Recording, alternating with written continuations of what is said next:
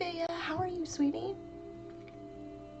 I'm doing good. I'm doing good. I don't know if I quite like the easel here, but it's a bit high, but that's okay because I plan on getting a new bed anyway. Because this one is too uncomfortable, to tell you the truth.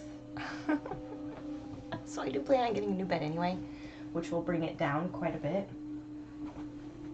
Yeah, it'll bring it down to here, and that'll be better. But yeah, it's fine for now. Maybe I should move our logo. Let's unlock this and move it over here or down here. Let's move it down here for now. Why not?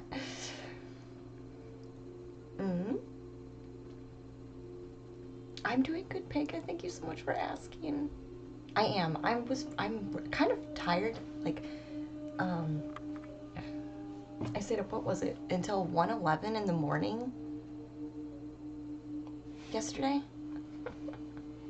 So I'm kind of tired, but that's okay. Hey, Vivi. Welcome back, hon. I appreciate your subscription the other day. I know I missed it because we were getting ready to leave and raid, and sorry I didn't say something until now, but I do appreciate you very much. Welcome back.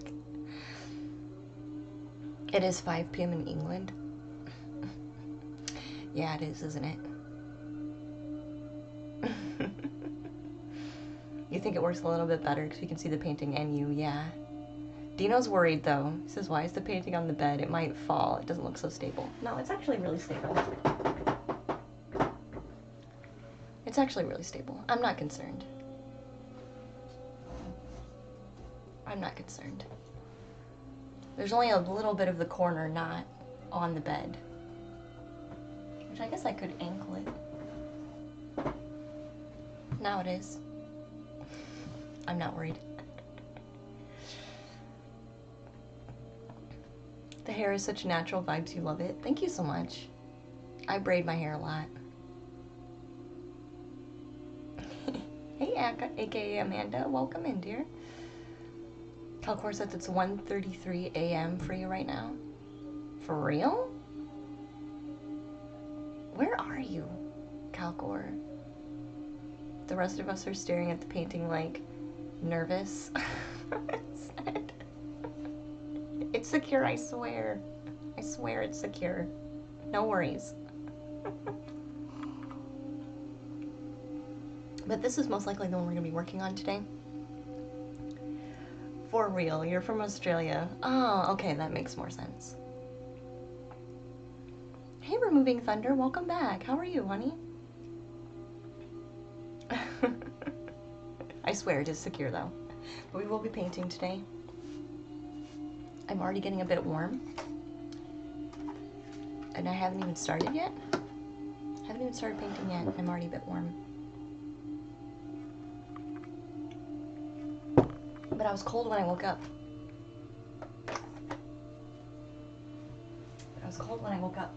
So who knows, man? You just kind of deal with it, right? Sometimes. So I do feel like our planets, we have 1, 2, 3 planets that are still quite flat. And a little bit more detail that I would like to have on this red one. There are already secrets in here. In the painting, secrets. And I'm thinking we could do a little bit more detail with the large mandala UFO / spacecraft. It needs a little more TLC. I'm not sure which direction I want to go in yet though. Maybe darker? It is a bit bright. So maybe we should go back in with some dark color and tone it down just a bit. Mandala UFO, absolutely outstanding move, yeah. Yep, that just kind of happened. Hey, Metal Lunar. Early Lady Luna stream, yes. Yes, it is quite early. Are you doing well, Amanda?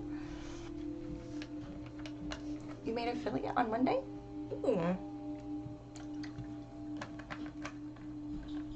That's fantastic, Amanda. Always makes you feel really good.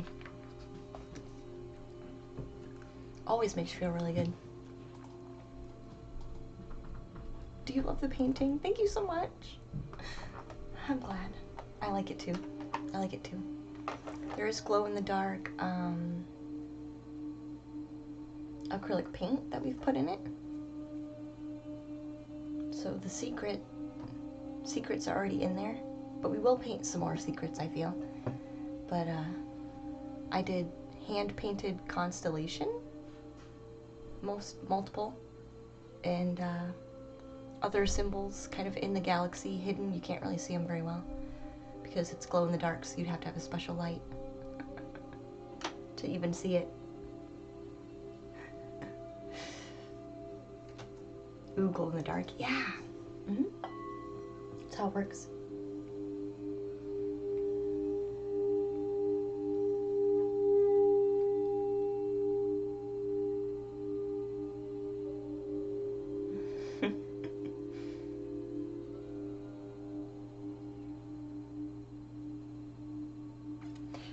This one is a commission piece, so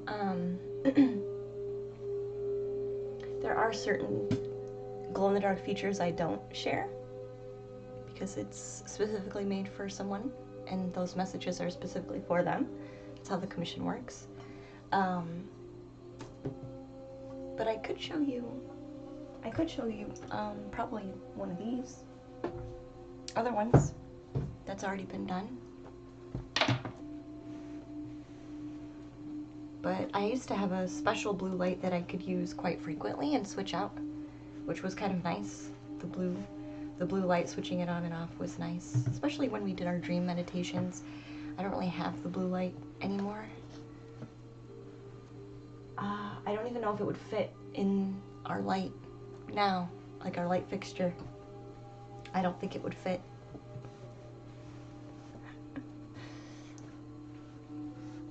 Hey, Bongo Closet, dear, welcome in.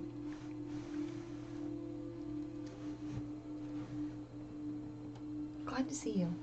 Glad to see you. That was cool. Yeah, it will be. It will be. I remember the first time I did it, people were surprised. Like I said, you have a secret in your painting, and they're like, what? And I'm like, yeah. They're like, what does that mean? I said, it means you have a secret in your painting that you're gonna have to just figure out what it is. But they eventually were just like, eventually I just told them how to find it. They're just like, no way, that's freaking cool. So it makes the painting look way different too, under different light, right? Because we have different shapes and positive and negative space being created because of that.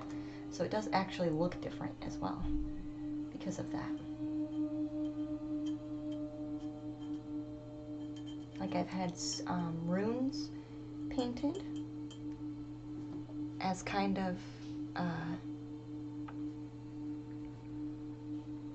secret messages right in the painting. I've had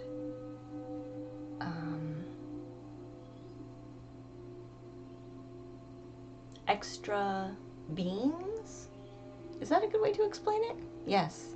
I've had extra beings painted on the canvas, but you wouldn't notice they were there until you put the light on it, a special light on it. They're hidden until you have the right light to see. And then I've put rings around planets that wasn't there, so you could only see some of it at certain times. It's really, yeah, it was really fun, really fun. That's super cool. What the heck? It's really fun. It's fun. Because I'm like, oh, your painting's finished. Now I get to paint secrets. And they're like, oh my gosh.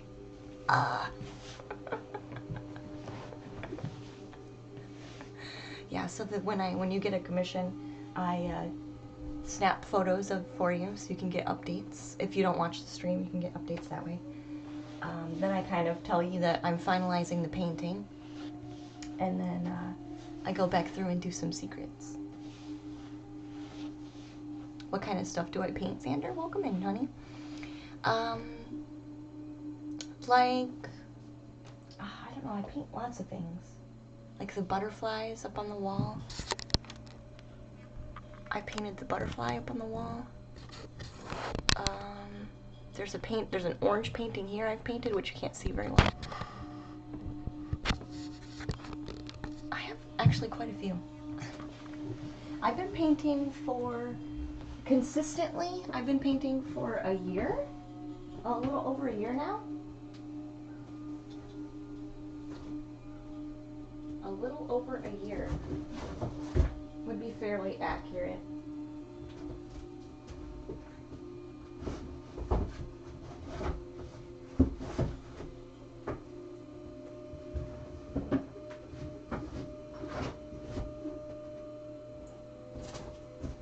Now you got me digging.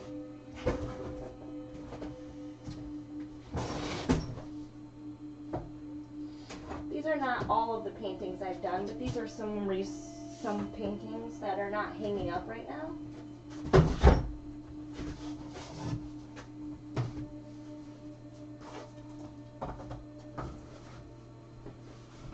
Some of my larger paintings I don't have anywhere to hang right at the moment. So they're all kind of like sitting in a box. We've got this one. This one doesn't have any secrets. This was before we started painting secrets. Hey, giant robot, welcome in, honey. You love the hair. Thank you so much, Calcor. Only a year, yeah. Basically a year, you guys. So people who've watched the stream from the beginning have watched me start painting, basically. I painted a bit in college, like a tiny bit, and I painted a bit in high school, but really a year ago I really started to kick it off, and this one's not done either. Maybe we should finish this one. Maybe we should finish this one. This was our tree house. The cosmic tree house with its rainbow. This one was just random acrylic, testing acrylic paint, how it moved, how it flowed, what I could do with it, could I layer with it. That's kind of what this was.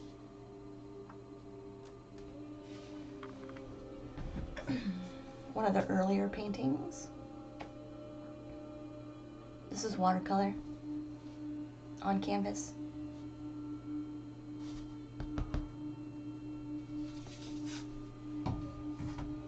And then this was another acrylic. This was an acrylic that we just finished that has the galaxy in the background. And kind of the chakra colors up the center. So that's another one. Yeah, so this one's the most recent. Butterflies are their logo. Aww, I really like butterflies. Did I draw before I started painting? Yes, Calcor. So I used to specifically draw only.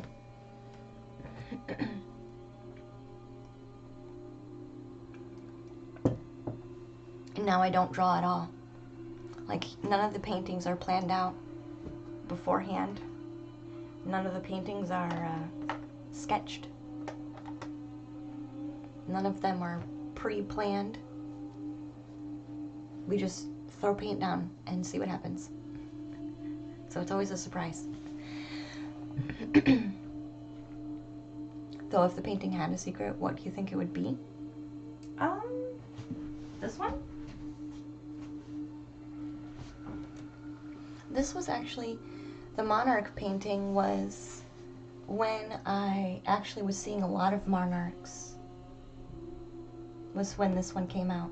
So we had actually, the butterfly was the last thing to go in this painting. This painting was pretty much empty in the center. I had pink mandalas here and a white one up near the top, which you can barely see. But there's a white one up near the top. So just quite bright. We didn't have anything in the middle, and I was like, I feel like something's missing from this painting. Like, we're missing a subject matter in the middle. We've gotten so far, and it looks so lovely, but we're missing something. And then I had been talking for a really long time about monarch butterflies and how I keep seeing monarch butterflies everywhere. And then I made a joke, well, maybe I should just, since I'm seeing so many monarch butterflies, maybe I should just put a monarch butterfly in it. And everybody was agreeing, like, yeah, go ahead and do that. And so I don't draw anything, right? I didn't sketch out a monarch butterfly and then go in and paint it. I painted it directly onto the canvas, so I drew it with paint as I went. So if I am drawing, it's with the paint. So there's no going back or erasing or, yeah, it's on there. It's just on there. But yeah. So that one, the monarch itself is a hidden secret, I guess, because of its meaning and how it has come in. You like that one, Forest Fairy? Mm-hmm. Yeah. So I used to draw quite a lot, actually. I used to actually draw portraits. When I first wanted to make art into a business, I drew a lot of portraits because I was really good at it, and I thought that would be the best way for me to maybe make some funds from it, was if I had spent time doing it. That in specific, because I was so good at it. But I didn't love it.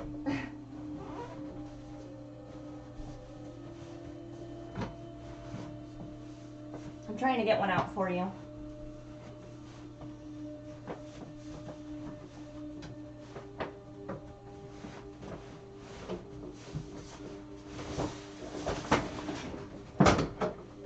I've shown my old art before, but it's been a minute.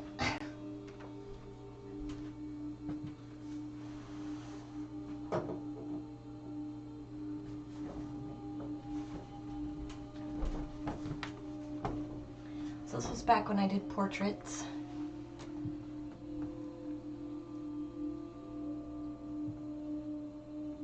But I didn't love doing portraits. I didn't like that I was judging whether or not it was good enough all the time. I didn't like being really meticulous. I didn't like being really meticulous all the time. I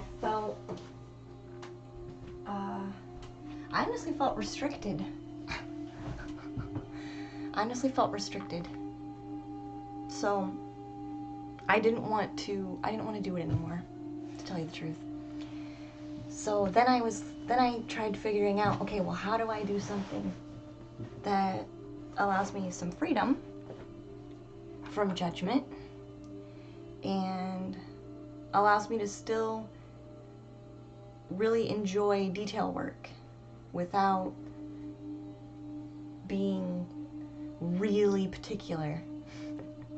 And this whole process within the last year or so has started me with painting. So that's what we do, which is why the paintings have so much in them, because I do really like detail, but at the same time I don't like very particular detail. I want to be able to break rules and bend things and go with the flow a bit more, which painting allows me to do, especially with the subject matter that I choose to paint. Is it Eminem? No. No. Hey Craig, thank you for the host, dear. I appreciate you, hun. Thank you. I appreciate the compliments. Matching socks. That's great. Who's the painting in the drawing? It's just a woman holding a mirror, so you can see her reflection back in the mirror.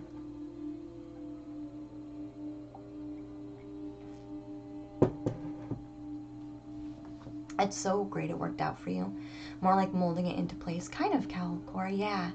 It was saying, okay, well, I really like being creative, but I don't like being creative in the way that a lot of other people are.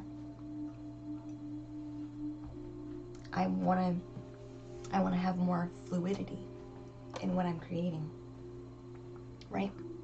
So then I was like, well, let's try this. Instead of saying, I don't like art, art just stresses me out. I said, no, it's not art that stresses me out. It's the fact that I'm judging it on being hyper-realistic that stresses me out and makes it not fun. So why don't I just get rid of that part of it and just enjoy the process? So, yeah. So that's what we've done. And now we're to this point where I paint. I'm now getting to the themes of galaxies, so I paint a lot of trees.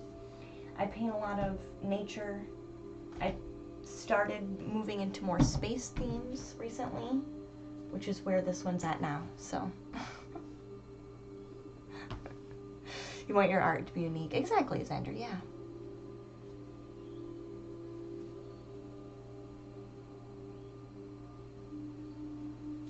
You're from Slovenia? Welcome in. Nina, welcome in here.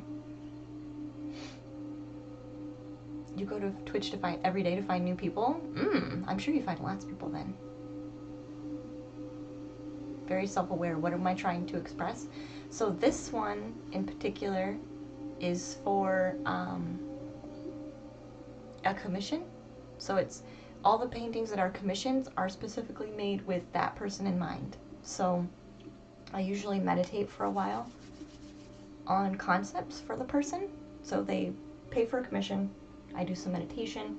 I go out and find resources and come back. And I tell them, here's what I gathered during my meditation and with finding inspiration.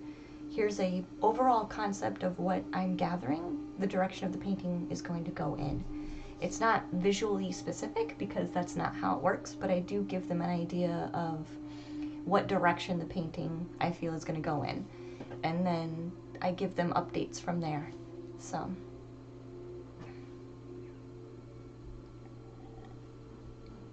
Not always, honestly, not always. So sometimes the commissioner, the person asking for the commission will say, I want, like, space. Like, and then I'll go off of space. But I don't really take commissions where someone says, I want a dragon that's swimming over a moat and it's breathing fire and there's 3 buildings. Like, I don't do that. I don't do that. It's all intuitive. So you come in and say, you know, hey, I would like a piece that fits this kind of feel. Like someone had told me, like, self-healing was what they wanted the painting to be about. So I focused on that and came up with a visual concept.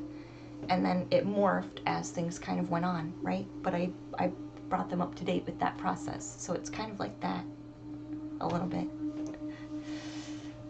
Yeah, Forest Fairy, yeah. It's always been an evolve, like the painting evolves as it goes. So you don't have, it's just, and the thing is, like, everybody who's gotten a commission has always said, you know, sometimes they might come with an idea and they're like, I actually would like something kind of like this.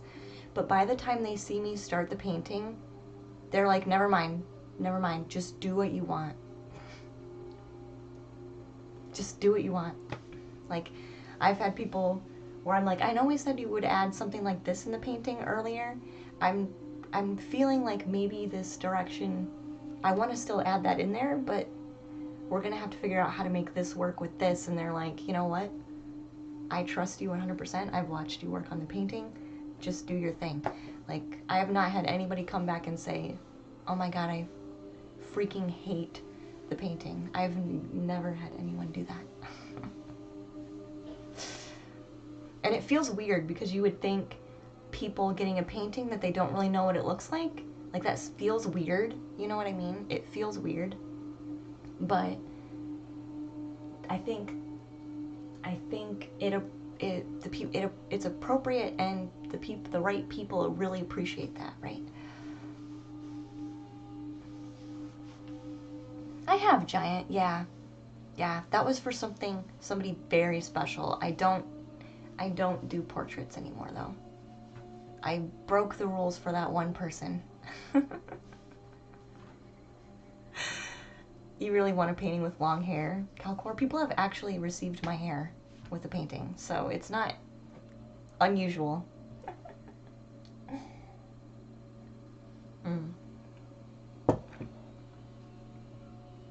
You had no real point.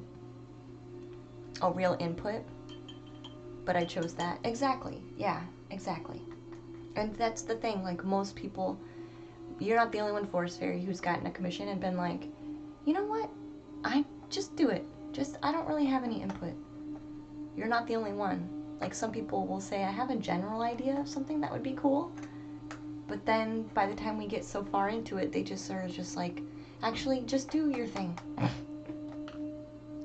Just do your thing. I don't care. I trust you. I'm like, okay. Okay. Which is nice.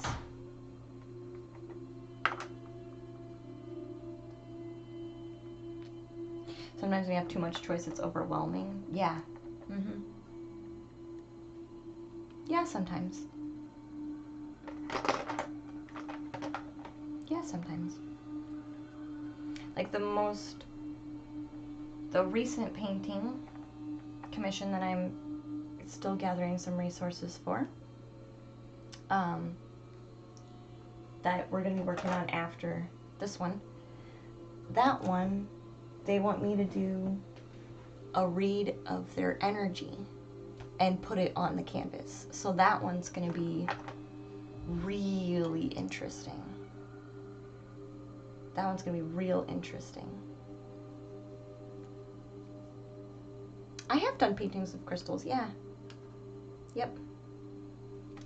Yes, I have. This reminded me I should probably have my artwork up. It says it's on and ready to go and it's looping, but it's not showing up. Maybe I need to move it up.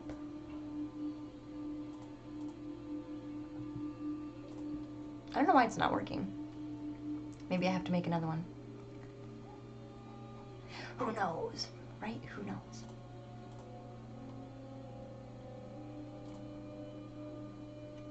Always play. Slides are automatic. Transition is fade. It loops. I don't know why. It'll show up though. We'll fix it. You want a painting with crystals? So if you go to my panels, Amanda, if you go to my panels, do I have one with crystals? The one with crystal? Like close by? Oh no, Forest Fairy has that original painting. I was gonna say, where's my willow tree? But that Forest Fairy bought that original painting, so I don't have that anymore. If you go to Instagram, you can see some of my crystal paintings. If you want to look at how a commission painting works, you can go down into the panels. Hi, Rob. You can go down into the panels and there'll be a section that says painting commission. If you click on the panel itself, like the picture, it'll open up the agreement and it'll explain how the commission works and where you can pay for it. You do crystal healing, Amanda? Nice. Calcor says, I'm so analytical, you wish you had a creative outlet. I do painting classes on Patreon where we just learn how to kind of let go and just let paint be paint. It's actually really It's more in depth than that too. It's way more in depth than that too. We're learning to basically heal our fear of our creative selves, which correlates into ourselves. So we're learning to heal ourselves through our creativity, through healing our creative fears. It's really, yeah, it's an interesting class.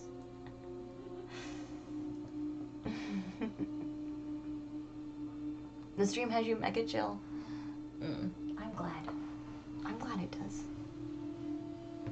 You love and cherish? Yeah. The purple crystal in that painting, oh my gosh, it's so nice. And that was, sometimes you just have to be there to watch it get made, to tell you the truth. Sometimes you just have to be there. Because I could tell you all day long, yeah, that wasn't planned. That wasn't planned, that wasn't planned. But until you actually were the one to watch it get created, like, you just don't have any concept of how that's even possible. You know what I mean?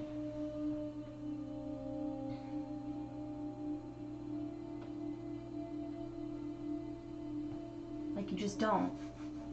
It's not to say you don't believe it, it's just you weren't part of the experience. You know what I mean?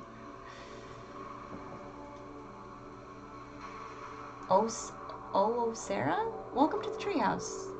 Thank you for the raid. Hi, raiders. Hi, I'm doing a space painting. A galactic space painting with a mandala UFO. Or, I guess we're in space, so it's actually a spacecraft. Welcome in, guys. Sarah. For those of you who are new to the channel, my name is Lady Luna Star. I do intuitive painting. I'm an intuitive painter on Twitch. I also do card readings, and chatting, metaphysical, spiritual. That is me. But today we're just painting and chatting. It's dangerous to be painting on the comforter. I know. I already got paint on my comforter though. I live in a tiny space. I don't have a lot of space to choose from. This is what I have. I'm making it work. Painting on the bed, yes. Yes, because I can't make anything else work right now. It's the life of an artist. Thank you, Final. Final Fantandy, yes, it is. Thank you for the follows, guys. Sarah for the follow. Cool Kid Gotten for the follow, thank you. And Final Fantandy, thank you very much, guys. Painting in general can be dangerous and messy. Yes, it can. Yes, it can. I own 2 pairs of pants that don't have any paint on them. Let's just say that. Only 2 pairs of pants. If there's no room for it to stand. But yeah, it does have legs. But it doesn't... When it was standing, it was behind me. And, like, nobody could see what I was doing. Like, so I was like, well, let's put it over here. Sometimes you just make do with what you have. Yeah, there's only 2 pairs of pants I own that do not have paint on them right now. All other pairs of pants and clothing have paint on them. And my hands always have paint on them. It's just the life of an artist. So Sarah, I hope your stream was good, hon. What were you working on? I should put the paint on these 2 pants now. People aren't really open to that though. What if I have to go somewhere nice?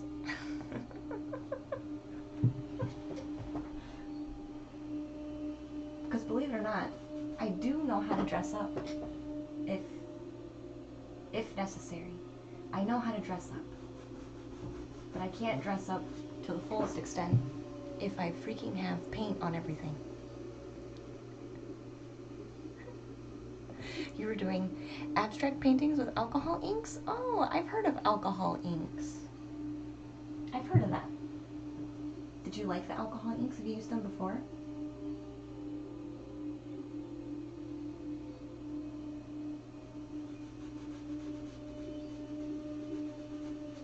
I do also paint with my fingers. You're watching me smudge out color with my finger.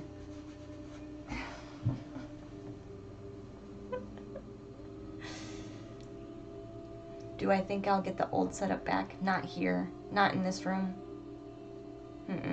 Not in this room. There's just not enough room.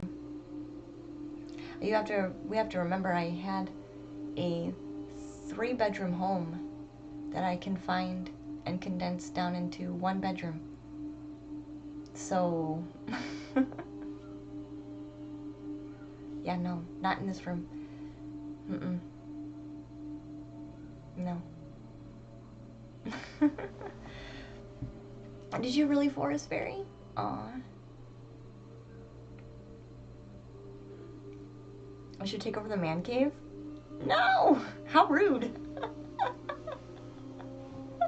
So I'm staying with my sister. I broke up with my boyfriend recently, and, well, not so recently anymore, but made a move to a new state back with my family, and so I'm staying with my sister, and Miss Umbra is telling me I should just take my brother-in-law's man cave. So rude.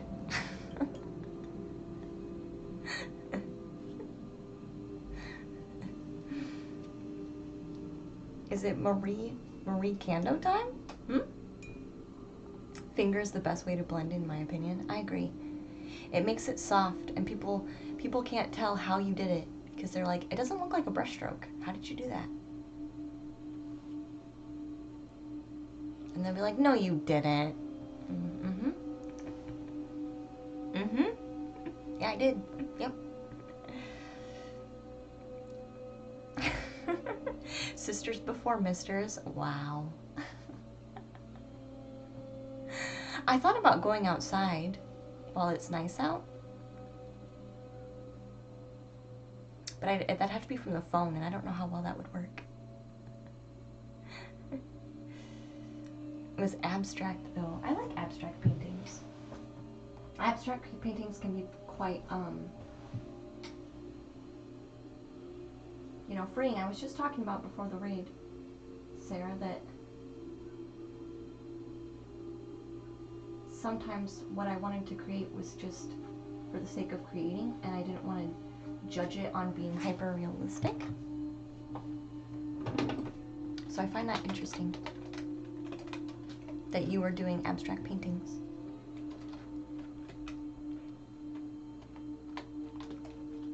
Is it Oh Sarah? Yeah. So we'll do a shout out. I can get behind abstract art. Marie Kondo is a famous Japanese interior designer known for helping people declutter and organize. Really? Oh gosh. Yeah, that's what I need right now.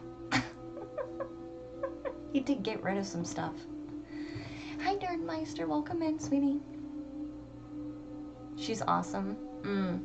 Yeah, I have a lot of stuff. Used her methods to pare down. Did you?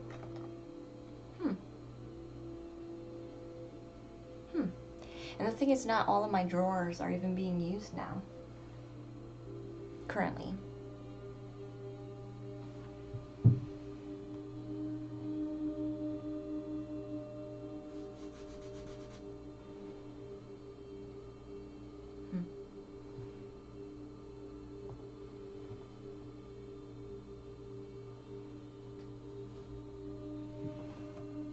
Quite tricky.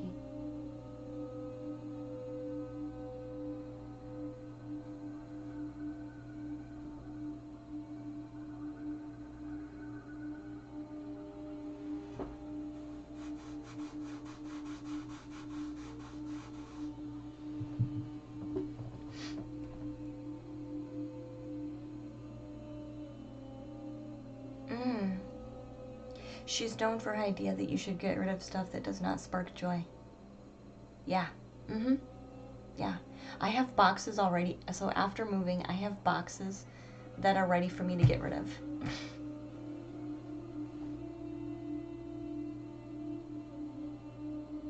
She sells some really pointless dishes and online stuff, does she? Well, I mean, she's gotta make money. She gotta make money. Come on. Come on.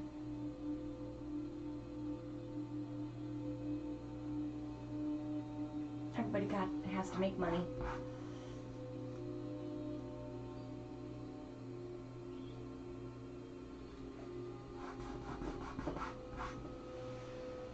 Maybe dishes spark joy for her. Thank you. Final Fantandy, yes. It's not pointless if it sparks joy for others. Yeah, who knows, man? Who knows? Who knows? Maybe that's her joy.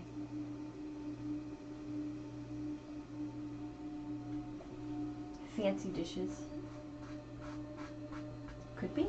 Could be. Could be. Dishes spark rage for you? Oh God. I'm sorry. Rage?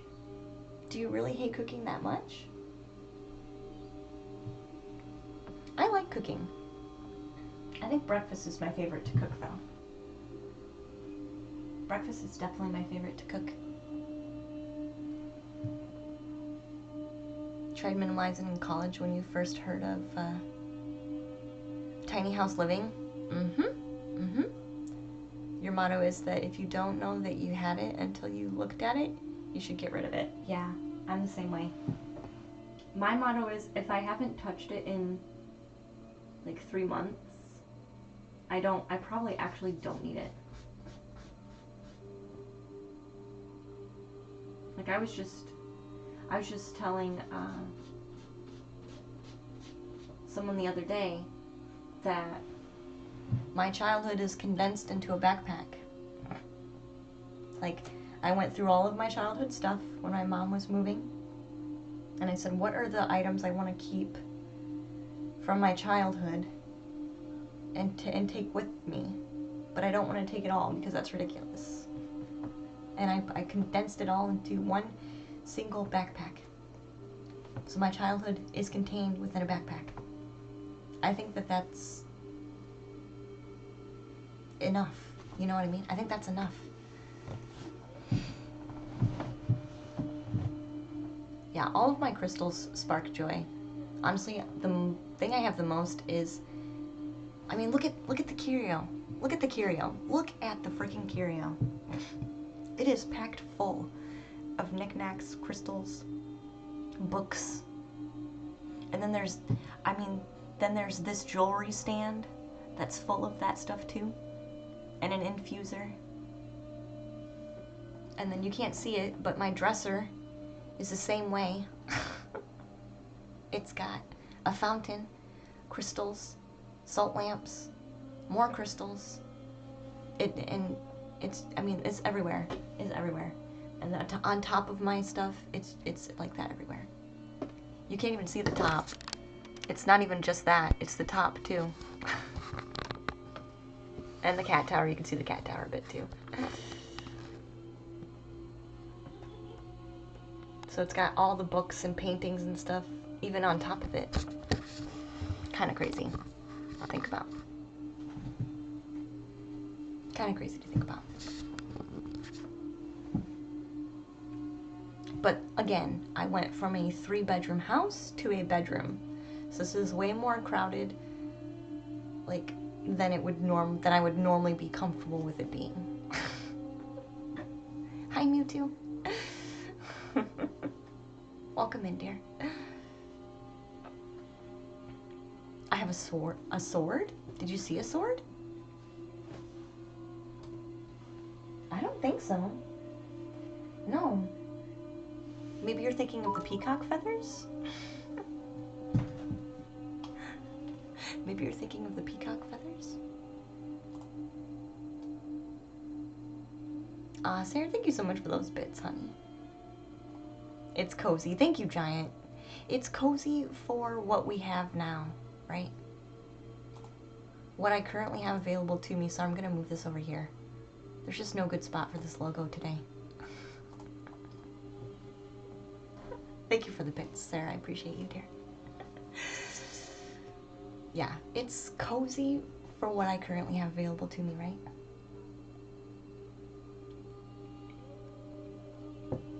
Yeah, I think you saw a peacock feather. Right here in the corner. Well, now the logo's in the way again. Up at the top, maybe? Those? Those are peacock feathers. Up there? Yep, those are peacock feathers. Alright, we'll stop moving the camera now. Making all of you sick. There's peacock feathers. I technically have 2 other cameras that I could have setups for, but I don't have anything for them to be aimed at.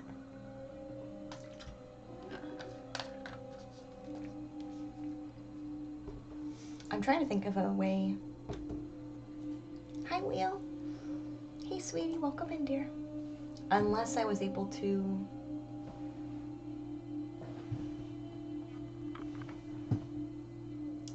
I don't know. Unless I was able to somehow zoom in on a 3rd camera and zoom in only to the art piece. I don't know. It might be something we can figure out.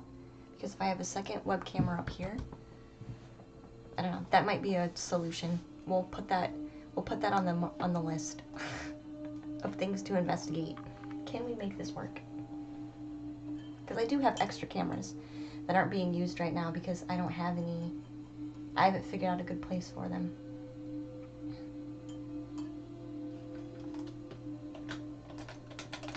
There you go, sweetie. Yeah, I just haven't figured out a good place for them. And then I have that extra mic that's just sitting in the back. I don't want to put the mic in the basement. Get a bunk bed and put our stuff underneath the bed. The bed is raised right now, so there is lots of stuff under the bed. So the bed is raised. So we already have quite a bit of stuff under there.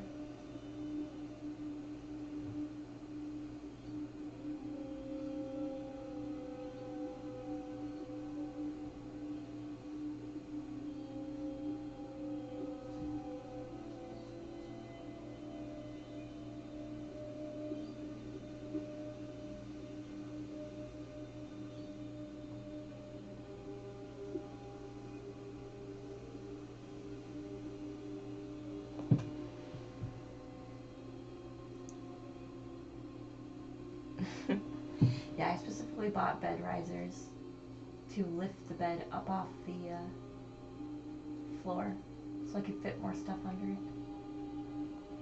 But I would like to get a new bed because honestly this bed is not comfortable. And I'm used to my memory foam. So I'd like to get a memory foam one again.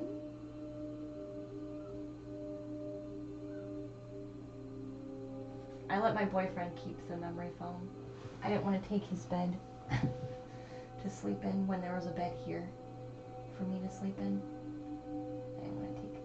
Even though that was my bed, I didn't want to take it. Because he needed somewhere to sleep too, you know. So, sometimes you just do what's kind. You just do what's kind anyway.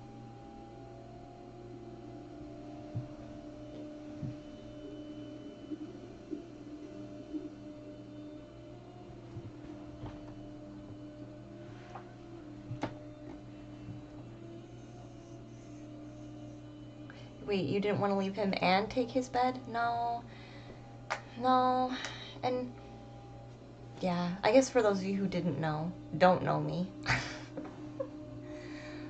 I did break up very amicably with my boyfriend, so it wasn't like tumultuous. It's actually very thought of you, to be honest. Yep. I care, right? Just because I'm leaving doesn't mean I don't care, you know? Yeah, just because I'm leaving doesn't mean I don't care.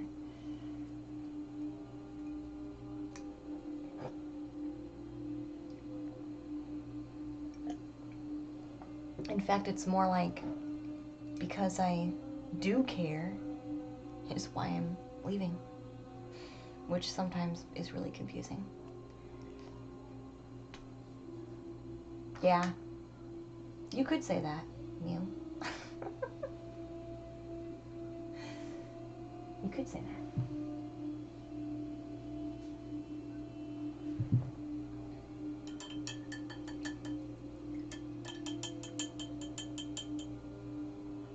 Still want to try to put some darker one.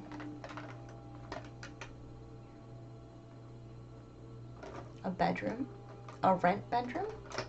I do have a monthly contribution to make while I'm here. Yes. Yes. Bills don't go away. They just become slightly cheaper. Sometimes. And sometimes they don't become cheaper at all.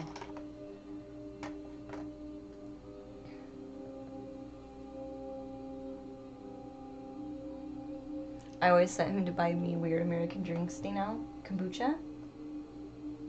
He always offered. He's a good person. He did always offer. He was going to the store anyway. But yes, I do have to buy my own kombucha now. Which I was buying before. But yeah. Yep. I am solely responsible for my own kombucha.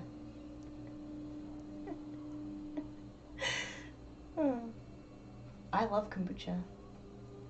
One of my favorites. It's good for your gut. Maybe that's what I need. Some kombucha. I haven't found any on sale though. I try really hard to wait until stuff goes on sale.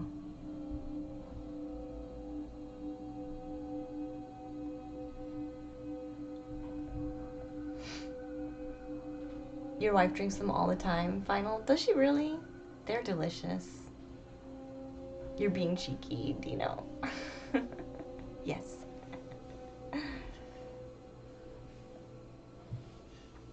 Put it in a shirt. I like Synergy. My favorite brand of the kombucha is it's called Sacred Springs. Sacred Springs Kombucha. They're out of Battle Creek, Michigan, I feel. Or is it Battle Creek or Grand Rapids? Grand Rapids? Sacred Springs. Sacred Springs Kombucha. That's my favorite. They use Vortex water.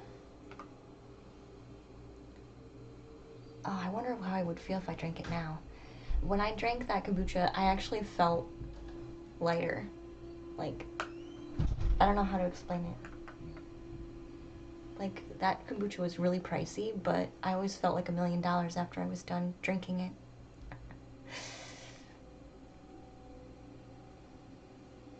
I'm solely responsible for my own kombucha. Yes. Thank you, Miss Umbria. Hey, Nerdmeister, sweetie. You recognize the cans, you just looked it up online. You think you've bought it before? That's my favorite. They even tell you the vibrational ingredients, which I found hilarious, and I enjoyed it very much. They'll tell you, so they use Vortex water, and then they'll tell you which singing bowls they played to the kombucha. They'll be like, this batch got singing bowl C and D, and it's really fantastic. And yeah, they put it under vibrational ingredients. But really, when I did drink it, when I was done drinking it, I felt lifted, if that makes sense. Like, it was, I'm like, man, I wonder how much different I would feel now if I drank it. Because that was when I first started dating my boyfriend at the time that I just broke up with recently. So that was a few years ago. That was probably like 3 years ago, maybe? And I've made a lot of changes in my life, so I'm curious to know how I would feel if I drank it now. Yeah, so they list the vibrational ingredients. It's actually really cool. It's actually really, really cool. In German, there's this saying, was sich nicht, das leibt sich, which means what teases, trolls each other, loves each other. Mm-mm. That's true. Yeah, if you weren't poking fun at somebody, it's kind of a red flag that maybe you don't like them, right?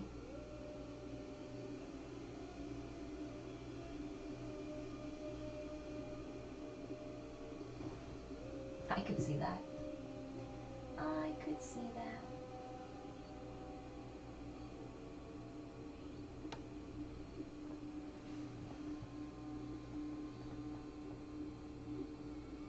Yeah, it'd be interesting to see what the change is and how drastic that is.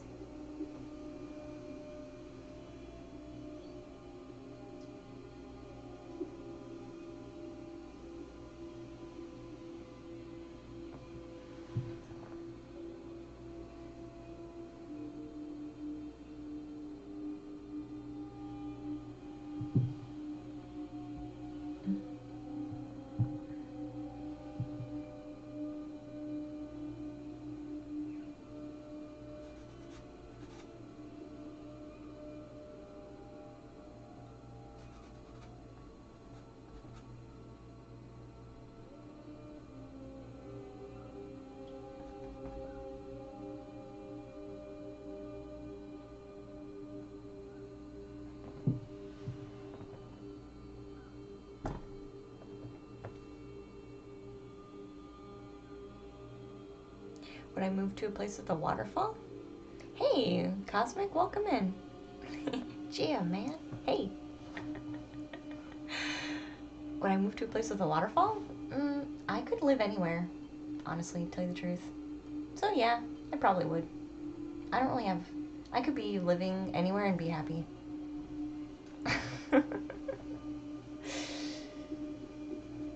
And breathe in some clouds. You can breathe in clouds every day.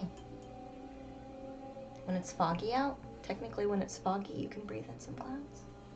You can breathe in clouds even if the clouds are higher up. That would be pretty cool though. I do like fog and mistiness. Is it a good saying? I agree. If you're not willing to kind of poke fun. Don't they always say that? Sometimes if you're not willing to poke fun, you, maybe you don't. Maybe you don't. You're not comfortable with that person. I hope you're doing well, Cosmic. Thank you for popping in. I appreciate you, dear. Just popping in to say hi.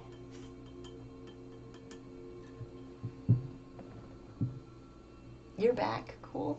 I'm so glad you're back. Welcome back. Welcome back. I'm gonna put some dark. I really need some kind of, well, what color? I feel like there's a little bit more depth that we need to be looking for. So I'm gonna darken up some of our other colors with some of this black color. Pickles? Gotcha. You're at the temple, Cosmic? Just wanted to check out your sister's vibes. Thank you so much. I appreciate that. Enjoy the temple. Hey, Soft. Let me go say hello really quick before I go back to work. Hi, Soft. Welcome back. I'm doing really great. Thank you for asking, dear. I am. Enjoy work as much as you can. I appreciate you popping in just to say hi. I realize it's the middle of the day, so don't worry. I realize Wednesdays are middle of the day for quite a few people. But that's fine. It's just the way that it goes. This is a shift that works well for me to get quite a bit of painting done in the week. So that's why we do it. We just simply enjoy the day for what it is.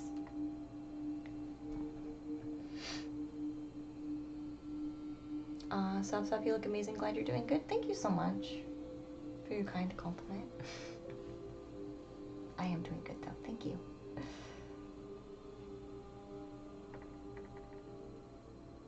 I've been doing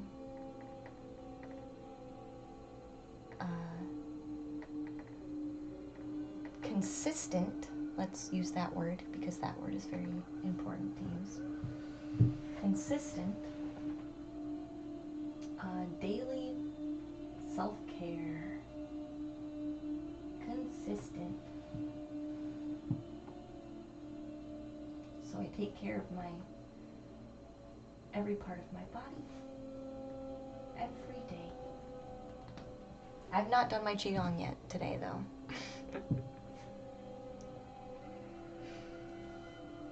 You never noticed I was this blonde? It'll change, soft. Sometimes my hair looks red, sometimes my hair looks blonde, sometimes it looks like dirty blonde, sometimes it always changes. I don't know what color my hair is, guys, don't ask me. It changes colors all the time. How is Paintbrush doing? I think he's doing good.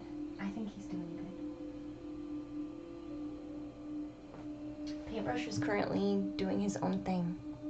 Soft.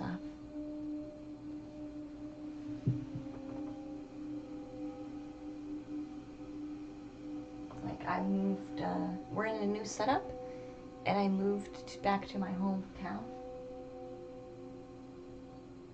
Since I know you weren't here, Soft.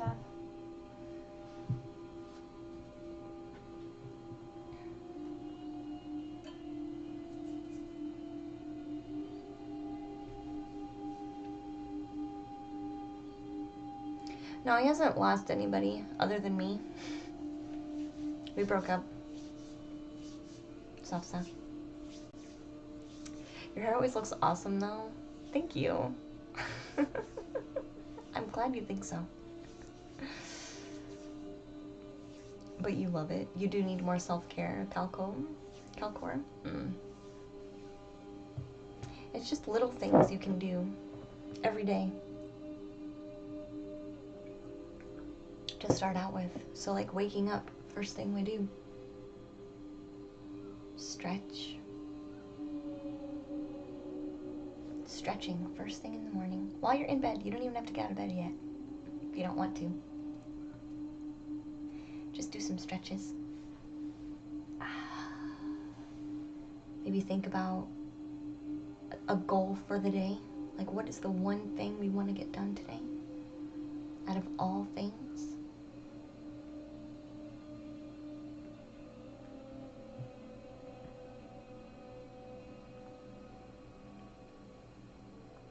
Oh yeah, no, he was sick for a minute, but he's fine. You need a wholesome routine. So I wake up, I do some stretches, then I make myself breakfast. Like, that's what I do in the morning. First thing I do is get up and make myself food. Like, actually cook food.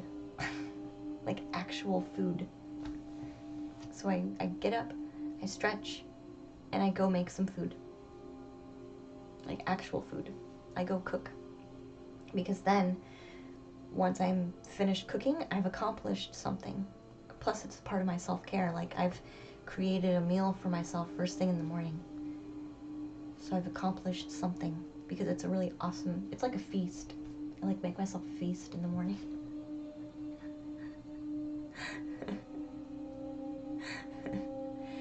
And then I come back, let my food settle, I'll answer some emails, I'll do some video editing, I'll make some social media posts, you know, whatever small task I can check off while I let my food settle. I might watch a video that like expands my mind. It just depends on what it is, honestly. But I'll do something that can take about an hour or so for me to let my food settle and accomplish some smaller tasks.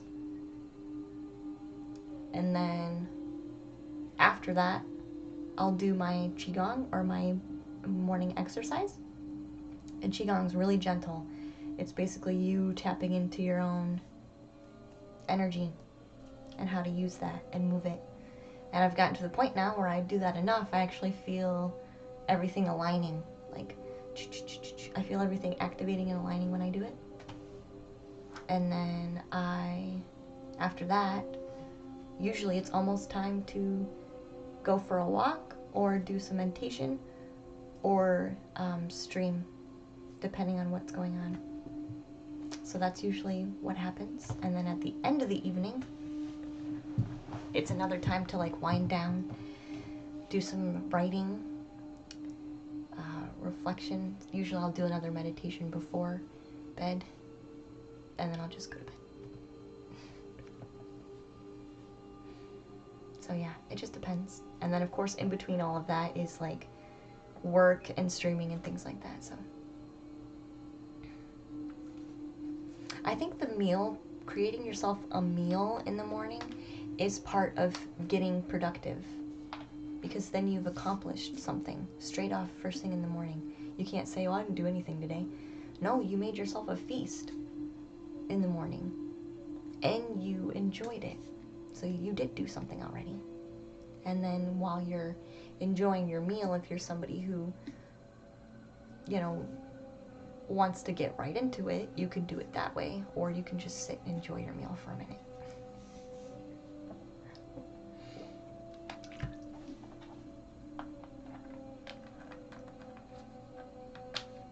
What if the place was made out of a mountain, you two? Sure. That wouldn't bother me. Too far from the ocean? Like I said, I could live anywhere and be happy. You need a wholesome routine. I think the Qigong is nice because it's gentle.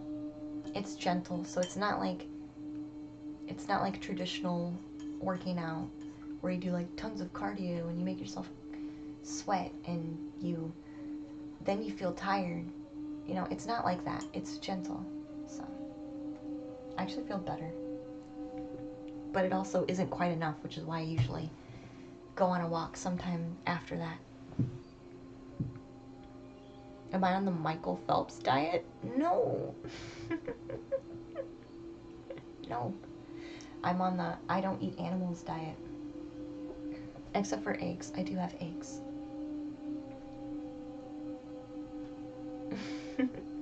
Large breakfast is apparently healthy. My first meal is a feast. But then I won't. Then the rest of the day is pretty much snacks. Sorry, you guys broke up. Breaking up is always good as long as both of you are still happy with yourselves. Yeah, soft. That's exactly what happened. Yep. Both kind, understanding, as much as possible, right? Just because you are being as understanding as possible doesn't mean you agree with what's going on, but you still understand the decision as much as you can. Still be kind. So yeah, we're both good.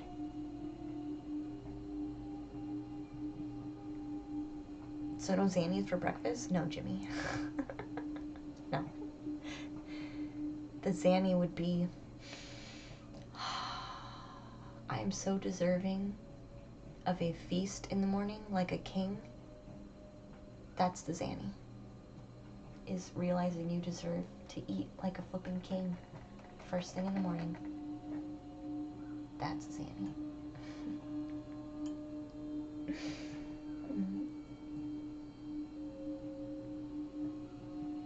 No milk. No, I don't do dairy. No, I don't do dairy.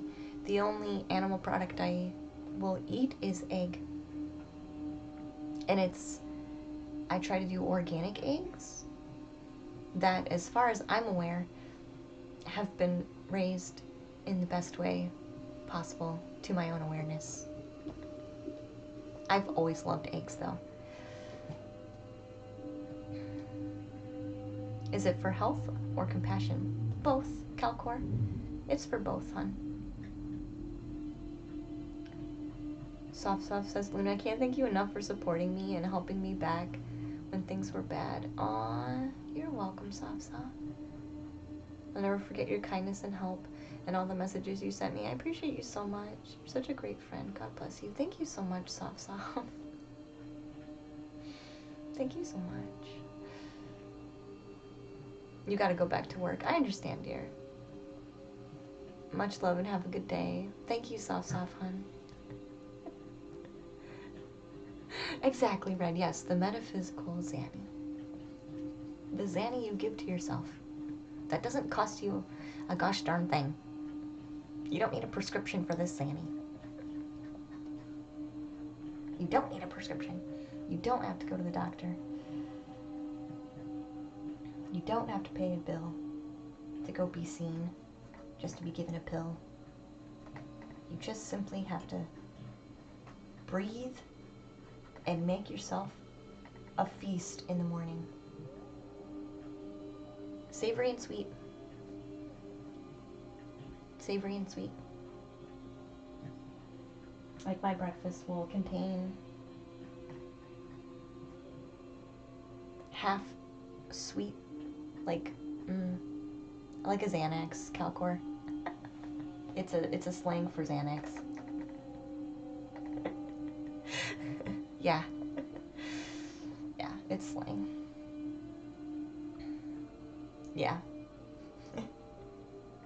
So you can avoid it. We're saying you can avoid it and not have to go to the doctor by just making yourself a feast in the morning.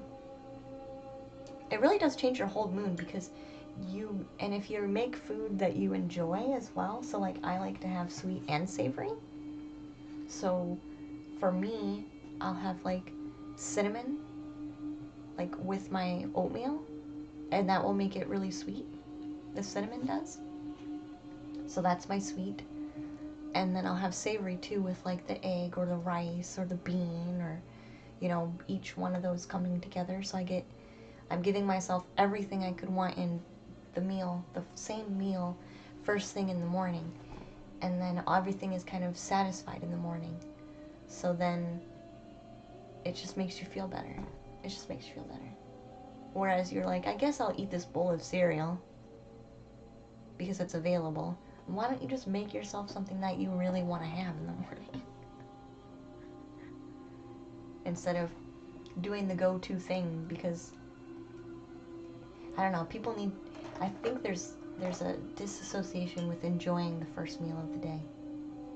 Like some of us are like, we either don't do it at all because we feel like it's a waste of time because we don't have time for it, or we do it, but we do it out of habit instead of making it into a treat, which is what it really is. The fact that you woke up in the morning and you're able to have some breakfast is actually a treat. So I just use it, I treat it as such. And I'm not saying if you love cereal, don't eat cereal. That's not what I'm saying. I think you guys get what my point is. Sometimes you just eat for the sake of eating and don't really put anything else into it. Bless you, sweetheart.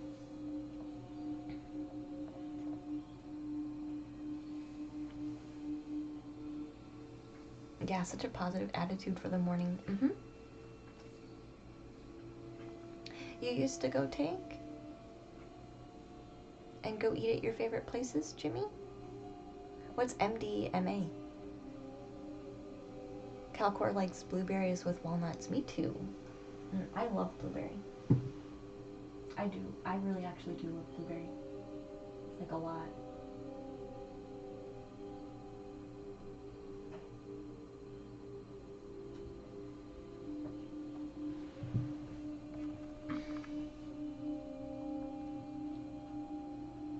Yo, feast time, yo. Yes. Yes. I make myself some tea. I mean, I have a full plate full of good, nutritious food. It just gets you ready for the day. And don't get me wrong, I used to wake up in the morning in a hurry, get dressed, and go to work. That's what I used to do. And I would say, well, I don't have time to have breakfast in the morning. right? And then maybe I wouldn't actually eat some food until like, gosh, maybe like noon. So I would go so far into I would go like halfway through the day without even eating.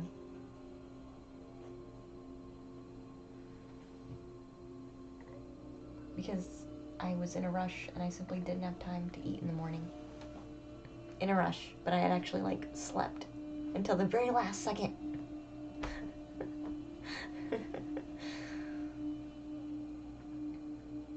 Yeah, cinnamon is perfect. I love cinnamon. If I ever want anything sweet, but I don't want to completely destroy myself with having something sweet, cinnamon.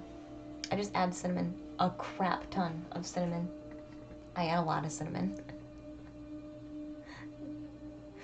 Ninja says, fine, I'll stop eating cereal. No, you can have cereal. If you really enjoy cereal, you're fine. But there is something to be said with taking the time. It's about the preparation of the meal, really, is what it is. Like, I'm not just pouring dry cereal and then pouring milk and then walking away and eating. I'm like making an egg and making some toast and making rice and stirring some vegetables in with that rice, and then I'm combining it all together and I'm putting it on a plate and I'm plating all of it, making it look nice, and I've got my vegetables, I got my protein, I got my little bit of sweet for the morning with my oats, and I have, you know, maybe some fruit.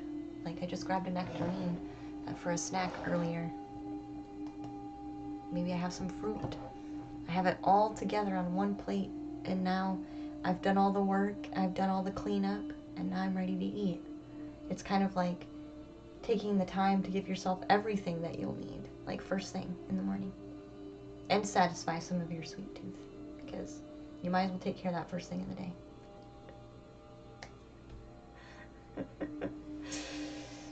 Yeah, it's like an event, Calcor, yes. It's like an event in the morning.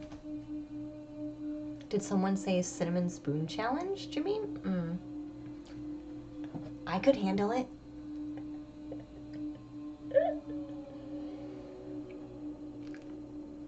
Why do I do it that way? Because I think it makes me feel better. Because then I feel like a king with a feast in front of them. First thing in the day.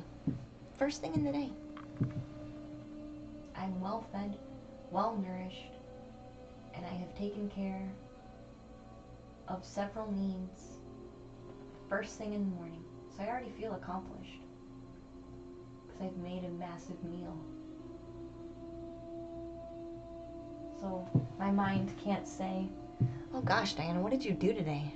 Oh no, I made a fantastic meal for myself first thing in the day. I have actually accomplished quite a lot today. Your mind, you know, you ever get that your mind just it wants to be rude to you, like first thing in the morning? Or like in the afternoon, or like a couple hours into the day. It's like, what did you actually do today? Well, if you made yourself a feast first thing every morning, that would be your first response. I made a really large breakfast this morning that nourished my body, made me feel good. I provided myself with essential needs. Right? I provided myself with essential needs. And then you're like, now I feel complete and fulfilled first thing in the morning. So I'm actually ready to do whatever else needs to be done today because I'm basically satiated. Like completely. You drink a mixture of different berry extracts, Red? It's equivalent to snorting some powder. It's called Vital Reds. Oh, so you're saying it's equivalent to maybe taking supplements? Like vitamin supplements, I'm assuming? Why do some people do it not that way, Ninja? They just get in the habit. They just get in the habit of doing the minimum in the morning. And so then they wonder why they feel like they haven't done enough. Or they maybe a lack of motivation in the morning too. I get really excited, like now that I've done feasts in the morning, it's become, my body is expecting that energy in the morning. So I almost can't wait anymore now to actually eat breakfast, because my body is so used to having that now that it becomes a new requirement in the morning. Like I actually, and then I appreciate it that much more because I'm like, oh man, I'm so hungry. This is gonna be great. This is gonna be fantastic.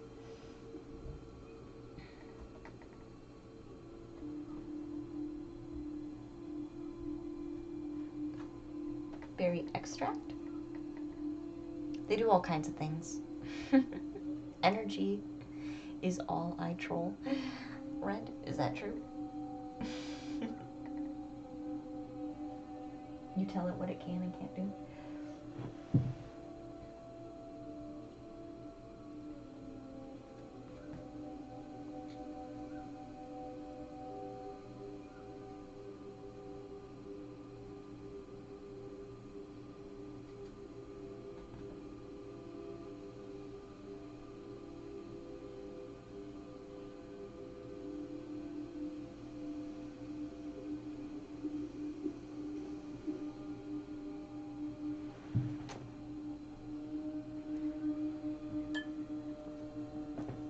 Yeah, they do it all kinds of different ways.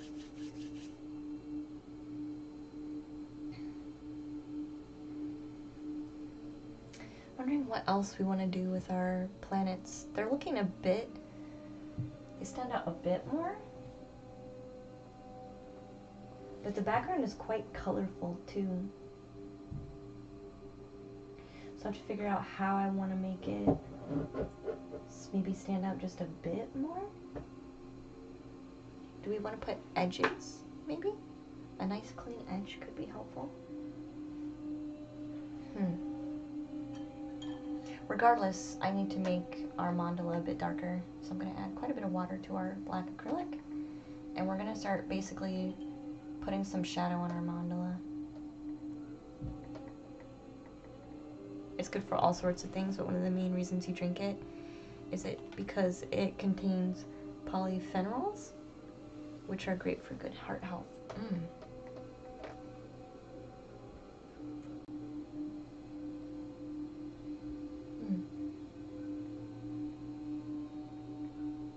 Yeah, I take lots of vitamins.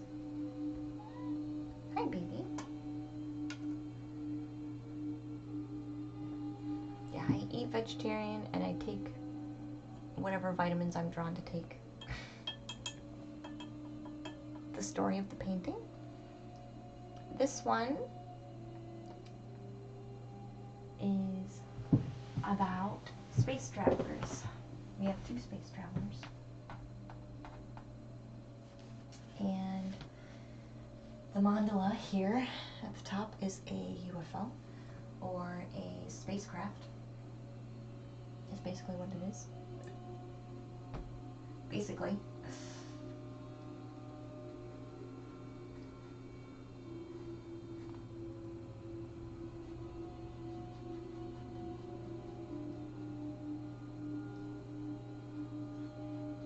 We don't actually have a full-blown story for this one yet, though.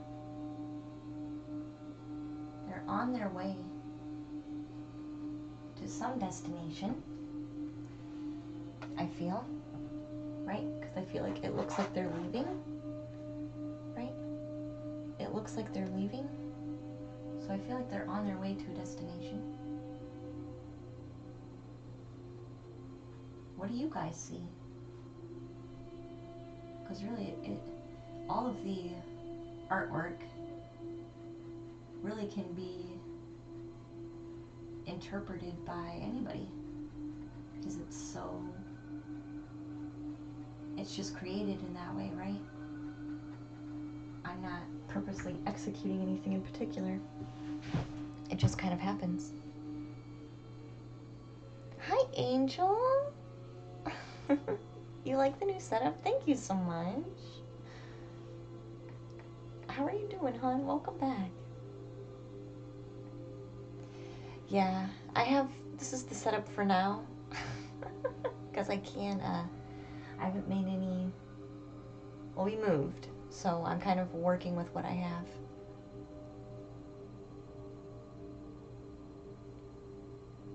So Ninja says they feel like there's a part 2 of this scene in the painting. You feel like there's this whole story to this painting, but this would be like act 2 that's being depicted. Is that what you're saying, Ninja? That's interesting. That could be very much the case. Like the beginning started here, maybe on the spacecraft. We're witnessing the second part, and the destination maybe would be Act 3 or Part 3. I am doing very well, Angel. Thank you so much. I like that, Ninja. Yeah, I think that you're right, for sure.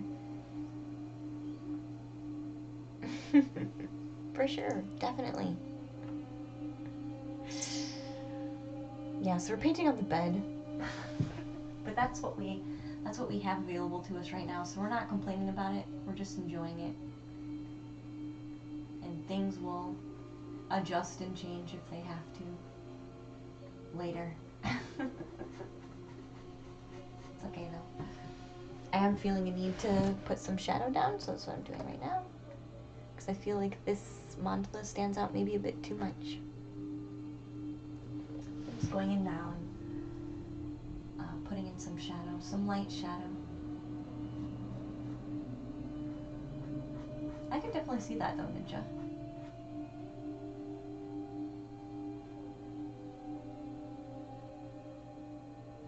For sure. Maybe... Do we know what their mission is? It feels like they've been sent on a mission, doesn't it? And we're just witnessing the release of that mission.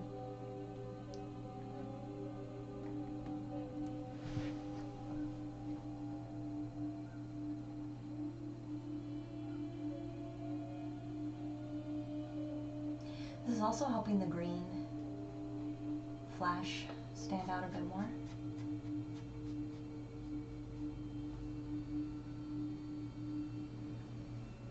In the center.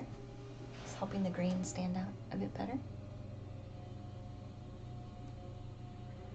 The bed is super tall. Hey Smish Studio, welcome to the treehouse, dear. The bed is super tall. It's probably twice the size of a normal bed, but I'm also very short, so both are accurate. Both are accurate. I am short and the bed is tall. The bed is probably twice the height of a normal size bed because I had to lift the bed to be able to store more stuff because we're in a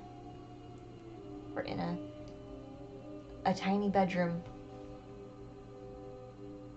instead of a three-bedroom house. We're in a tiny bedroom. Tiny is cute. Thank you, Angel. It's a double effect. It kind of is, Calcor, yeah. Yeah, it kind of is. It kind of is. So I'm just picking out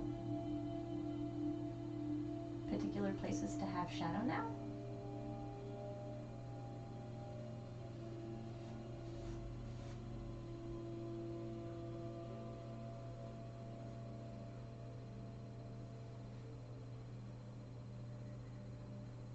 And again, this is all layered very gently.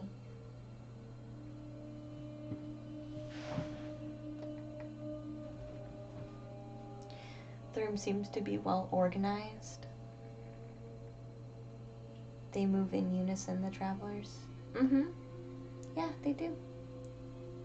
Yeah, for how small the space is, it is extremely well organized. And there's literally not a square inch of this room that's not being used. So when I say this is where the easel can fit, this is legit where the easel can fit.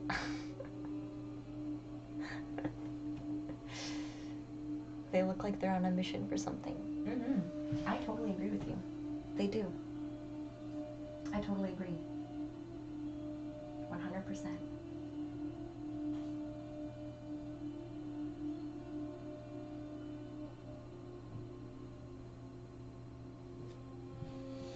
Totally looks like it, yes. Kind of mission. We don't know. We don't know, currently, the kind of mission. We can speculate.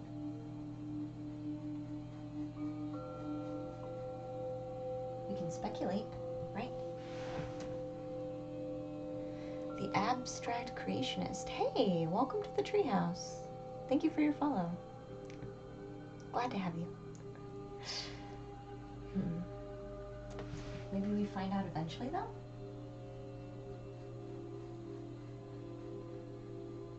Maybe they don't even know the mission. That's what I just got.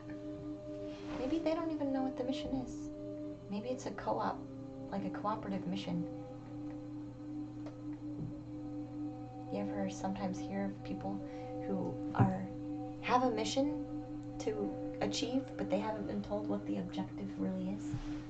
Like the whole objective? They just know for now, you go here to this location. Maybe it's one of those type things.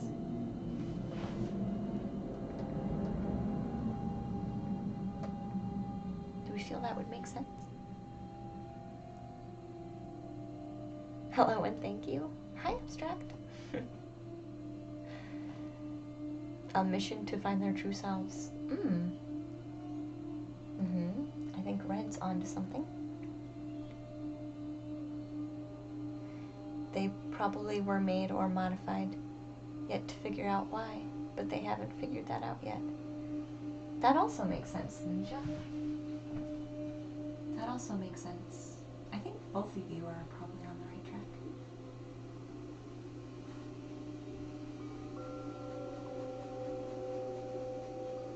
We're just gonna make some of this a bit thicker.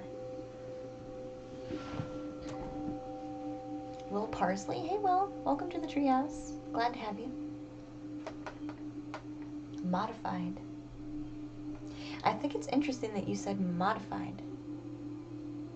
Ninja. What makes you say modified?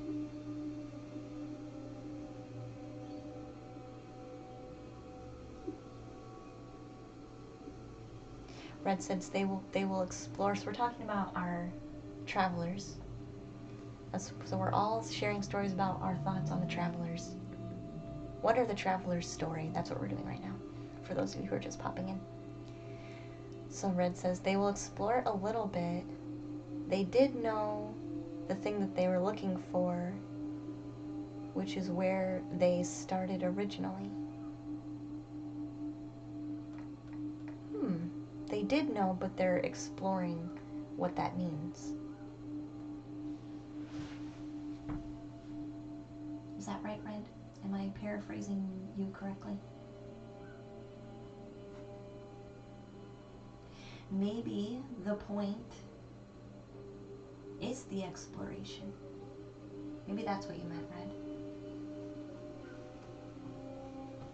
Like the part of the mission that they're being sent on is part of the exploration. That's just part of it. That's the natural part of the that is the objective.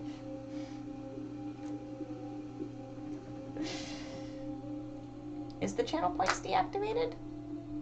Is it?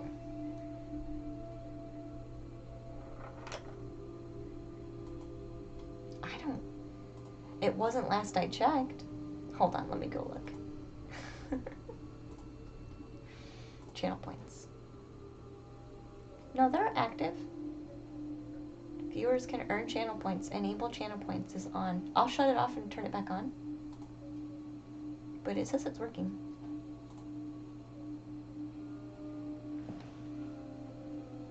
Create a community challenge. Sorry. No. No, they're all active. Maybe refreshed, you know? Sorry, sweetie.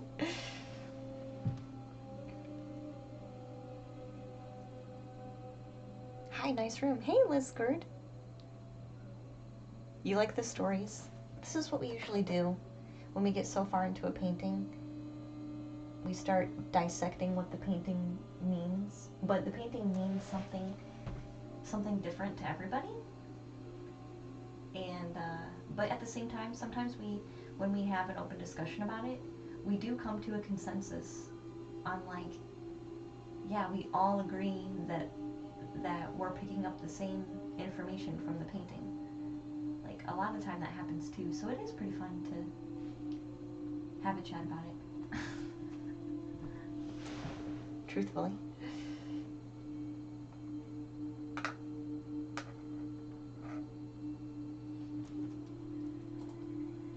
This is out of stock.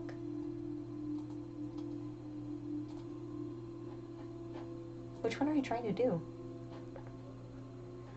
Which one are you trying to do? Hold on.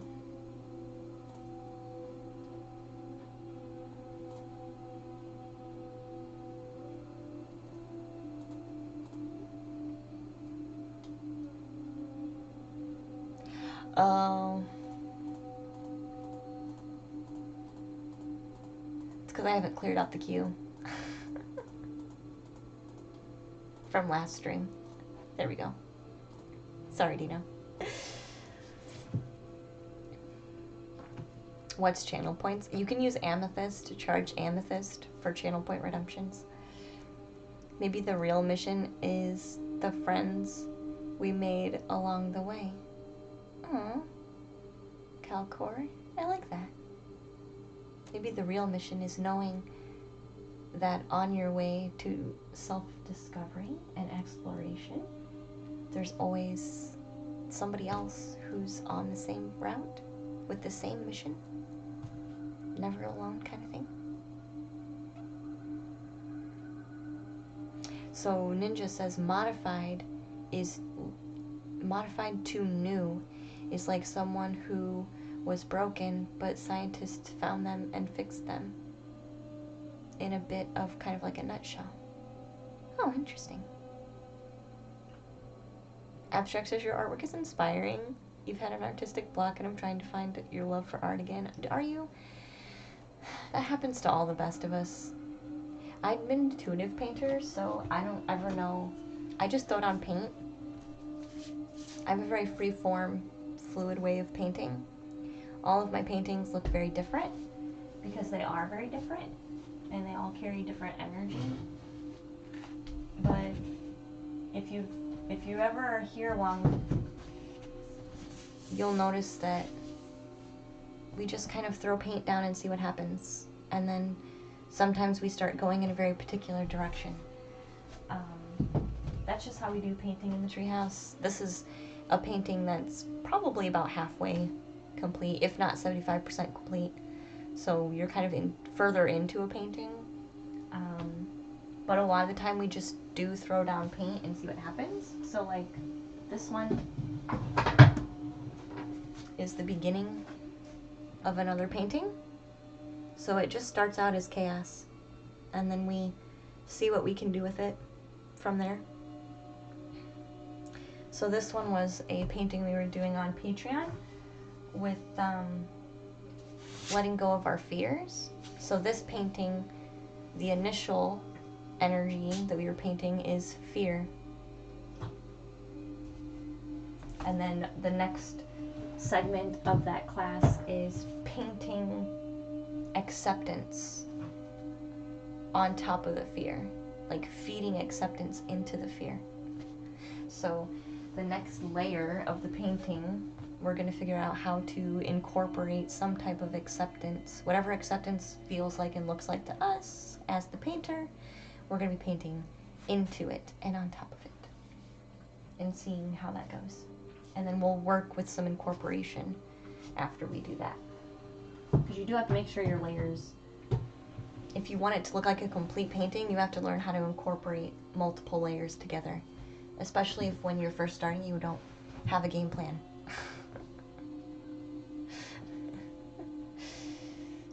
How do you start a chaotic painting? You just throw paint down and you don't care what it looks like.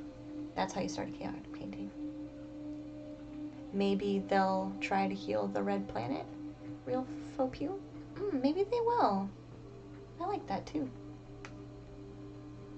Yeah, the more you watch, the more points you get. Yeah, and then the streamers, thank Latorio, yeah, can decide what they're spent on. So I saw Ninja has a Pondering question card and Dino has a rune. So we'll do some redemptions right now. Can you be chaotic in Photoshop? Maybe, but it's more of a controlled chaos. I like, so this is why I started painting with watercolor, is because watercolor on canvas that's standing up, right? How the heck do you paint watercolor that is water when your canvas is standing up? How the heck do you do that?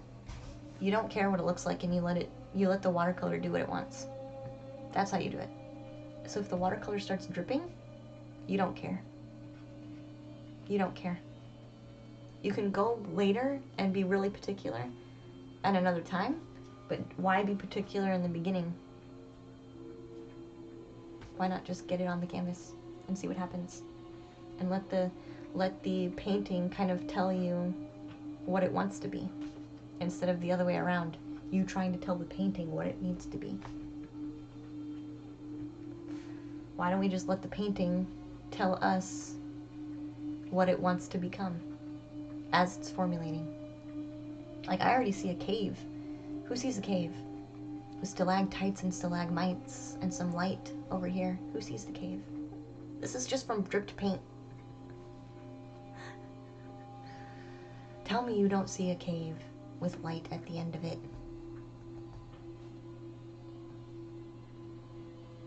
So I already got a painting idea from just putting paint on the canvas and letting the painting tell me what it looks like. And then I can steer in that direction. This is how it works. This is why every painting is different and is so contrast with itself.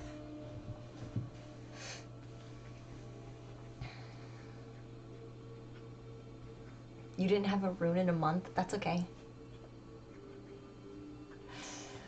Start with chaos and let the painting make itself. Yeah, abstract. That's exactly what I do. And it's the same thing with this one. It's the same thing with this one. It's the same thing with this one. Like, they all started out very similar. And then we just saw things in them, and that kind of became our guide. And then you never run out of ideas. I've always finished a painting too. We have never stopped a painting and refused to finish it because we hate it. We have never done that. Ever. Hey Caution, welcome in, dear. No self-blame art. Exactly, yes. The shades of gray are mesmerizing. Hey Creed. They are. It's actually brown, gray, and black. All mixed together. So they blend, because it's watercolor, they blend sometimes together, so they look like one color. Red says the Drip Master. Yeah. That's the only way I paint since you taught me, Miss Umbra. I'm so glad it helps. It really does. If you're somebody that has a hard time letting go, just let the paint drip. And it makes you let go for you. But I do teach people through Patreon on how that process works. I do guided one-on-one instructions as well. We have a class once a month on Sundays. that you can sign up for Patreon, where I teach you guys how to let go and just enjoy painting again. And right now we're kind of on a deeper level within the class where we are not only learning to let go, but we're learning through letting go, we actually accept our creative selves and our creativity for what it naturally becomes. But we learn how to accept ourselves through that process too. So it's about healing the self through creativity. That's what the class is about. And we just did fear. So, and that's what we're doing now. So, and I do save all of the classes. So if you're worried about being behind and not catching up, you can watch all the videos and get caught up in your own time. So you can really drop in at any time for the class and start. Ever used Gouache? I have, Grub. Yeah, I have used it. And oil paint. And acrylic. But acrylic has been my thing now. But I really like watercolor. 100% cave vibes. It really does. You do see a cave now, Miss Umbra. But my first impression was rain clouds from a far distance. And if you were part of Patreon, you would have heard me talk about rain and how cleansing rain is. So you guys get that interpretation too. Like, so I'm sitting here, I basically tell you guys what my fears are as you're watching me paint this, because I'm teaching you how to do the same thing for yourself. And then I'm saying, okay, well, how do we, sometimes our fears get cleansed because we emotionally let them go, right? And then, so the drips were, at that point, at the very end, I was doing some clearing by just letting the water run down. So clear water ran down too, which gave us some soft streaks like these, right? So yeah, it's interesting. You get a whole new insight to how it works. Thank you, Forest Fairy, yeah. So, all right, let's do the runes and we'll go back to painting. But yeah, and that's those kind of stories and insights that you get from the paintings as well when you're present at the beginning of a painting. But the whole thing kind of evolves as we go. Like right now, we have this whole story that everyone's talking about with the painting, what kind of story they feel the painting has. And I feel like so far, everything everybody has said has been very, very accurate.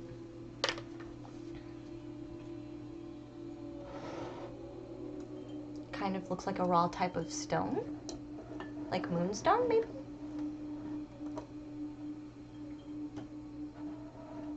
Just like life, it started with chaos, then turned into stuff in order. You're rearranging, right? Sometimes all you can do sometimes is work with what you have, right? Sometimes life happens, and all you can honestly do is work with what you got. And that's kind of like how the painting process works, and how I teach you guys the painting process. Sometimes life just happens. Sometimes you put paint on the canvas and it just does the craziest stuff ever and you don't know what to do with it. Right? It's the correlation with the class and life is uncanny, and it was not something I was planning. It was not something I had planned in the beginning. But it's been an interesting unfolding. Alright, so we'll do the rune first for Dino. Then we have Ninja's Pondering Question card. Then we have a Singing Bowl for 1 down, 5 up. Alright, so one rune for Dino.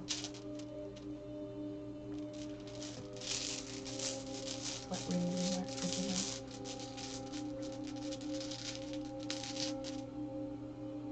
Ooh, Kanaz. Torch. See it a little bit.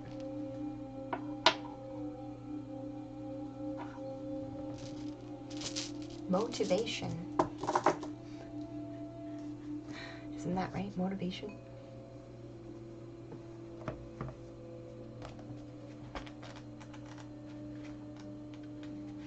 torch. I know it means torch, for sure. Yeah, Kenaz. It's the element of fire.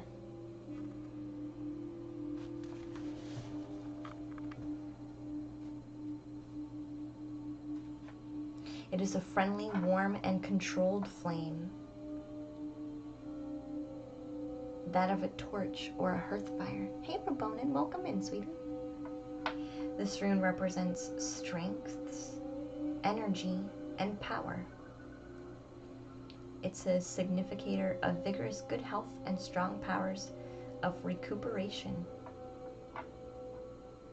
It is often placed as an importance of how important a good positive attitude is. Hey, Moore. Welcome in. Thank you. It is one of the most helpful runes that can show up when you're experiencing any issues. It does indicate a time of respite and things becoming more easily manageable. It could be discussing a time where things are starting to open up for you and coming into your life. Again, that would be another form of respite. Could be a good time for you to start something new. Perhaps even a new romantic relationship. It is the rune of creativity, as we're sitting here talking about creativity and healing our creative selves through healing ourselves as well. Our creative selves is ourselves. We just see it as two different things sometimes.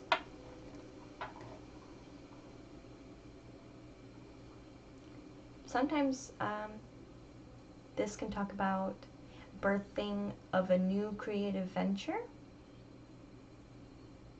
like a birth of an idea, something that is creative, could also be inspired by love.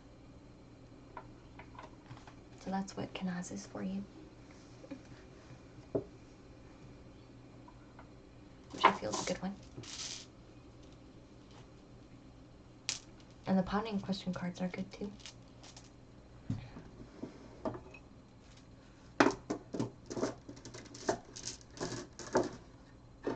Pondering questions. Then we'll switch our music.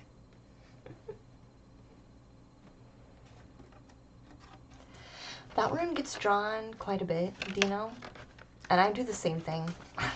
I'm like, did you already get that rune?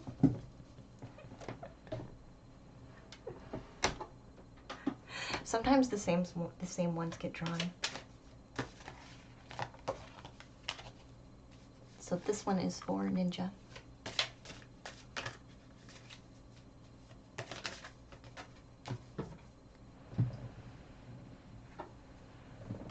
Oh gosh. Ninja. You got the big one.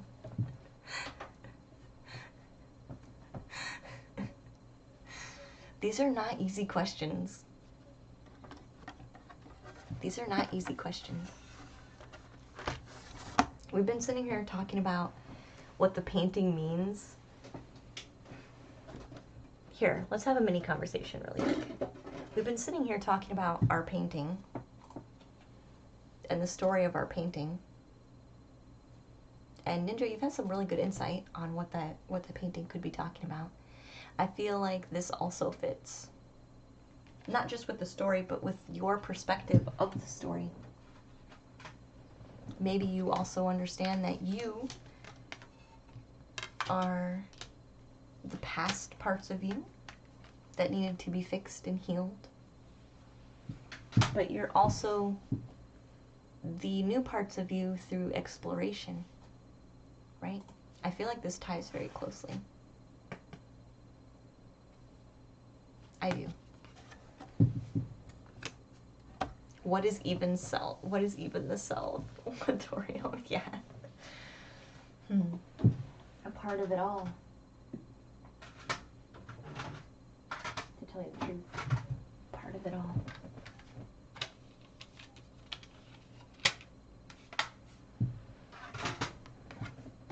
Both the individual and the whole. Both past and present and future. singular and everything all at once. What do we... There's that commercial. There's the commercial where... I don't know why I'm thinking of this right now, but I am.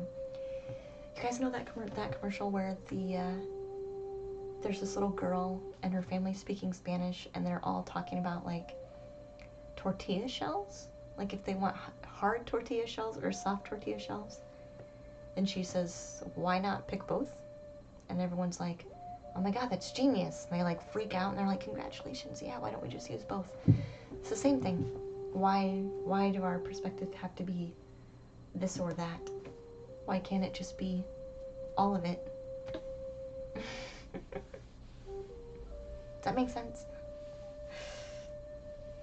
Forest Fairy says yes. Yeah. Elegant? Really? You remember that? It's not a new commercial. That's not a new commercial. No, it wouldn't be a new commercial because I don't watch TV. This would have had to have been when I was a kid, because that's the only time I would have had commercials really thrown at me. The answer is soft tortillas. Tortillas. I do like soft. Yeah, I do prefer soft, but that's okay. Anyway, it doesn't matter. The point is non-duality. Yes, Forest Fairy. The real dialectal synthesis of both options. Yes, Latoria, exactly. That all you can do one or the other. You can also do all of them, and you can also do none of them if you really, really wanted. I don't know why you would want to, but I'm sure somebody wants to, and then that's their choice, right? That's their choice. You don't have to apologize, Latorio. Don't have to apologize. Anyway, that's kind of what it's about.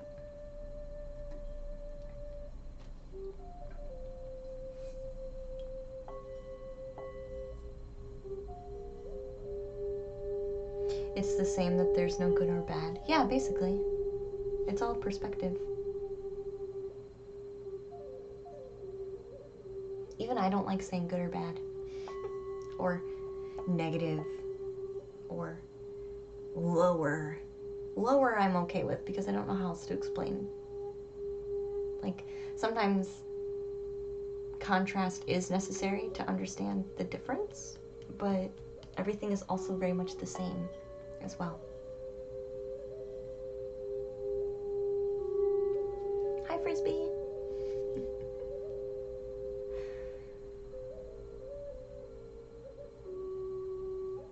May I ask what deck we were just using? So that deck is Empowering Questions. It's an Empowering Questions. It's meant for journaling. It's just I use it as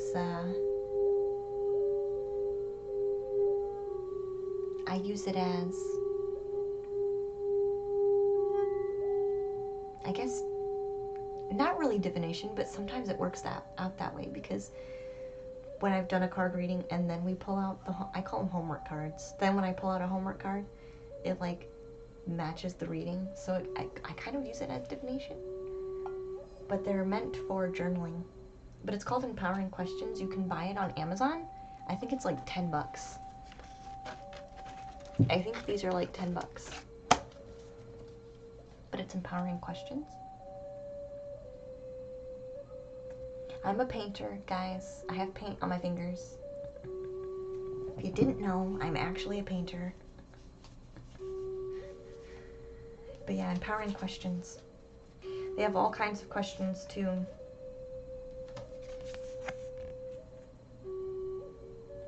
I'm just gonna pull some. What's the most important thing for me in this moment? They're meant to be journal prompts. It's just oftentimes I draw them as homework in correlation with your guys' readings. When you guys get card readings. What are my best qualities? Focusing on the positive rather than the negative.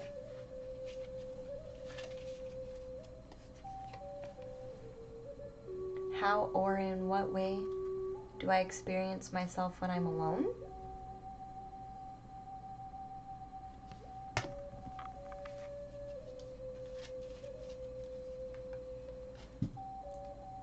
How would I want people to remember me when I'm no longer here? What legacy do I want to leave?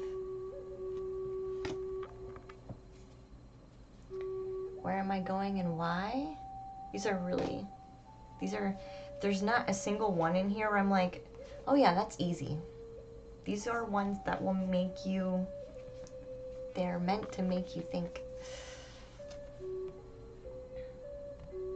What is my instinct telling me to do? So Force Fairy, I'm not gonna lie, with your, I often don't tell you what is gonna be in your package for Patreon, but this month I did get you something kind of similar, but it's a book this month. It's a gratitude book, and you flip through it, but it's got kind of things like similar to this, but not posing as questions necessarily. It's got the same similar feel. That's part of your package this month.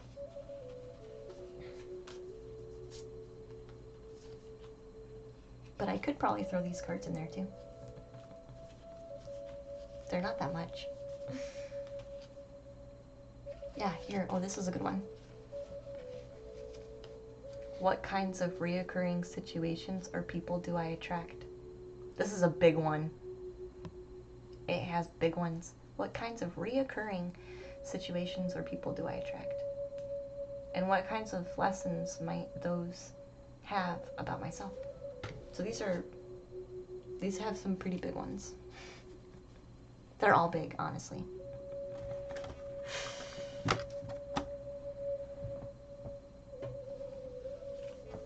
Is this a pop quiz? It could be Creed. Yes, I need answers.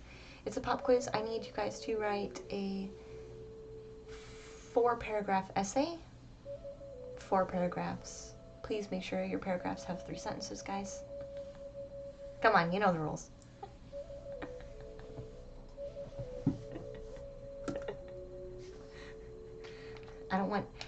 Well, maybe I should say 4 sentences. 4 paragraphs, 4 sentences. 4 topics. You have until this Sunday for them to be graded. You can email them. You can private message them. I don't really care. 4. Yes.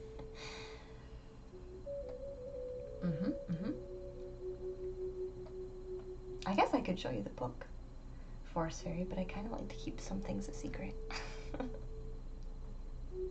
But you might like this one better than cards, but it depends. I thought it was nice because it gives like daily gratitude. But you just kind of, I thought it would be cool to like flip through the book and just see a message, a quick message.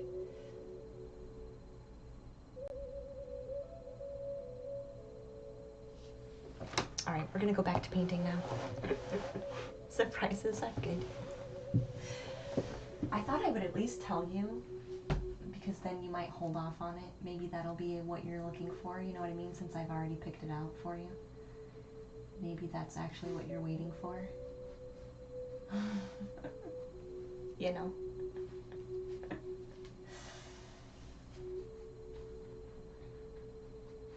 Could be.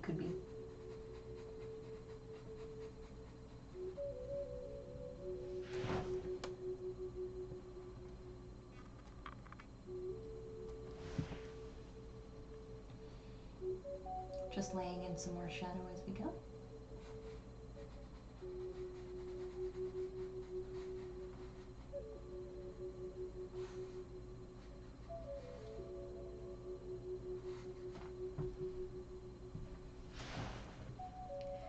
This is actually making part of it stick out better. Sometimes a little bit can go a long way. A little bit of a change can go a long way.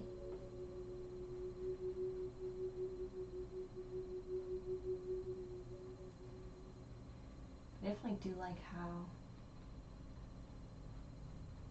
yeah, the theme. I like hearing everybody's input on the story of the painting. It's funny because being the one who is painting it, sometimes I do have a bit of a better idea because I'm the one making it, and sometimes I do get some really nice insight as I'm making it. But it's fun to see you guys kind of naturally pick up on that without any cues necessarily. Like you'll find a lot of the time I won't confirm or deny what people are saying. And that's because honestly a lot of it is true. Like you guys know how to read this stuff. I don't need to tell you that you're doing it right or wrong. You guys know how to do this.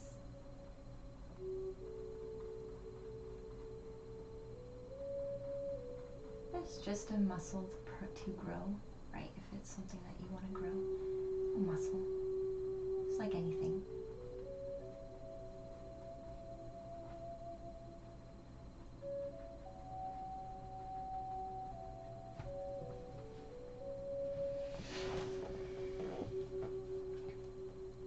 That's helped quite a bit. Make things pop just a bit more.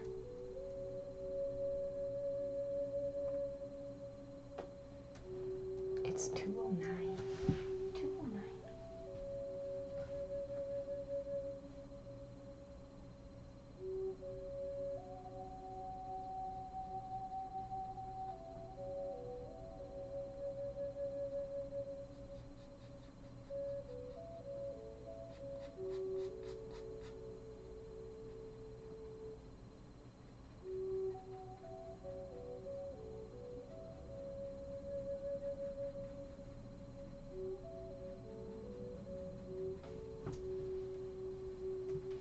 Definitely feel like even a little bit of a change goes a long way. And notice how when I first put it on, it stays quite dark.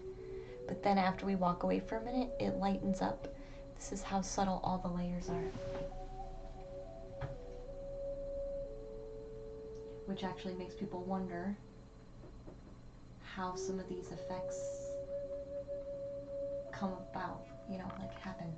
Like how did you do that? Or how did this get executed? Or, you know what I mean? Because it's so subtle that it seems, what is up with the light?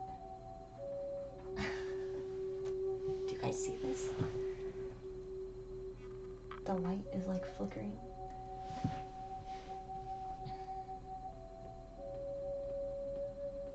Yeah, subtle changes. Like the flickering of a light bulb. People will wonder how. I like being able to have layers of things where people can't tell the brush stroke. They don't know where the brush stroke is. They don't know how something happened. Which is when I like to go and look at art too. When I like to go look at art, it's always the artwork that impresses me the most. Is the one with the layers that I can't tell how they made it. Like the layers are so well blended that I can't tell how they did it. Those are always the ones that impress me the most. So I think that's why I like using blended watercolors so much, and like really watered down layers, is because you can't tell as well how somebody made their strokes, their brush strokes.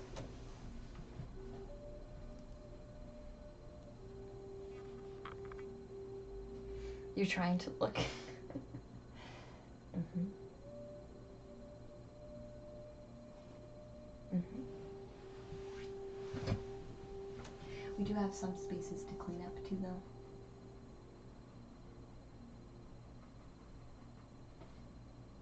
Where some of our silver white color bled onto our background a bit. Just go in and kind of fix that too. make a nice clean edge, because this is an object in front of the background, so it's nice to have a nice clean edge with it. Otherwise you break the illusion.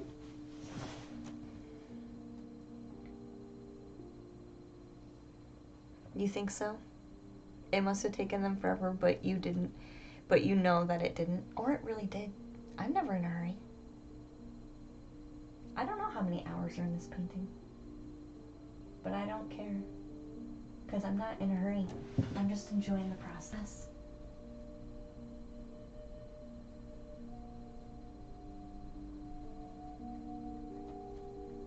I don't really care how long I've been doing this one. This one is acrylic. Pumpkin. This one's acrylic. So I would normally paint with watercolor, but this one is acrylic, which I'm painting. I'm actually watering down the acrylic paint a lot, which actually makes it feel like I'm still painting with watercolor because I'm using the same technique.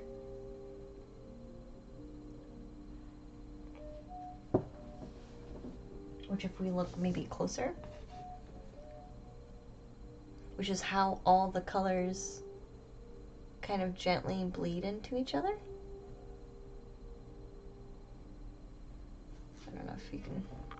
I'm trying really hard. This camera and this lighting in this room is not the best though. Which is why it's all like blended really well together. It's because I've watered it down so much.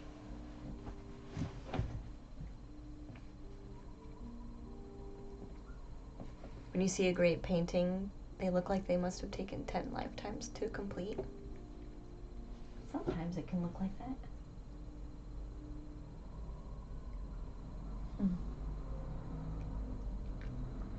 Sometimes it can.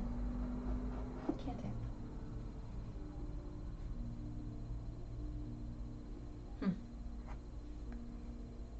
It is a neat effect, isn't it? Yeah, it is.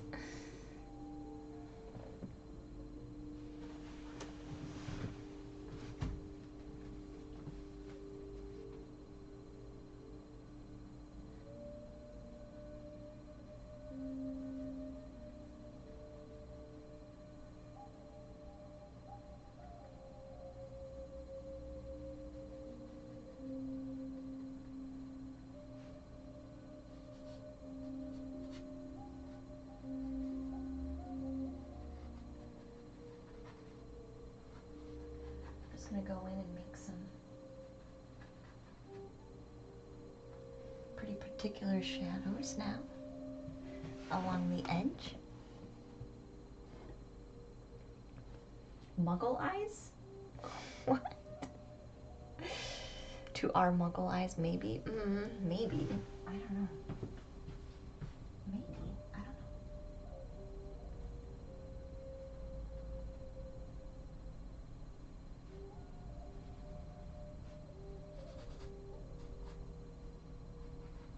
See, and when things get a bit messy with the brush stroke, I don't worry about it. I'm just like, oh well, that must have just needed to be there. So this is very sloppily. These are very sloppy brush strokes right now, which I'm even going back in and smudging out with my finger. So things don't have to be perfect. Things don't have to be perfect. In fact, sometimes the fact that they're not perfect makes them better.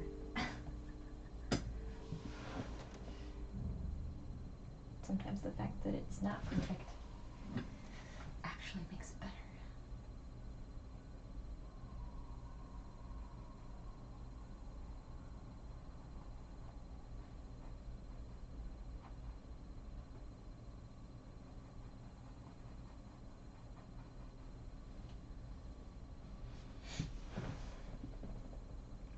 Xander, ring the chime. We can ring the chime, dear.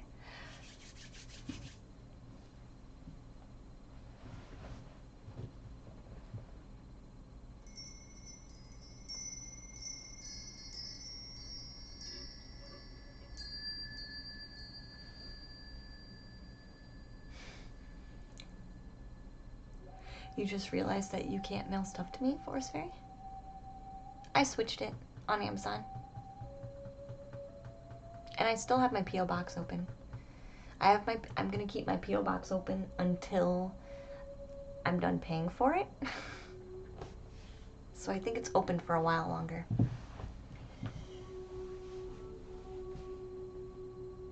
I just need to know if there's something there so I can go pick it up. I have to make a trip. So it will be open for a while longer, but so anything on my Amazon wish list, I did switch my address. So it'll actually come to the right address.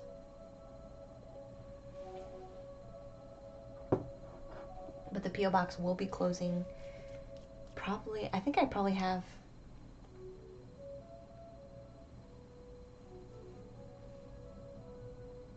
it's probably really close, honestly, to being finished.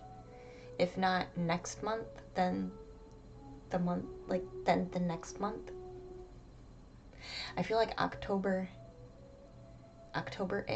is probably when it should be ending. Because I think I paid for it in October, or September or October, and then November is really when stuff started coming in. Because shortly after that was when I left my job. I left my corporate job. It's like, bye, suckers. Not shortly. It was like the end of November when I left. Which is crazy to think about. In November, the end of November, I would have been self-employed for a year.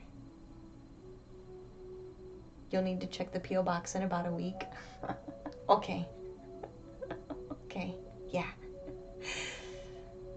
That sounds nice, Sander. I do like Throw Chime, yeah. Bye, suckers. Yeah.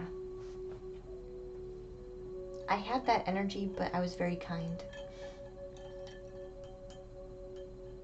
I'm not gonna lie and say, oh no, I had that energy. But I was still very kind. And they still tried bullying me into doing stuff. Even after I told them I was leaving, they still tried to bully me into doing stuff. And I'm like, I'm leaving. Like, do you really want to try and bully someone who's leaving? Like, it's not gonna work.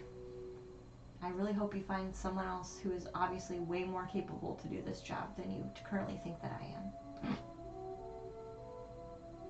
Can I go back to work now?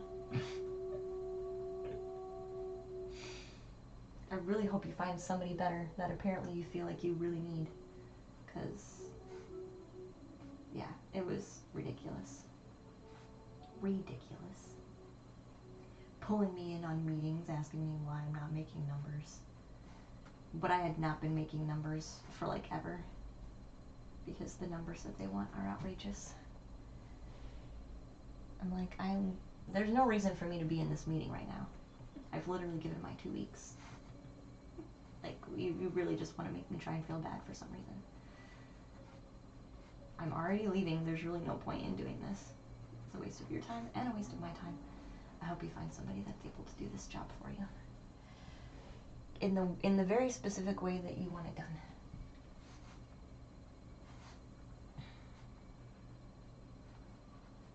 So yeah, after that they were like, yeah, we'll let you go now. But we'll pay you as if you were still working the last 2 weeks, but we'll let you leave now. Okay, thank you. Thank you. Because that was a waste. It was a waste of my time and theirs.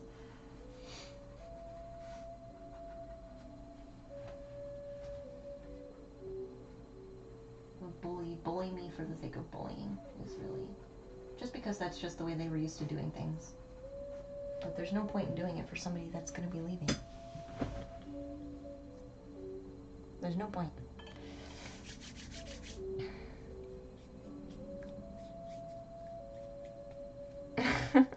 Creed, you're a hero. You're so sweet. Getting their last red cent. Mm-hmm. Yeah. Yeah. Mm-hmm. Well, they were hoping that they could convince me to just fix everything before, like, they were thinking they could just work me like a horse for the last 2 weeks, fix everything so that I just saw something. Anyway, they thought they could convince me to work like a horse, even though I wasn't already working like a horse before, but work like an extra horse to fix everything, give them a clean slate so that they could tell their boss that clearly I was the reason why things were not working.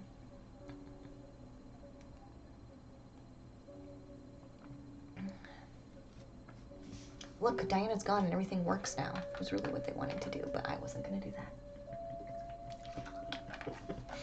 that. One of their punishments was me coming in an hour and a half early every day for like a month. This was a punishment because I wasn't meeting certain numbers. But instead of giving me that extra time to work on meeting numbers, they were having me fix like behind the scenes processes. So they weren't having me actually do my job, they were having me do other people's jobs during those 2 hours and fixing their stuff. But I did it, but I complained because I was like, what am I even doing? What am I even doing right now? Why am I doing someone else's job for the first 2 hours of my shift? Like, this doesn't make any sense. But anyway, that's all in the past. I don't work there now. What about a year? It's gonna be a year since I don't work there. A whole year. Welcome in, Lindsay.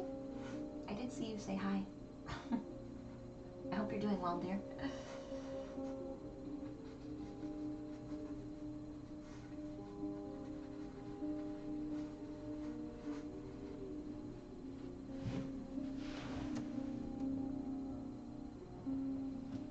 Yeah, when I said I was leaving, they only started to listen. Basically, yes. Yeah, because I said I was leaving, and then they're like, oh, well, we have a lot of things for you to help us fix, was what they were saying. Like, we understand that your job is outrageous, and we need you to help us fix a lot of things so we can make it better. Because they were hoping if I fixed all the stuff, my job would be easier and I would actually get stuff done. But instead of them helping me fix it, they made me come in and fix it. It's like, no, I'm not doing this anymore. No. Like, I'm all for helping, but you're not asking me to help. You're literally punishing me and then forcing me to come in to do somebody else's work. So. And that's when I started to say, I'm sorry that I'm still not meeting your metric. I hope someone else is able to do this job much better than me because I keep getting punished. I really hope someone's able to do this for you because that person is clearly not me and has not been me. So, yeah.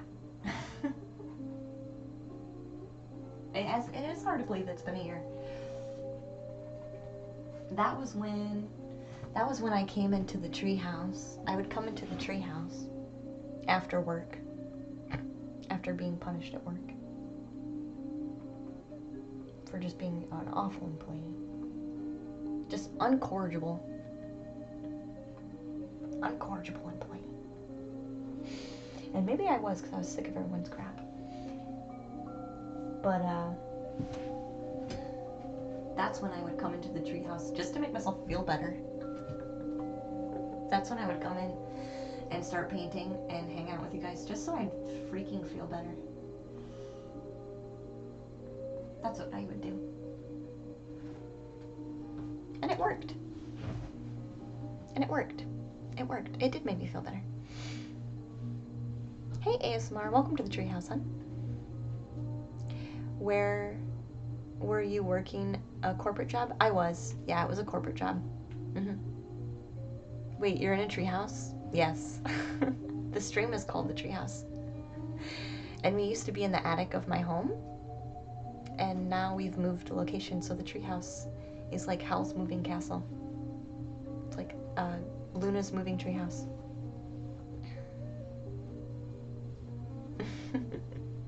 It is crazy. A whole year's gone by. Yeah.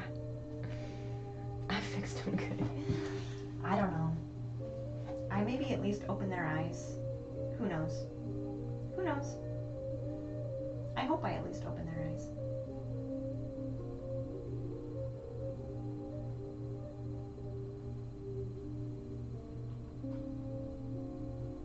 But everybody's got a boss, you know what I mean? Like, I try not to take anything personally, but when you keep getting, like, punished For like stuff like that, it's kind of hard to not take it personally. But I tried for a long time to just say, you know, everyone's got their own boss, and everybody does have their numbers that they want to hit, and, you know, it is a corporation, so they would obviously be really concerned about that, you know, but, yeah, this was beyond that because of how long it lasted and just some of the outrageous things. This ended up being a bit more than that.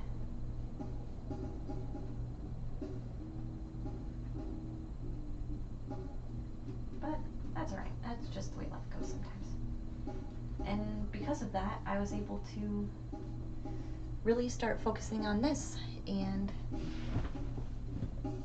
bringing more of painting into my life, right? Why the poor numbers always getting hit? I don't know, man. And the thing is, the numbers are skewed. That's the thing. The numbers are skewed. They're not even using the right measurements. Which I tried telling them, but it doesn't matter. You thought I was in an actual treehouse? Maybe one day, Sandra. View-esque.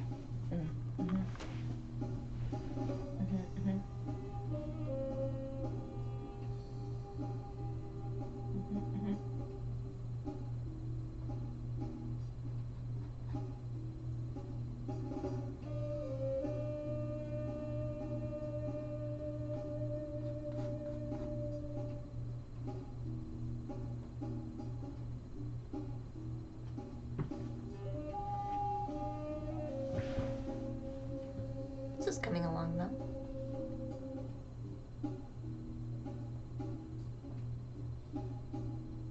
Yeah. It used to be very stressful.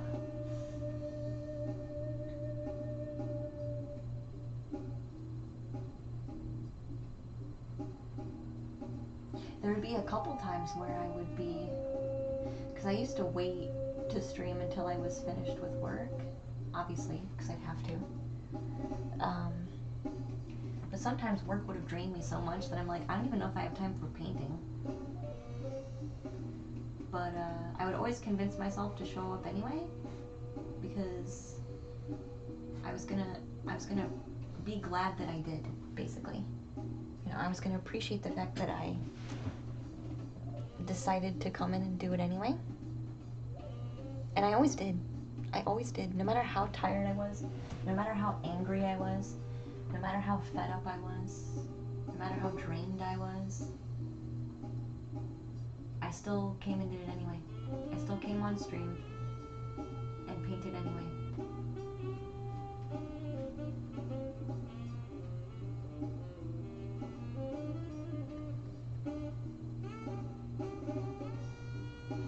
And it always made me feel better.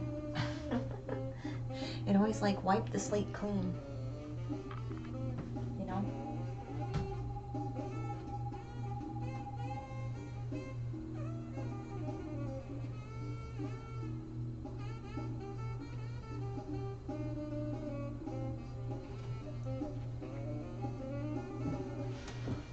The sax, yeah, the sax is nice. This is Nakai?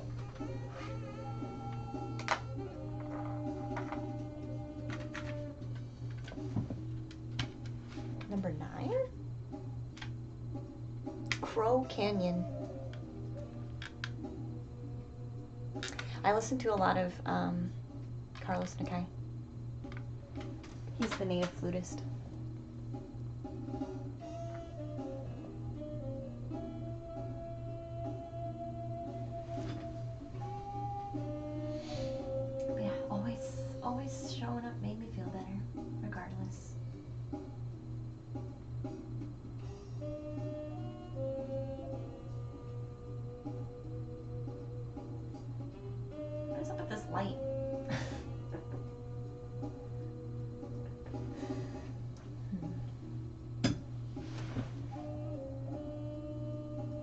you count the crows in Crow Canyon?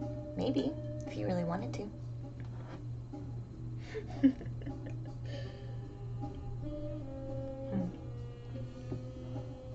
Maybe.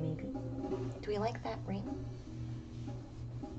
I do like the ring. It's breaking up the shadow a bit better. Maybe this is going to be a semi-translucent ship or craft.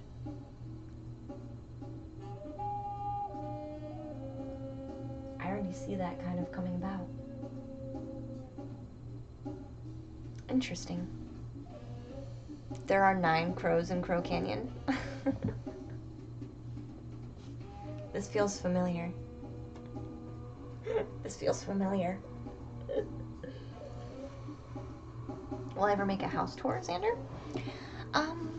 Where I'm currently staying. Hey, River. Thank you for the raid. Welcome, guys. Welcome. So Xander's asking if I'd ever do a house tour. I thought about doing it when I was in my own house, but where I'm currently staying is my sister's house, and it's not really mine to share. I would take you around the room, though. Is it a good number? Is this the Counting Crows song? Creed? Also, welcome raiders. Thank you, River, for the raid. I hope you had a good raid and a good stream. I'm an intuitive painter on Twitch. We are working on some shadows with our Mandala spacecraft. I'm kind of getting the feeling like it's going to be translucent. Like a translucent spacecraft. So it's interesting. I've put a couple more details on some of our planets, as well as some of these over here. So we're making lots of progress on this painting in particular. I hope your stream was good though, River. Is my sister vegan too, Xander? No. Nope. I'm kind of the oddball. Kind of. I'm kind of the oddball.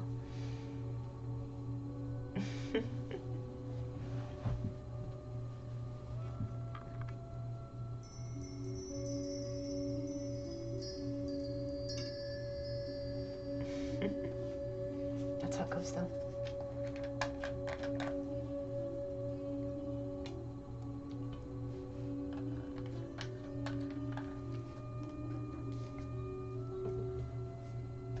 No, but when you have a family full of people who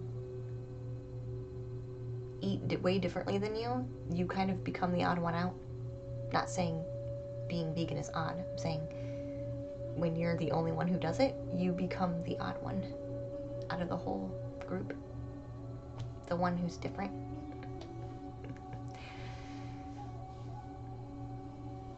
The only Counting Crows songs with any crows in it. It's a murder of one. Is that the song?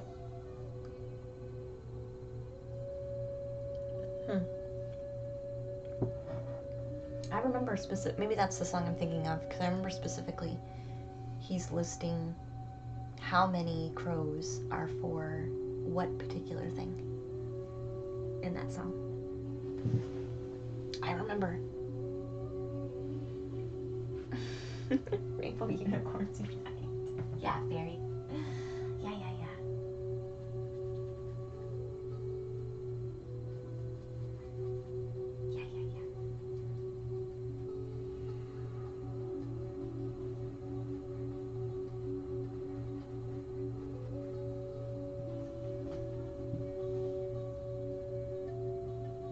I figured that was the song.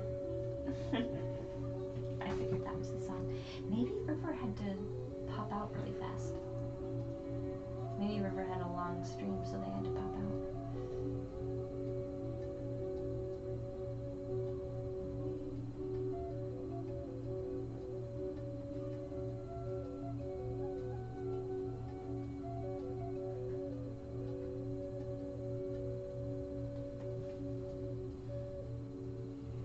Going and making some really dark spaces here.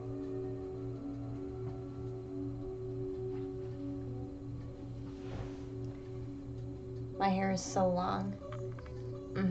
Yeah, it is. I have a lot of hair. 1 for sorrow, 2 for joy. That's it, yeah. Yeah, that's what I was thinking of when you said 9. So you go up to 9 in that song, maybe? I like the sitar in this one. Or the sitar in this song.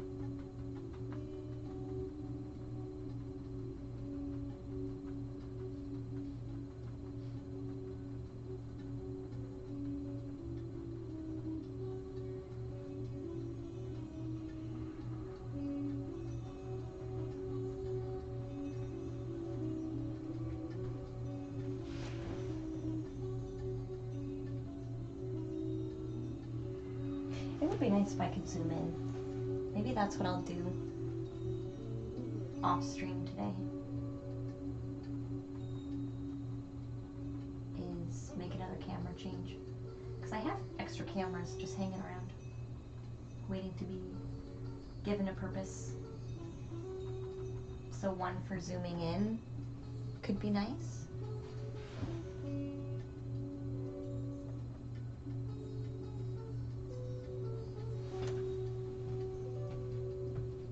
Or even just zooming in maybe in general.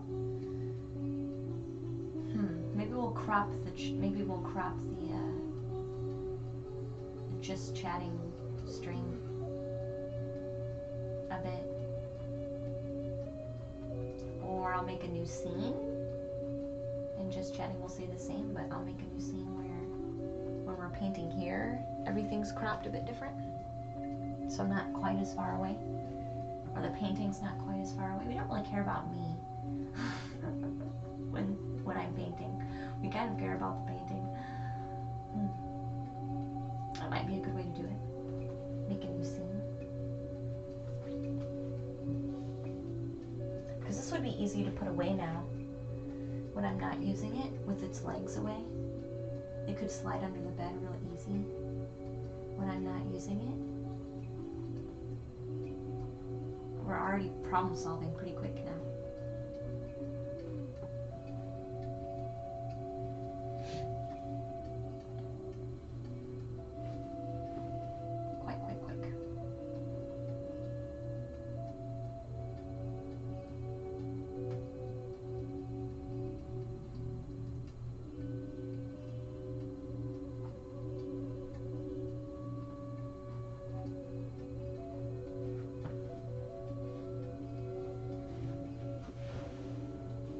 Hey Neural, welcome to the treehouse. I'm glad to have you. I hope you're doing well today. I definitely like, you can see the difference from this side of the mandala to this side. From this side to this side. I like this side better. Like, I like the definition better. It's softer. So I don't think we're going in the right direction. Is the CD taking us somewhere? Where do you want to go?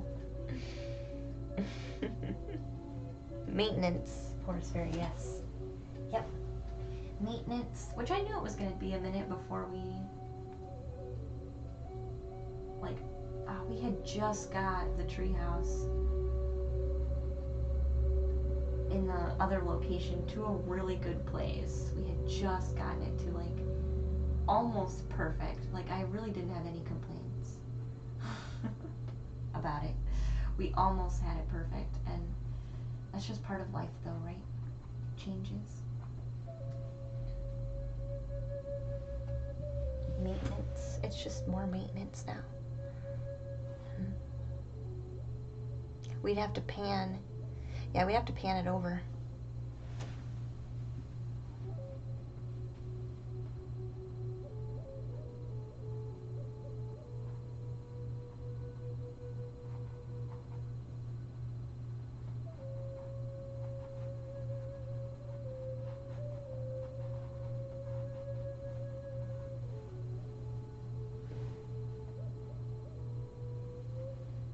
The treehouse is wherever you are. Yeah, Neural. I trust that you will ask an appropriate question, so yeah.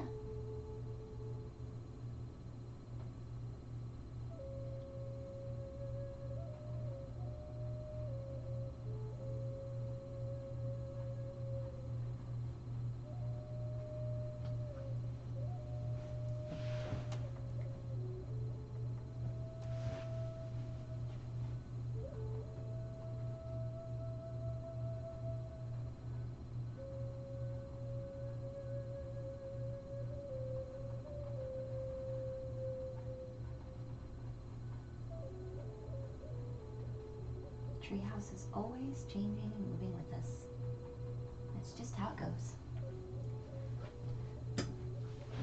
You're gonna lurk, Wheel. Thank you for the lurk, hon. I appreciate that. Yeah, I'm not too concerned, Nero. Until I have reason for concern, which I don't currently.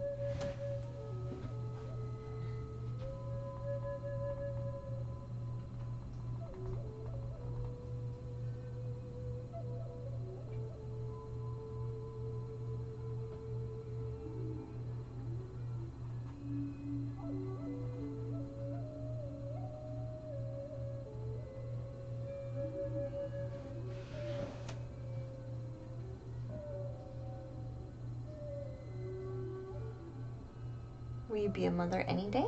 Are you looking to get a card reading? Nero, is that what you're looking for?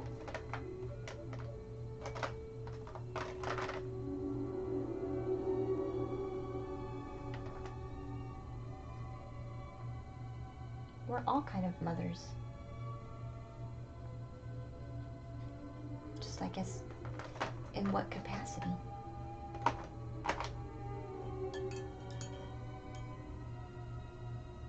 Hey, Chupacabra, welcome in, hun. How are you? The painting just keeps getting lovelier and lovelier. Thank you. Yeah, I'm going in and we're adding some shadow now. I decided to craft the spacecraft, the Mandala spacecraft. I wanted it to be kind of translucent. It was too stark. Not that I didn't like it, but it was too stark for what I was looking for.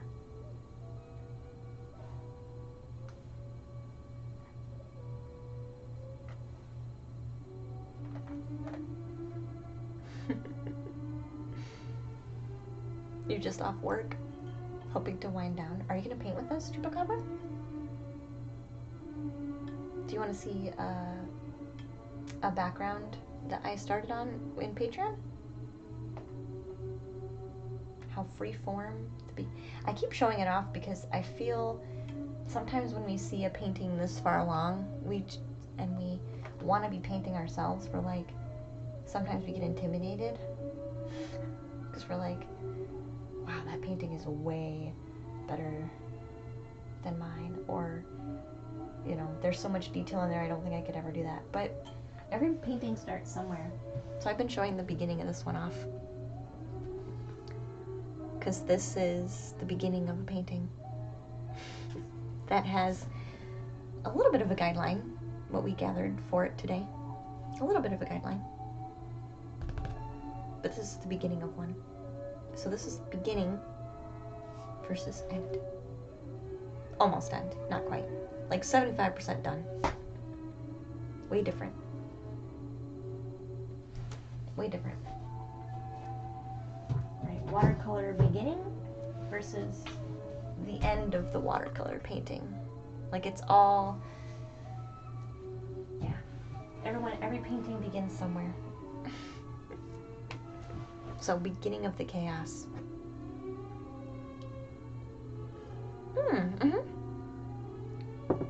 You're adding touches to the one that you have currently, Chupacabra. Nice. I like it. Very nice. Thanks, Roxy. So that's kind of how it goes. But right now I'm just going back through and kind of like you're saying, Chupacabra, and adding touches. That's kind of what we're doing now. That's almost to the point we've gotten to with this one.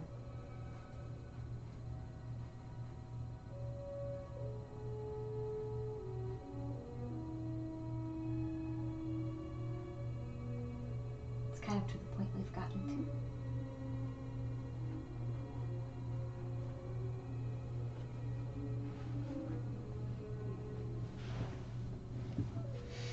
to. Ooh, butterfly. Yes. I have that one. That's a monarch butterfly that I painted a while ago. Monarch.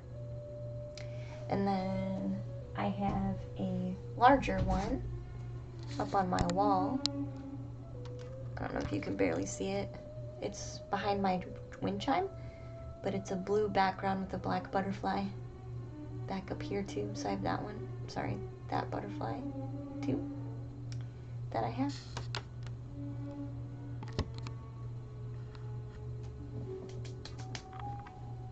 So butterflies have been a thing for a while, but they're kind of a renowned symbol of metamorphosis, right? Transformation.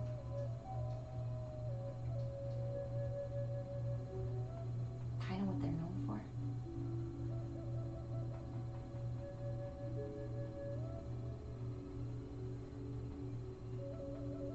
So it's kind of fitting that that's something that we would choose, you know, to paint as like kind of a subject matter. The first one was chosen just because of how many butterflies I had been seeing. So it was kind of a joke. It was playing on a joke. Like, how often do I really need to be seeing butterflies, guys? So then we just put a butterfly in our painting just to kind of grow that. We had realized it was there in life, recognized it, found humor in it, and decided to grow that since it was so prevalent already.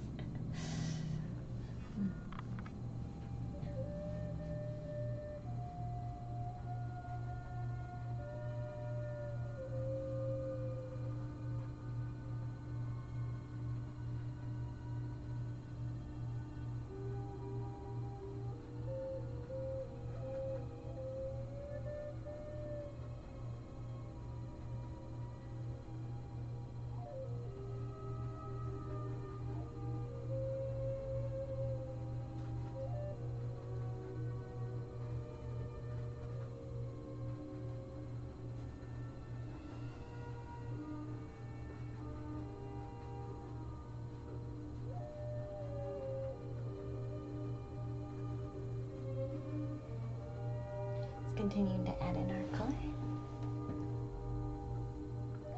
as often as you need. Sometimes.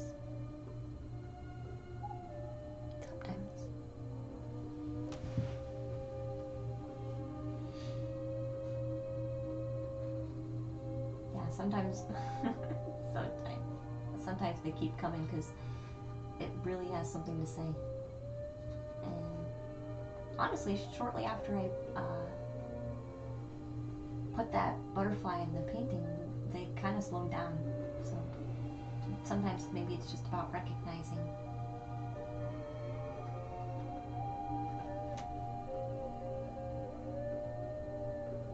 Sometimes it's just about recognizing it.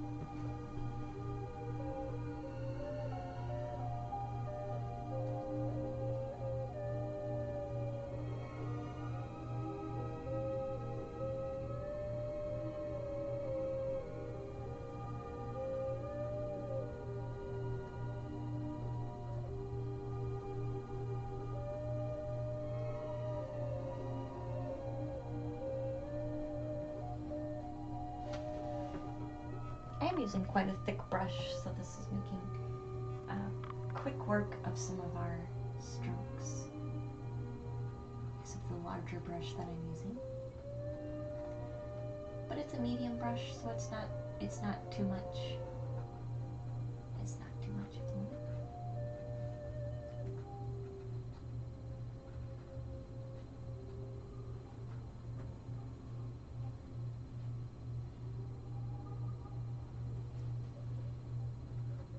Sometimes we just get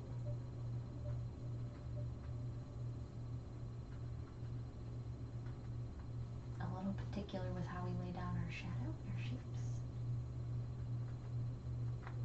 But that can be working in our favor.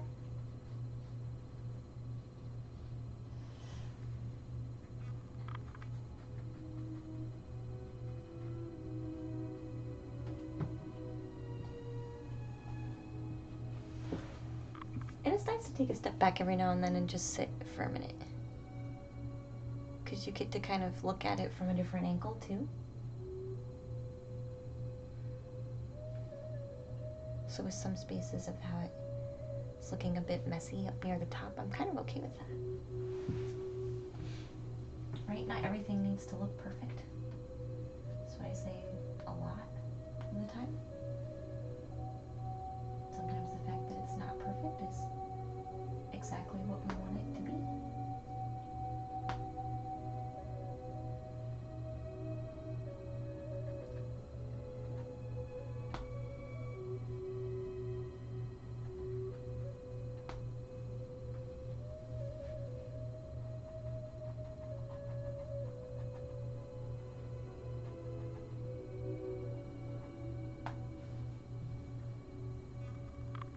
You like it? I'm so glad. How are you feeling today, Blaze?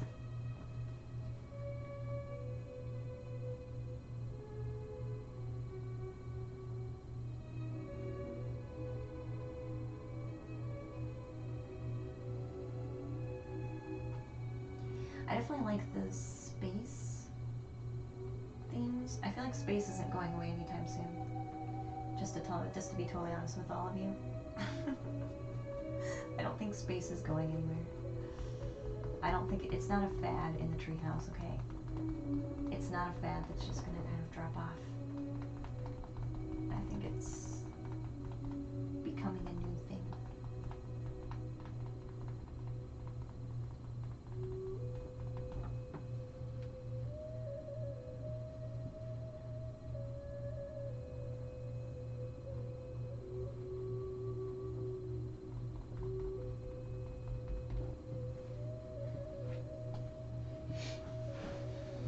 I like it.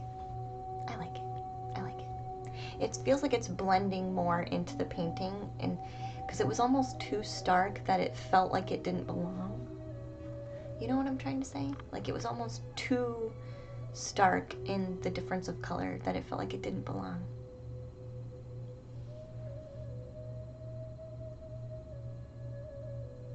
I think you guys get that. Hasn't been a crap day. Oh, I'm sorry, Blaze. You know what? I was just talking about how coming to the treehouse and doing my painting used to make me feel better on crap days. Like days when, you know, work was just like awful. And when I had no energy, and when I had no motivation or little motivation, how much it was able to help. Just coming in, and it didn't matter. It was like a reset button. It didn't matter what had happened before starting the stream and coming to the treehouse. All that mattered was painting now and being in the space now at that time.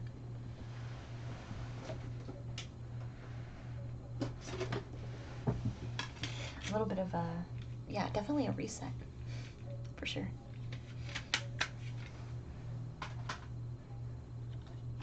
We are going to listen to Celtic River now. I'm doing really good. I'm a bit sleepy. But I think that's because of last night. A bit sleepy. But not too bad. Not too bad.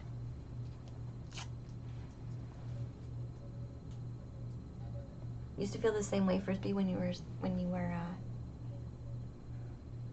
spray painting? Yeah, it's kind of like hitting a reset button. Like no matter what happened throughout the day, we're good.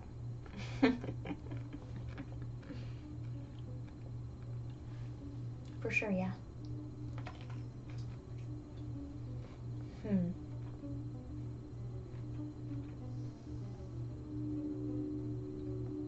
So we were talking about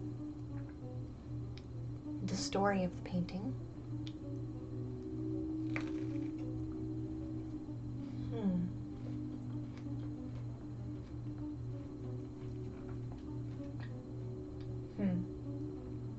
what kind of story the painting had to share with us. And there were some interesting theories.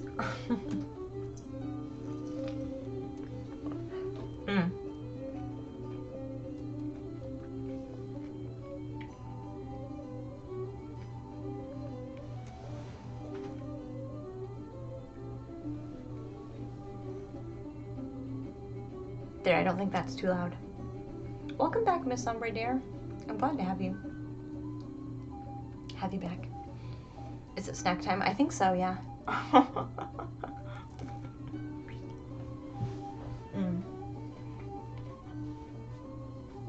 Because I just grabbed it.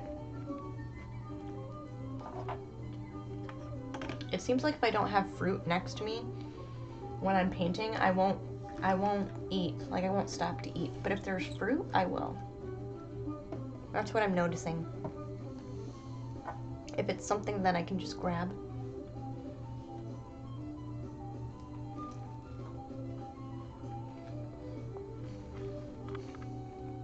Because it's 3 o'clock now, so technically I ate 4 hours ago.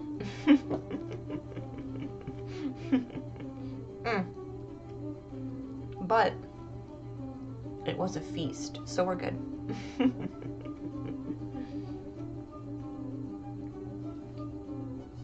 So I'm kind of just examining and seeing what else we might need to adjust.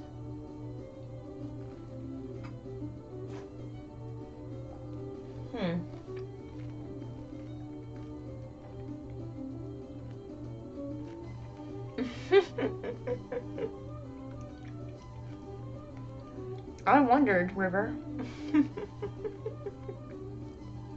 It's like River's being oddly quiet. Maybe River had to go do something really quick. Thanks for the raid though, dear.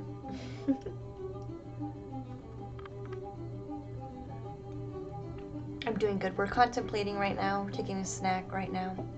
Contemplating on further execution of our painting.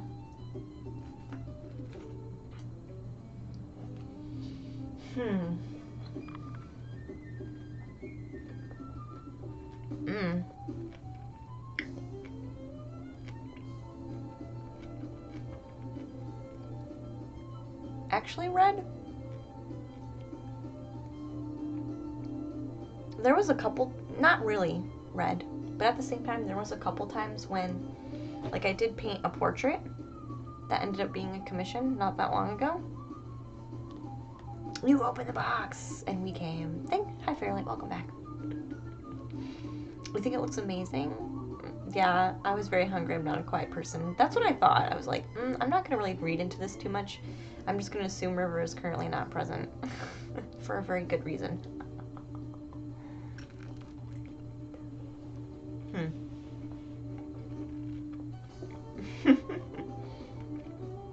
So there was a time when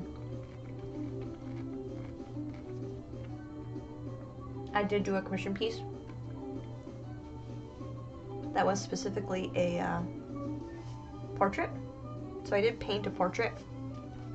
I broke my rule for somebody very special.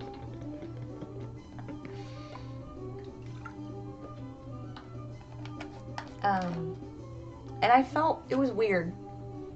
Initially I felt like the past feeling of like, oh my god, I hate portraits. Oh god.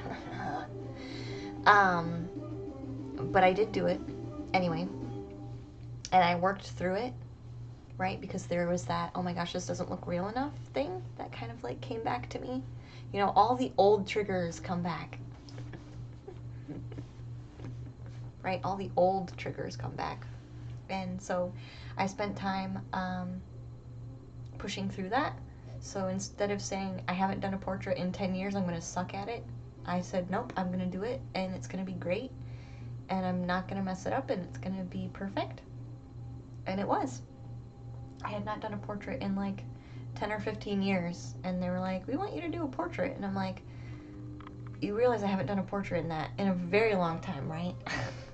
They're like, we trust you. I'm like, I'm glad you trust me, because I haven't done that forever, for a very specific reason. But I actually got through it pretty well, to tell you the truth. and it was painted. I had never actually painted a portrait. I've drawn a portrait before quite a few times. So it wasn't that I didn't know how to execute a portrait, but doing it with a new medium was something I had never done before. But they still were like, we trust you. So I did it. But yeah, all of the old triggers came back. I kept wondering if it was good enough. And then so I actually was not having fun doing it at first. But then I realized that I needed to, it was like a test, right? It's like a test. Like if I can do this and enjoy it, then I can learn to enjoy anything else that comes by, right? So I did think that I passed, because at the end, when I was starting to really push through doing the shadows and some of the details and some of the colors and finalizing some things, right? That was really when it started to come together and actually look like the person and the portrait. So it's about pushing through each step of the process and not quitting, because if I would have quit and said, I can't do this, I would have never finished it. And then I would have had, somebody to talk to about it. Like, it's almost like you can't fail because somebody just paid you to do it, so. But, it was also realizing about being familiar with the materials. So I had to tell them if they wanted a watercolor portrait. I couldn't do it on a canvas because canvas won't let me sketch. Like, you know how I always say I don't sketch out my paintings before? I literally can't. Like, pencil, graphite, pen might. But then that's pointless, because how are you going to paint over pen with watercolor? You know what I mean? You sketch with pencil for a reason with watercolors. It won't actually go on the canvas. Can't. Graphite won't, and pencil won't.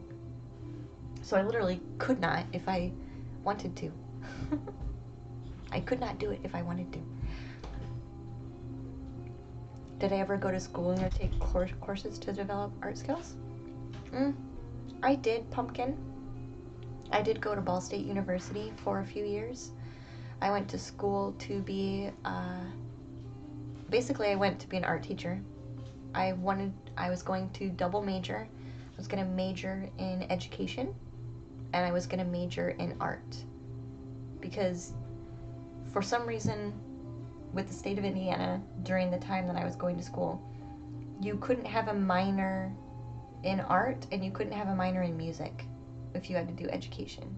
You had to have them as majors. So it's like a double major. Anyway, it was dumb. Something about prerequisites and, red tape, all the red tape crap. Anyway, so that's what I went to school for. I didn't go very long, though, because it was extremely expensive, right? Because I was paying to go to Ball State University, but I was also paying extra tuition to go to their specific art school. Like, I don't know why, but the art portion, you had to apply. So you could be accepted to Ball State, but it doesn't mean you were accepted to Ball State's art, like, course, like, art department, or art. It was like a separate tuition. I had to pay separate tuition to do the art stuff. It was ridiculous. Anyway. Red tape. So I did go, but I didn't go for very long because it was extremely expensive. I did a lot of introduction courses. Nothing that really developed my skills, honestly, to tell you the truth, other than practice. Like, practice develops your skill. I would say practice develops your skill way better than any class probably ever could. And I took a lot of classes. I'm just gonna be totally honest. I feel, though, if you're gonna be... I do feel, though, sometimes certain classes and certain professors can be super helpful on techniques. But unfortunately, the ones that I went to, they really didn't. And it could have been that I was already aware of these things, and so I didn't feel like I learned anything. But maybe other people who would go in that class would have learned something. So I'm not saying art classes are completely pointless and no one should go to them. I'm just saying, for me, it didn't seem to be a good fit. So I know I did break a rule. Hey Ori, welcome in, dear. You have a hard time with watercolor? I'm still stuck on that Patreon painting. It's alright to be stuck, River. It's alright to be stuck. And the thing is about the Patreon classes, like, you can catch up at any time. You know what I mean? Like, you can do it in your own time. It is helpful, though, if you're there when it's live, but it's built to be in segments, so you work on the segment once you get there. It's pretty handy. You like the progress on the painting, Ori? It has so much life. Yeah, we've made a lot of progress today. We really have. A ton of progress.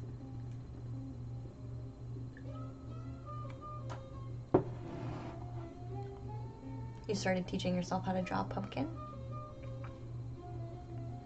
Draw and paint for the past 1.5 years or so.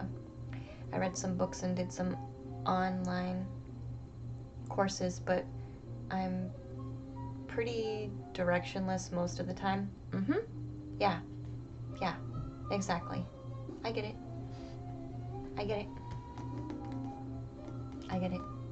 And the way that I start a painting takes away that directionlessness. You just put painting down. You just put paint down and let the painting tell you what it wants to be. And then it's made its decision for you. And then you can practice proper execution by using the specific techniques, right? That's how it works. And sometimes you kind of learn backwards. I'm kind of like teaching you backwards and the hard way. Because you learn how to manipulate things to your benefit. So if you are doing a painting then that you want to have it be really specific, but things aren't working, you've basically been taught how to execute things in a roundabout way that might not, like, things, you're able to fix things that work in your favor instead of freaking out when something goes wrong. I've kind of taught you the hard and long way to execute things. That way everything else that you want to execute very specifically seems a lot easier.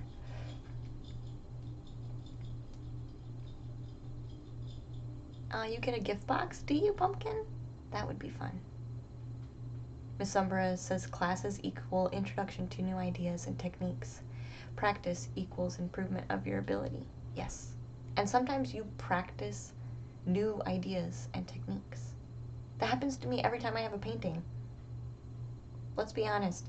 Because I don't have a proper execution plan for a painting, sometimes I have to undo or redo or manipulate the painting in a brand new way using a process or technique that I've never had to do before because of how I have to execute it, because of how the painting has already been so far along established.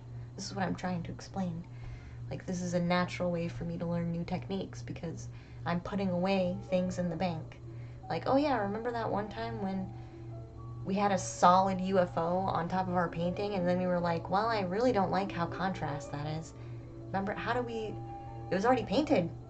We can't erase it, so how did we execute that? You know what I'm trying to say? Yeah, that a class would introduce you to a new way of doing something that you wouldn't have figured out on your own. Very true, yeah. But you have to practice hours and hours to get truly good at anything. Yep. Refinement, right? It's refinement, Miss Umbra. Yeah. You forgot you were in the queue the other day, Bob Ross? It's okay. It's not a huge deal. Miss Summer says, Luna, I think your method embraces directionlessness. It really does. You don't have to have an end goal in mind to start. And starting is normally the hardest part of anything. I agree. And once you have the momentum, you find creating easier. Yes. Yes. And you're learning new techniques through that as well. To where when you do have a really, like I said, planned painting, and something goes awry, you've been kind of trained on how to manipulate things very well. Because of this way that I teach you how to do it. You'd be like, oh, I'm not worried about it. I can fix anything. because I've had to reshape an entire painting when there's paint all over it. So I'm good. Yeah, the way you paint, you start with Cementum and then see where you will go once you're already rolling. Exactly, Miss Umber, yeah. Even if you don't know where you're going, you are still going somewhere. Yes. And you can manipulate as you go. I made your day, Abstract. I'm so glad. You already got a new canvas and you'll start a new painting today. You'll be following the stream. I'm so glad. I'm so glad. Yeah, and Patreon is where the classes are. And the one-on-one guidance is available through Patreon. And I built the class to be segmented. So it's kind of, even though the live streams are already so far in the class, you guys, it's segmented in a way where you guys can do each piece in your own pace at your own time. So you really can hop in whenever. Hi, Cooking for Fun. Welcome back. How are you? Yeah, anyway, that's how it works. But yes, this is why I do it this way. Because at least I'm getting somewhere. Instead of... And there's nothing I hate more than just sitting around going, what should I paint? Am I going to do it right? Is it going to be realistic enough if I try to do it? That's the part of painting I was sick of. That's the part of creativity I was sick of. I was tired of thinking I had to have something specific to work on in order to start. And I was tired of thinking that I wasn't going to be able to execute it right. And I was tired of thinking that it wasn't going to look real. And that's what I was really tired of. So then I just was like, I'm just going to do it this way. And then I don't have to worry about any of that stuff. I'm just going to do it this way. And then I don't have to worry about any of that stuff. Yeah, River, it starts being very much directed with artistic sides. And then as you traverse the class, it becomes more and more personal, because I've said this, I'll say this forever. We are creative beings naturally. So if we have creative blocks, we also have human blocks within us, right? So it also heals that too and helps with that. You think the ability to just do something fosters practice? Yes, it does. Because a lot of people get hung up on starting to practice because they get frustrated they're not as good as what they want to be in the beginning, and nothing turns out how you want. Exactly. This eliminates it, because you're just simply putting paint on the canvas and seeing what you can accomplish. But if you really want to be executing something very specific, I'm there to help you with the techniques of how to execute what you're looking for.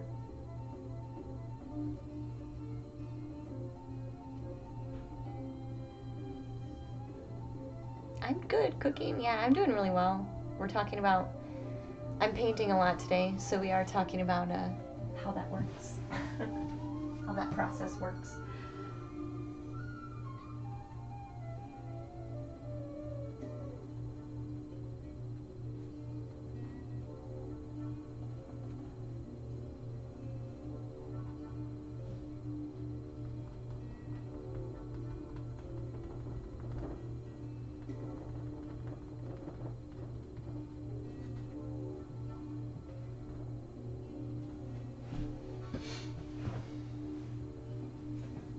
You definitely get nervous or panic sometimes when you try to create. I think everybody does.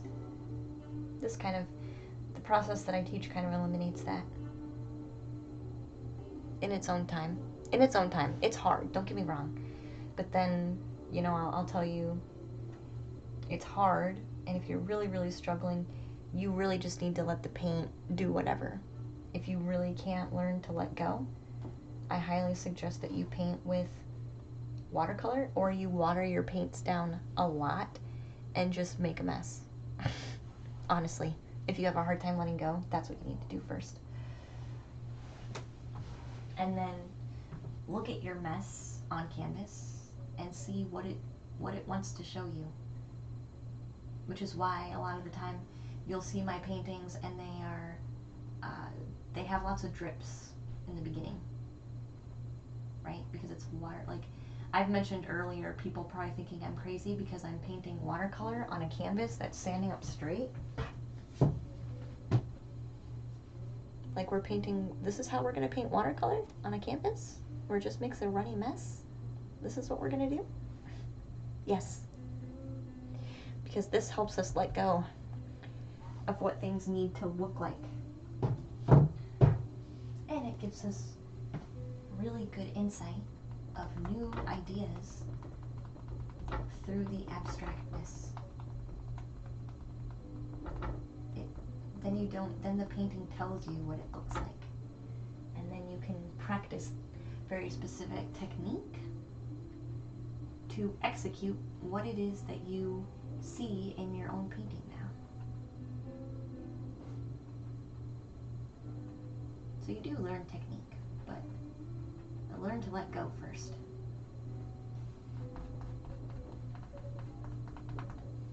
First and foremost.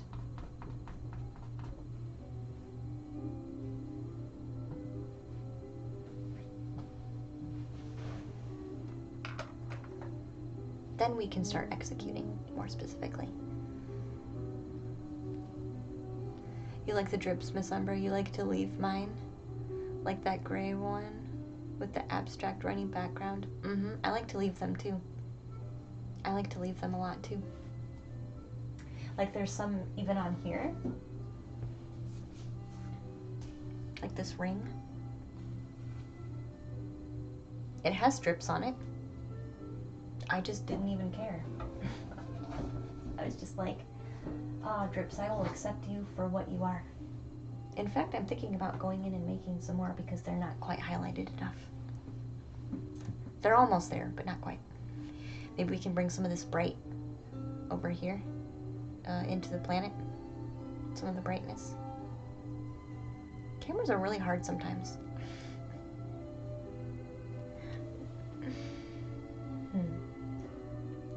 But yeah. Yep.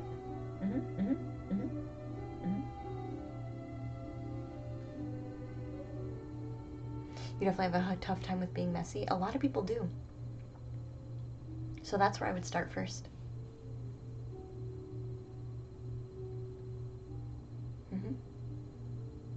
Once I'm ready for another course, I may have to check out your method. Okay. Yeah. Yeah.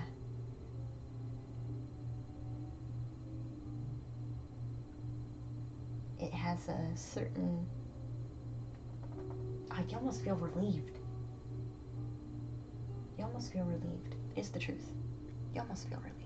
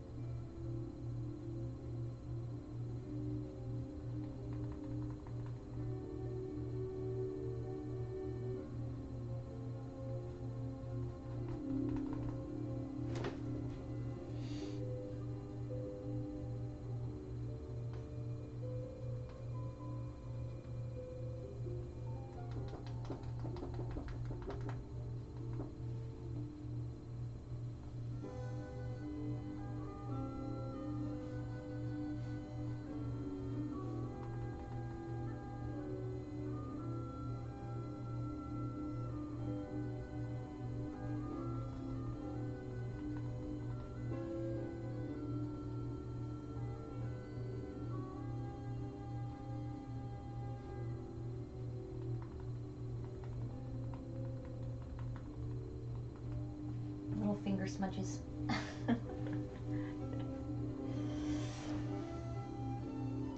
Yeah, sounds nice. Yeah. Yep.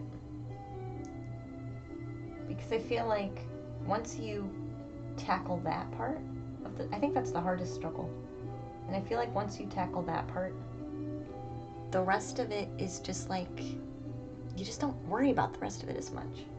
So then it just becomes more fun, like it's supposed to be. Instead of technique after technique. I mean, you can learn technique all you want. But if you don't know how to get past your own fear,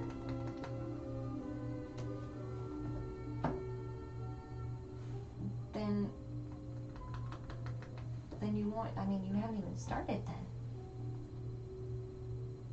But if you're over your own fear, then you don't really mind about technique so much.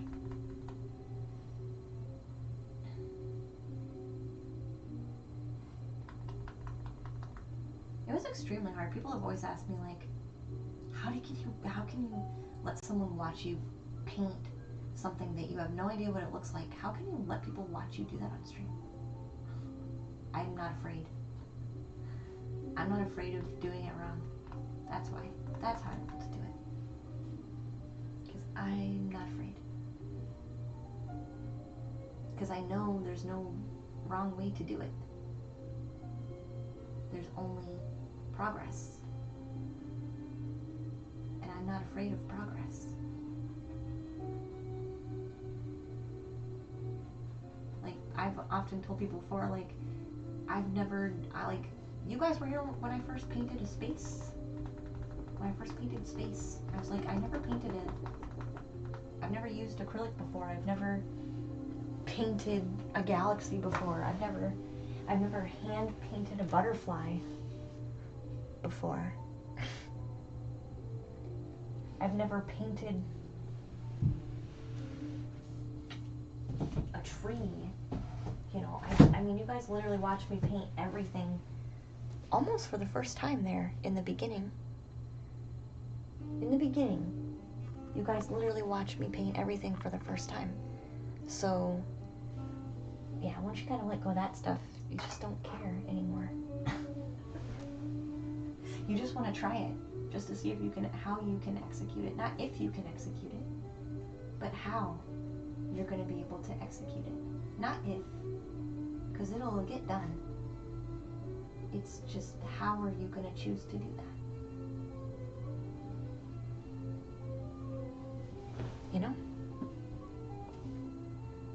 Exactly, a fox. Yeah, I'd never painted a fox before. And then that painting was almost done, Forest Fairy? That painting was basically done. And then I said, I feel like something is missing. Like, I feel like maybe something else can be on the other side of the bank. And that painting was basically done. The fox was the last thing we put on that painting. Wasn't it?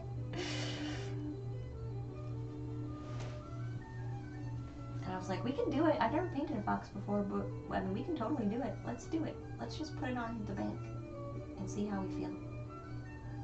It's not a matter of can we do it. It's just, let's just do it and see what happens.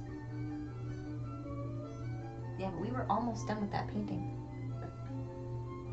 That was like one of the last things to go on there. Whereas maybe other people would be like, no, I've already made a lot of progress in this painting. I don't want to ruin it by doing something uncomfortable. I didn't say that. I just said, yeah, okay, let's do it. See what happens. Because I'd already had enough confidence that no matter what, it was going to come through. Because I had already practiced lots of ways to manipulate things. So it didn't matter how far along in the painting I already was. It didn't matter. I had already been practiced at altering and manipulating things quite well. I wasn't really concerned.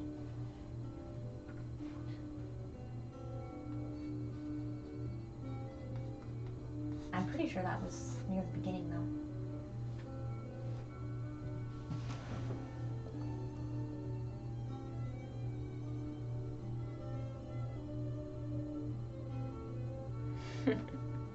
You're doing well, chosen one, dear.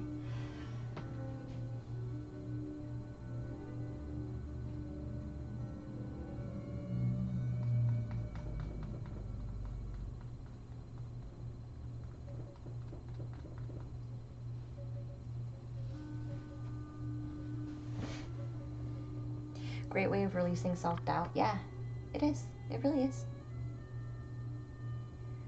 I was amazed by watching you create that little fox so quick. It was pretty fast, yeah. Yeah, that didn't take us very long either. He just kind of showed up. He was there 1 minute or he was not there 1 minute and he was the next.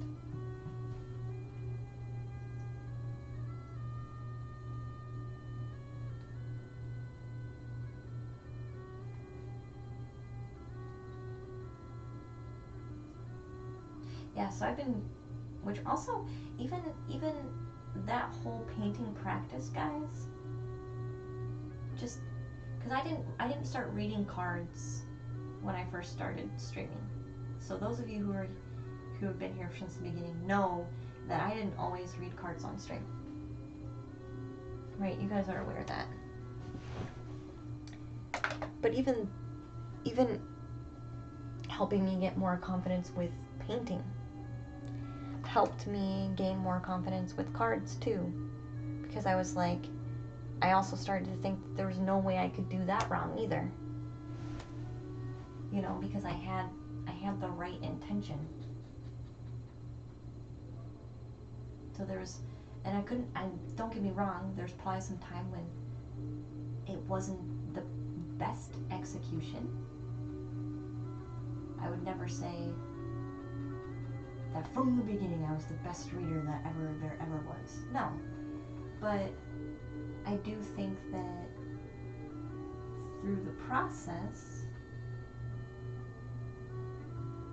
of trusting got me to where I am now. And that's not saying I don't ever mess up.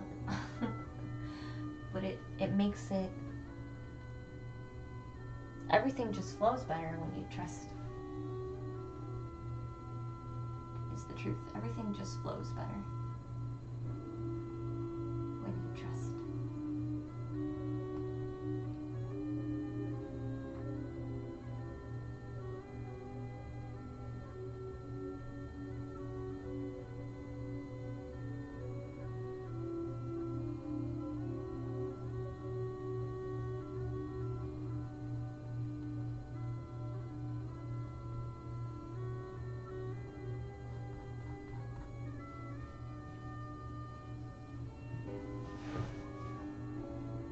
Now I read more than paint. Yes. Exactly. Yeah. You'll be back later if you're still on. You're gonna head out, Wheel. Alright, thank you so much, Wheel. I appreciate you, hon. I do. Yeah, now I read more than paint. Yes. For now. Not today, though. Not today, though.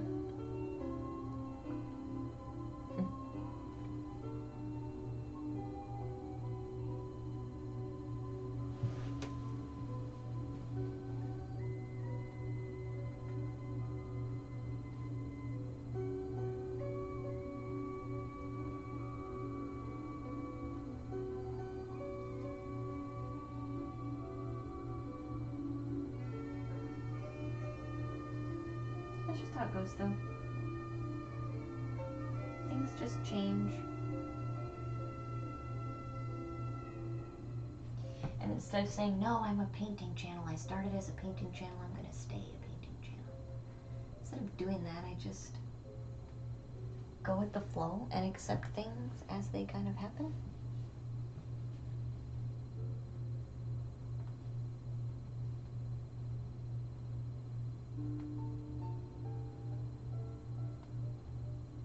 Because it could have been very easy for me to just not even start that train.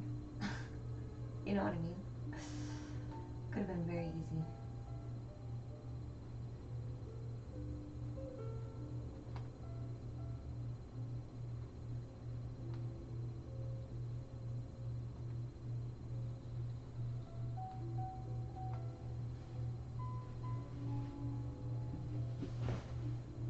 Could have been very easy.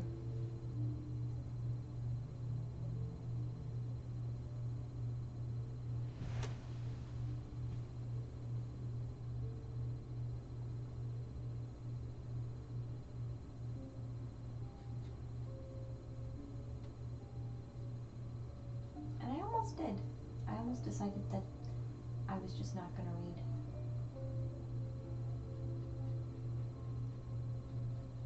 Because it is kind of hard, because you wonder how well it's going to be received. You know what I mean? If you don't start out doing that already. And don't get me wrong, some people were not okay with it. Don't get me wrong, some people did not like it, and they shared that. And that's fine. But they didn't have to like it, was the other part of it too, right? That's alright, you don't have to like it.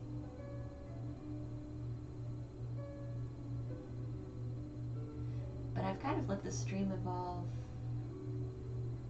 along with me, which I think has helped too.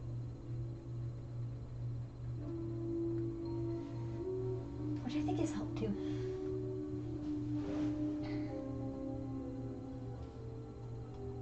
Hey, Sound Music, thank you so much.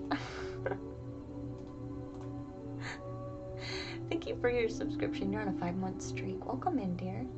Glad to have you. I appreciate your subscription very much. And for the emote that you shared with chat. Thank you, thank you.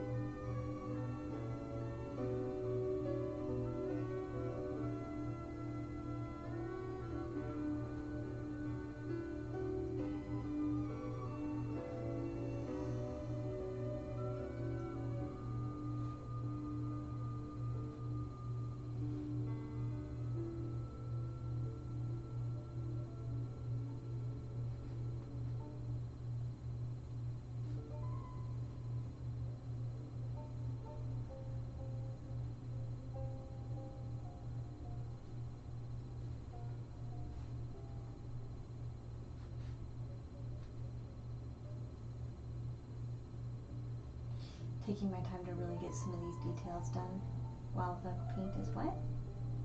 Then I'll go back over to chat in just a minute.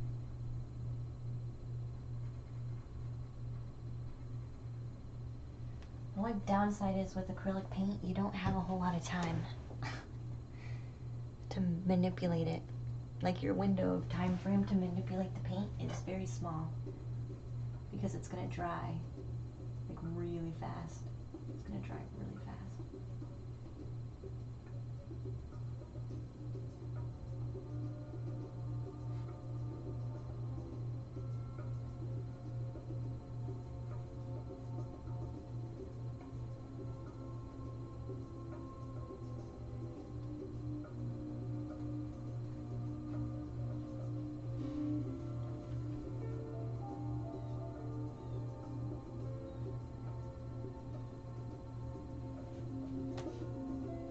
Nice. Nice, nice.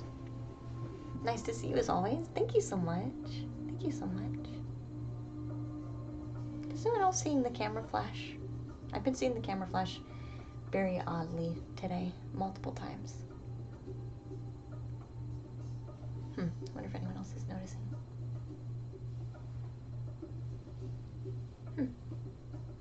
Or it's just me.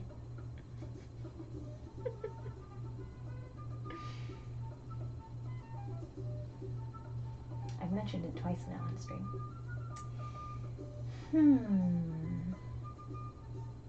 What other shapes do we want to put in here? I think we need to put some orbs. Some orbs here, the middle.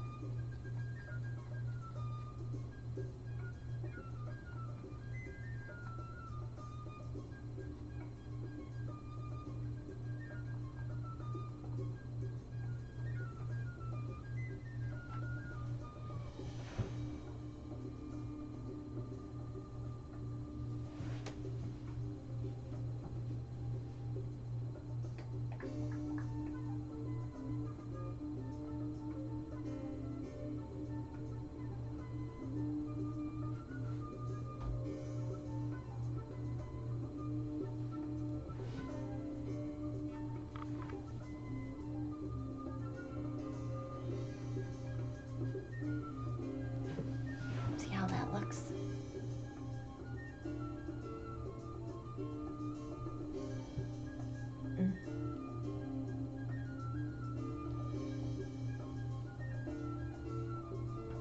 Oh, interesting.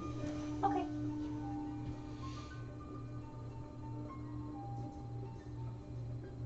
Gonna put some striped lines through here too.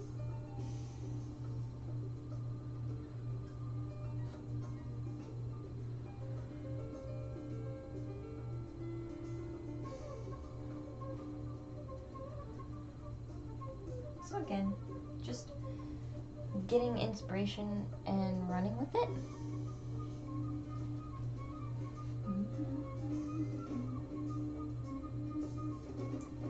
Not really worrying about what it means right at the moment.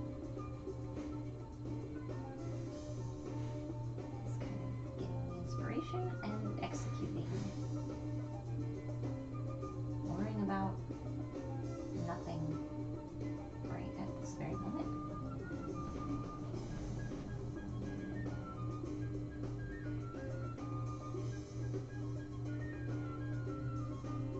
I think I would like my lines fairly straight. That's about all I'm worried about right now. I would like my lines to be particularly straight if I can help it. Which I can, because I've practiced fairly straight lines for a while now. I'm pretty good at being able to do that.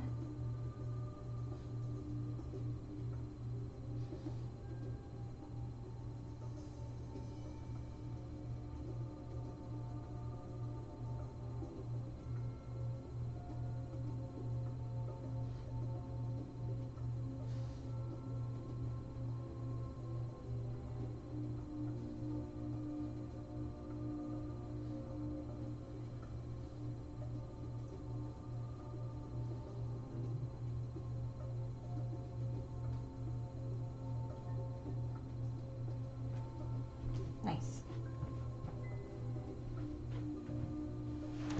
So we have a nice checkered line here. Not really checkered. I don't know how to explain it. We have some lines in the middle now for a nice little mandala.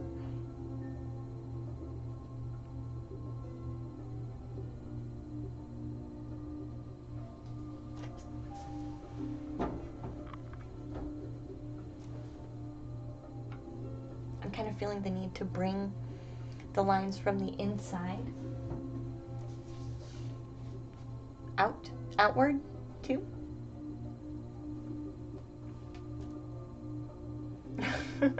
Bubbles, hi Bubbles, welcome in, sweetheart. Welcome in. You see the lines? I wish you guys could see it a bit better, but I put some like lines in the middle there. This also helps the green stand out a lot more. But I feel like we need to bring, so I have lines coming out through here, like this. I feel like that needs to come out to the next section too, but maybe broader. Like I don't need as many. Like even just a little bit can go a long way. So let's do that. Let's line them up with the dots that we have going on here. Let's start that with that and see how we feel once we get past that.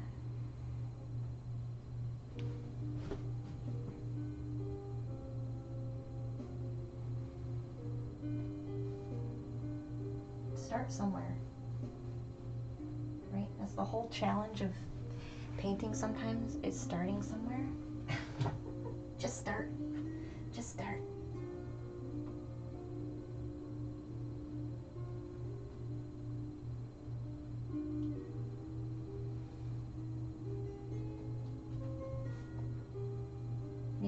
Maybe they are a bit thicker, right? I feel like this outer, I feel like it's okay if this outer edge has a bit thicker lines than the inner part.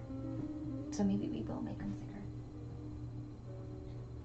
You think it looks nice, but you're also jealous of the talent.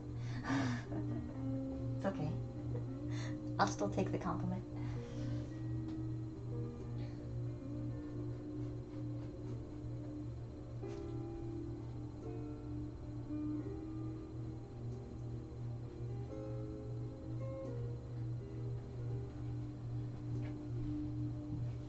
Thicker lines.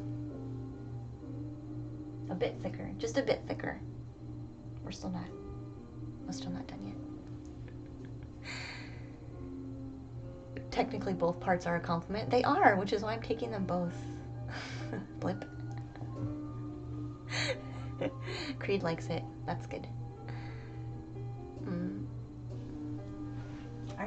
Is that crying like a baby? Is that a baby face? No, it's not.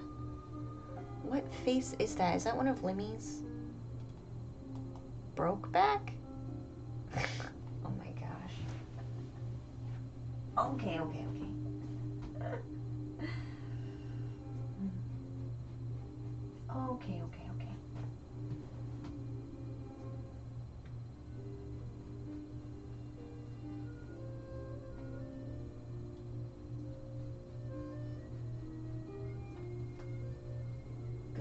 Good.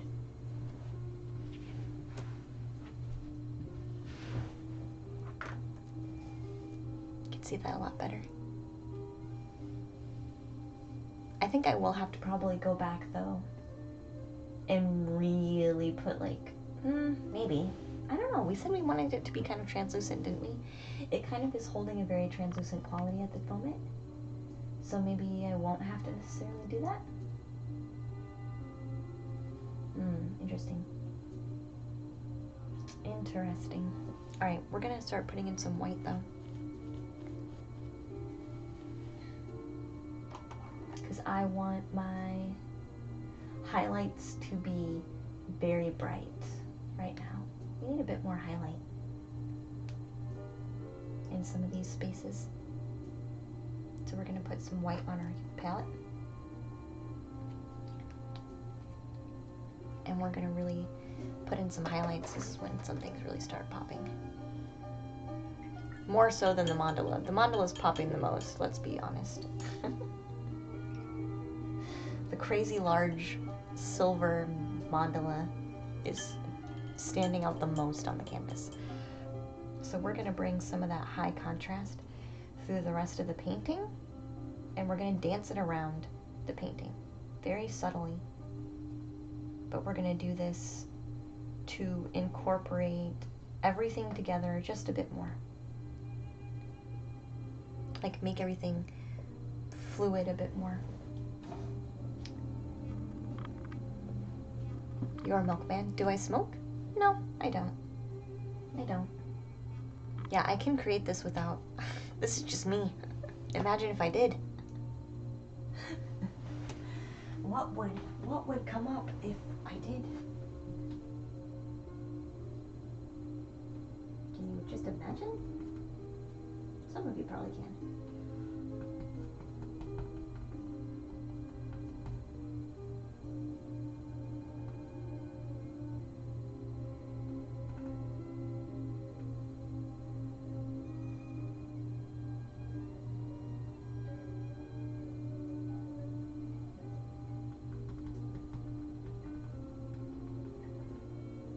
What kind of crazy things would this lady come up with if she did? We don't even know.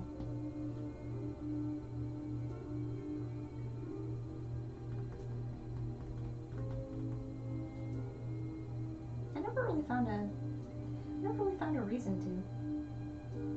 That's just me though. I don't care necessarily. I can see a positive to it. I guess as long as you're not.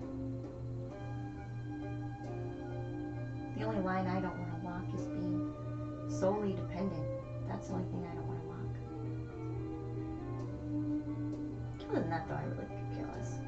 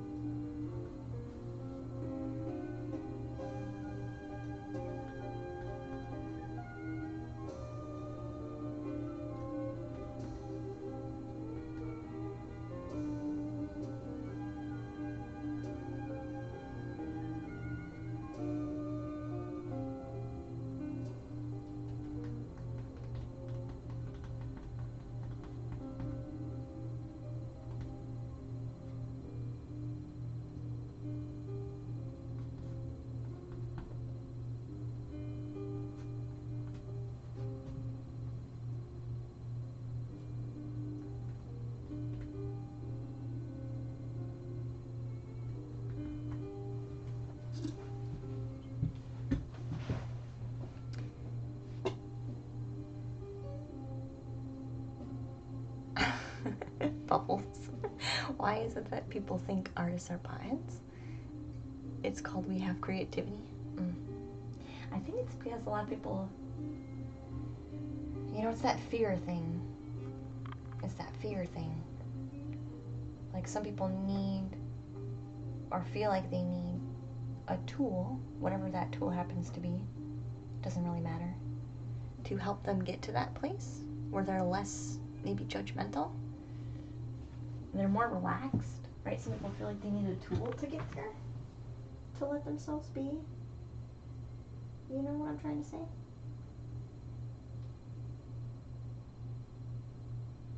I just feel that's necessary. That's a necessary part of it.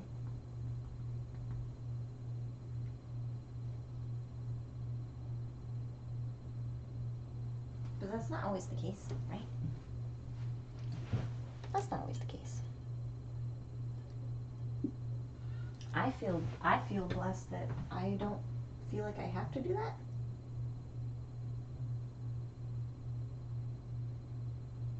See, and I'm letting the paint drip now, like I was before, that we had lost quite a bit of.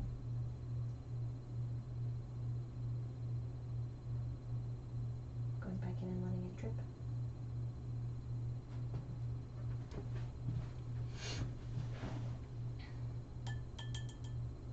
It's being messy, and I like it.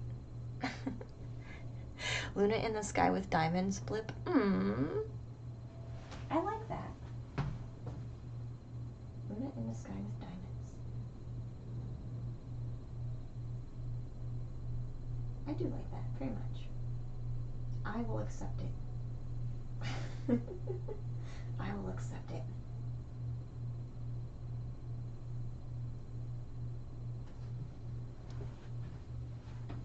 It's gonna be a new song.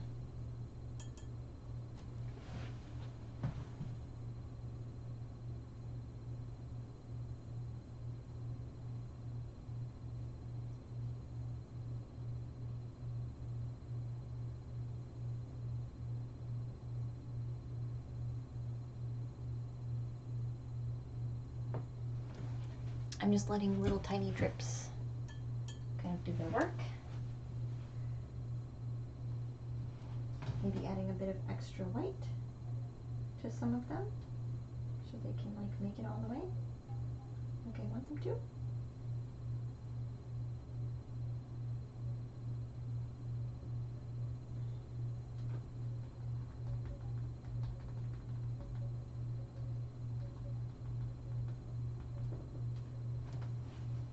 Alright.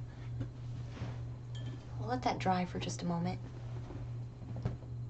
It looks messy. And I like it. You ever seen drippy rings? No, you haven't. But you have now. How the heck does a ring drip? We don't know. We don't know yet.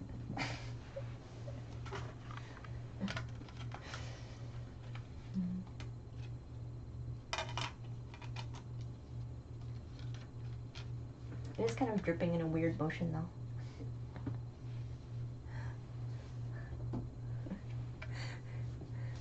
It's very particular.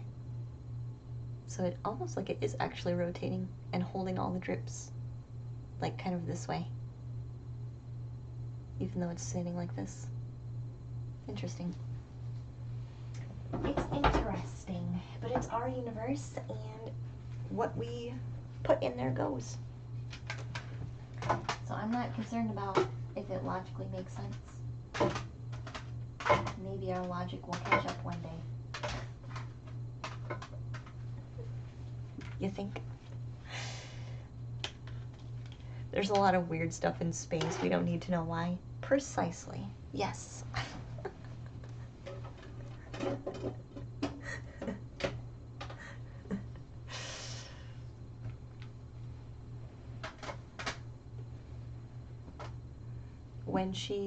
When Luna art, she surprises to getting up and down. Supersizes to getting up and down. Oh, I supersize. Yes, I kind of do. I get big all of a sudden. Could be tears of joy. Yeah, none of this is boring up and down normal gravity. Exactly. I like it. Yes. Yes, I'm okay with that. I'm okay with that. So see, we brought some of that brightness from the mandala into another part of our painting, which is what we'll continue to do throughout the painting, just to make everything feel like it fits. Because right now the mandala still feels like it's partially doesn't belong in the painting. So by adding bits of this white throughout the rest of our painting, we are kind of helping the mandala feel like it belongs.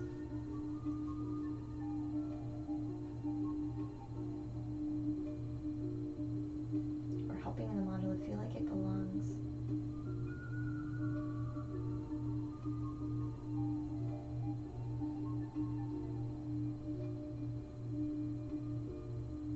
It's just small details right now.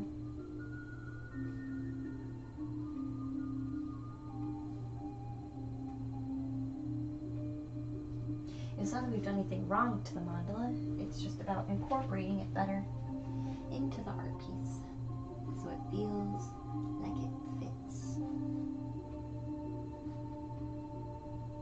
And so now I'm just doing random patterns and shapes with my high white here.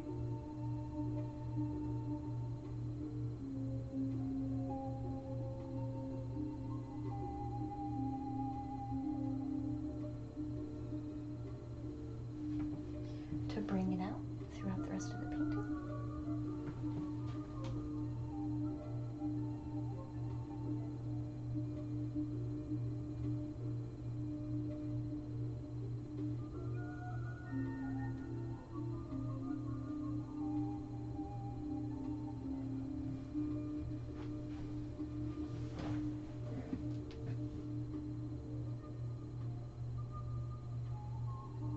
It's helping, it's helping. Maybe we'll make some white, maybe we'll make a little kind of white moon here.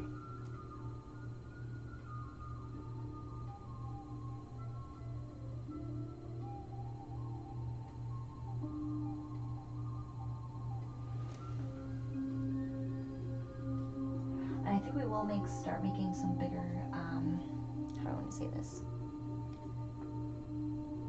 How do I want to say this? Bigger stars?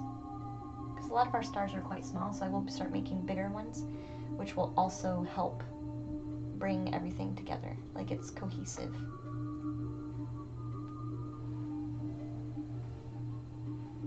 Little side to side. Exercises, stupid autocorrect. Was it exercises? When Luna does art, she exercises to getting up and down. Yes. Yes. It is kind of exercise. I used to, remember when I used to be stagnant? I used to have to be stagnant because I was in my, that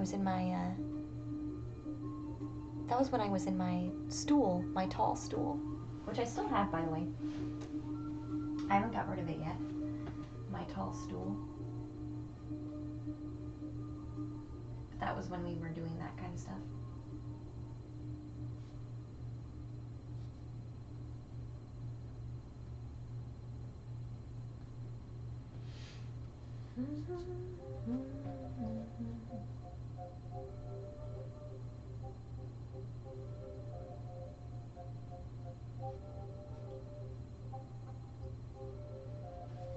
See, so I just added a ring on this one. For no reason, other than that was the way that seemed fitting at the time.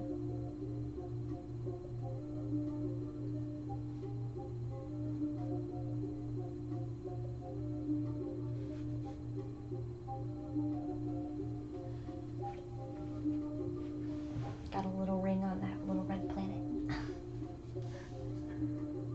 Build this little one here. Danced some moons around it.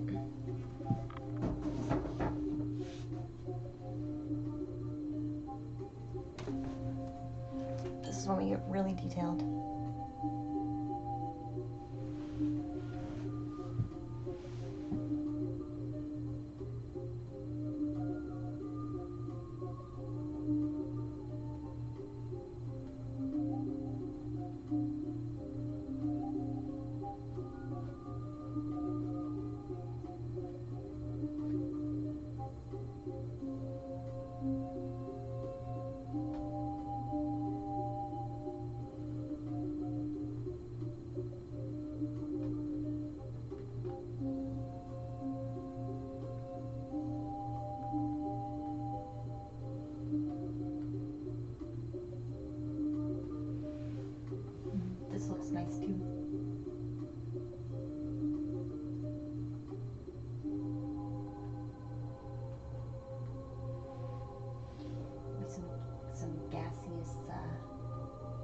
clouds going on here.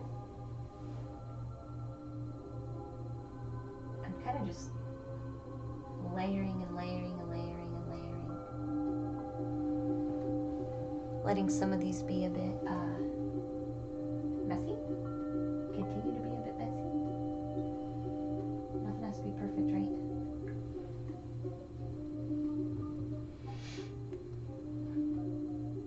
Sabas Inc. Welcome to the treehouse, hun. Glad to have you.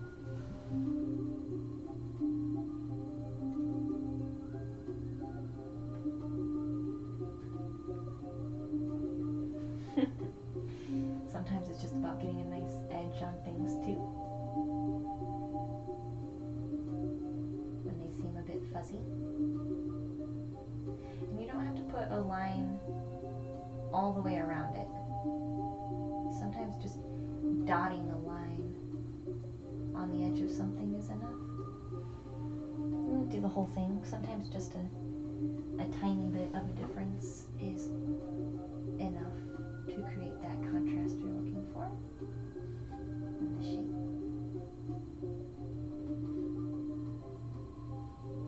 It doesn't have to go all the way around, just where you feel it's necessary.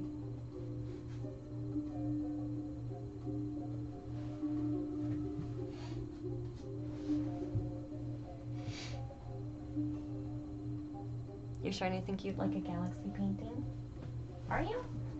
It's been fun to make the galaxy painting, that's for sure. It's been way fun. I really enjoy it. You had a little bit of a galaxy in your forest painting. You had a tiny bit of one, but not to this extent. not to this extent, that's for sure.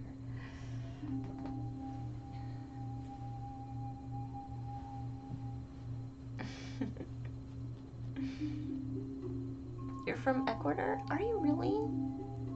Sabas, welcome in, hun. I'm glad to have you.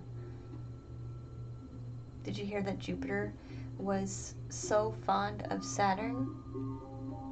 They put a ring on it?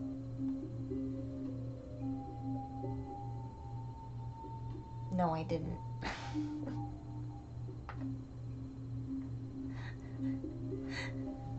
Jupiter put a ring on it? Maybe they did. Maybe they did. Oh, you mean commissioning one? Oh, gotcha. Yeah, why not? That's up to you. It's up to you. Yeah, so far all the galaxy paintings I've been painting, they belong to somebody. So yeah, it's not like I have an original for sale right now. They belong to somebody else currently. Currently, all of my galaxy-like paintings belong to somebody else. I've had a few people ask me already if they can, buy this one specific, and I'm like, no, sorry. This one's already got a home.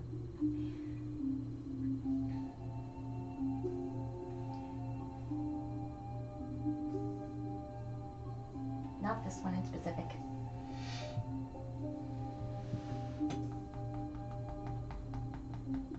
I don't even know if I'll make a print of this. I don't know if I will. I don't think I will, to tell you the truth.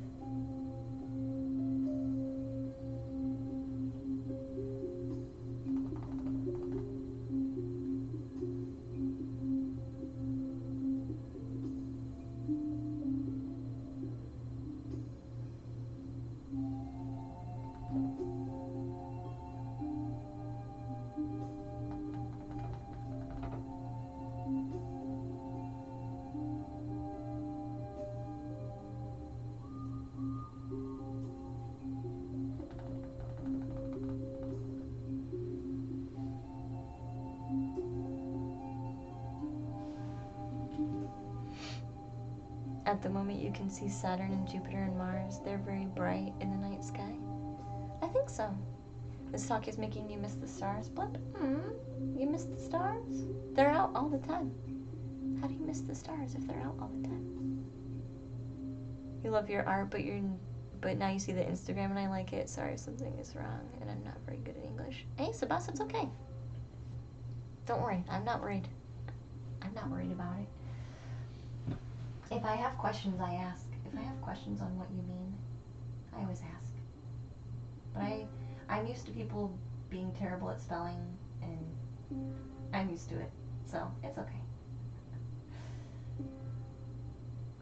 And mistyping things. Sometimes people on mobile, they mean to say something totally different, but that's not what comes out.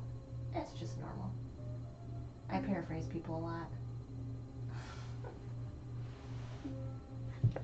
I'm used to it. It's okay. Ain't no big deal.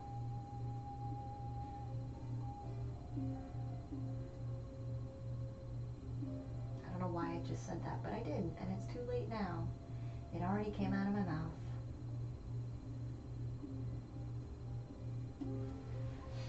It already came out of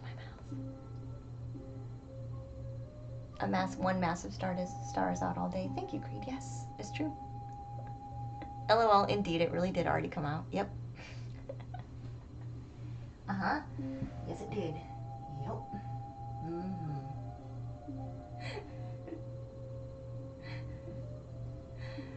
Sometimes I wonder who I'm talking to all day. Like, where do I get these words? Who am I talking to all day that these words that I don't really say come out? Who is it? Who do I have to blame?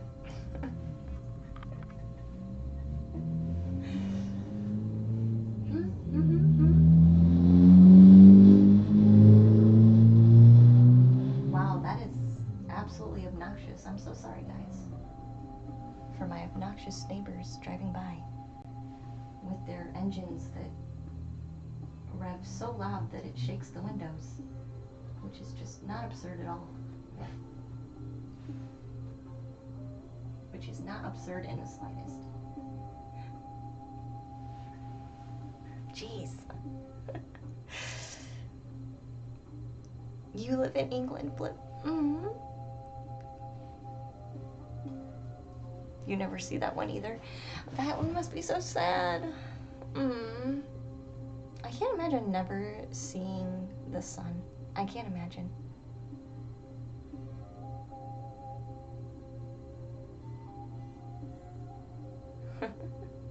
Birmingham.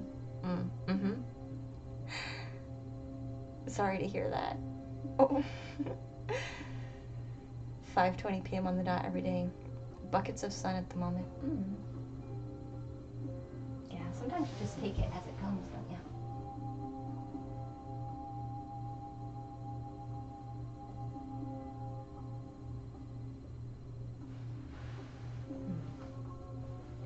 I did say we were going to start making our stars bigger. That's what we're doing now.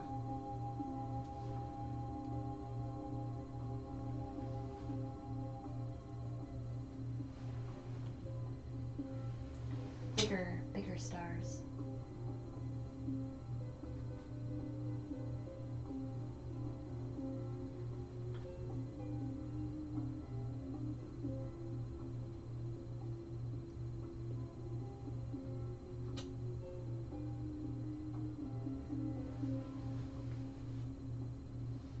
That's what we're doing.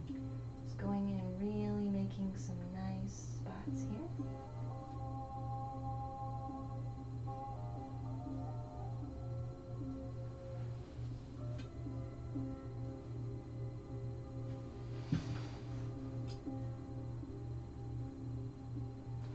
Again, just making a blob, running my finger around in a circle to make like a light highlight spot that's translucent.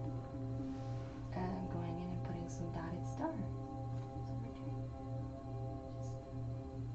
Just having fun, putting some shapes in.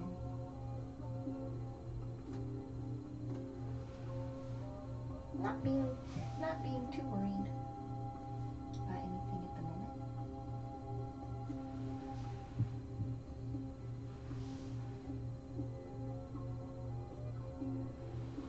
Things will change and show up as they need to.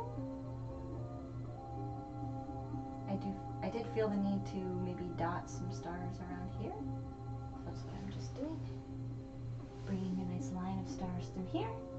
A little cluster through here. The little ones around these planets. Just kind of having fun. I'm the star maker. That's true, Creed, yeah. Hey, Ginger, welcome in, hon. Star maker at the moment. I really am. Yeah, I'm star maker at the moment. Talking about the, well, how do we want to see that? I want to put one on top of this.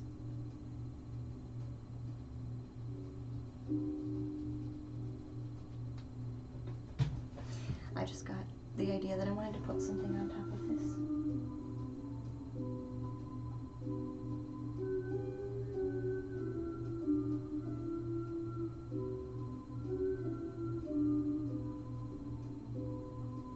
Play with the positive and negative space just a bit.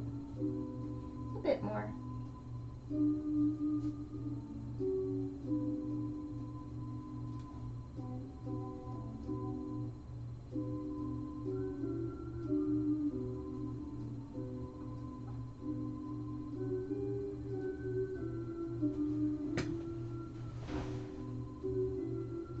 Then put a little cluster on top of that planet. Right here. Put it on top. And see how all these little details are bringing the mandala back into the space better? Like it feels more like it fits now than it did before.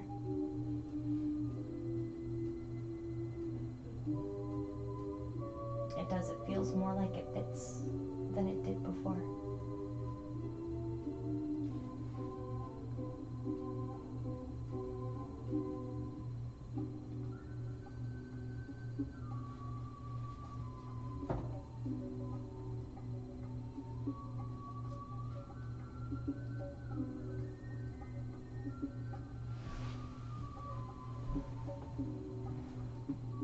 Maybe we should get some silver here.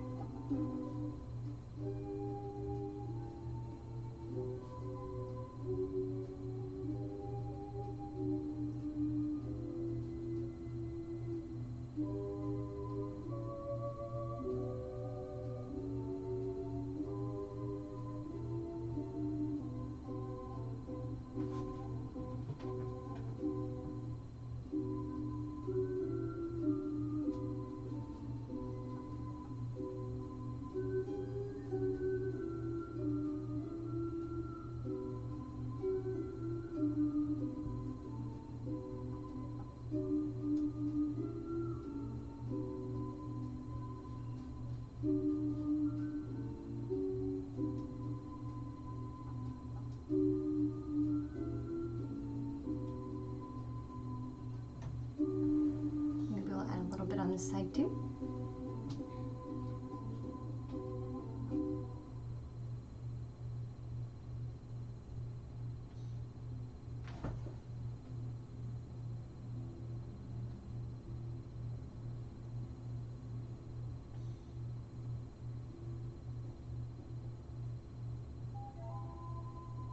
I'm kind of imagining this being a bit of a different craft off in the corner.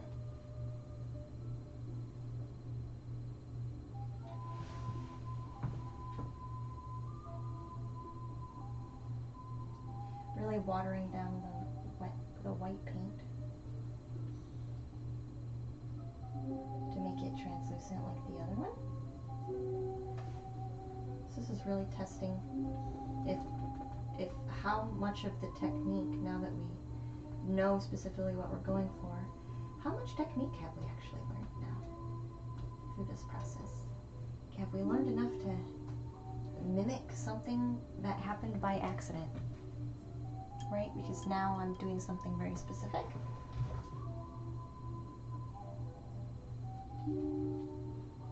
Are we able to mimic this now? In a way that we had to accidentally execute before. Now we're going for straight up mimic. I'm like skipping some steps.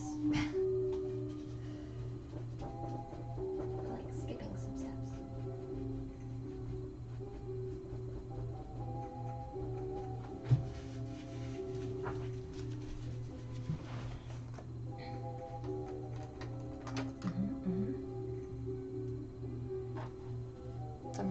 there's another one over here. But you can only see a bit of it.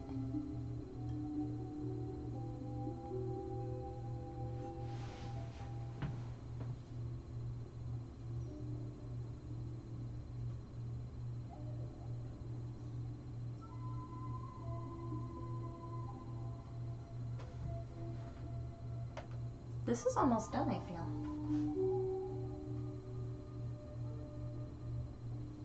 To be totally honest with you guys. We've accomplished a lot today. I feel like this one is just about finished.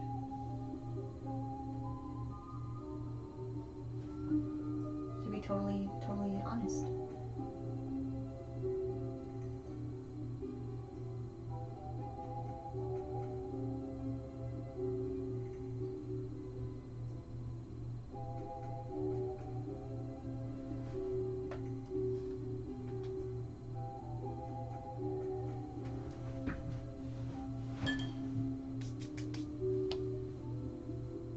What will be the scenario for the next painting, Pega?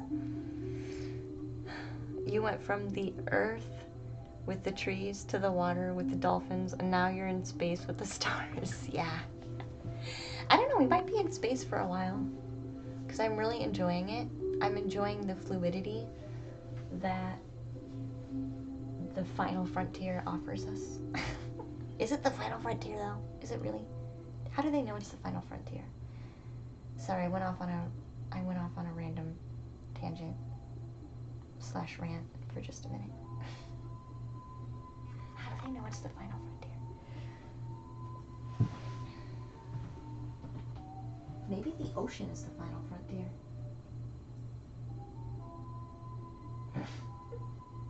Maybe the ocean is the Final Frontier.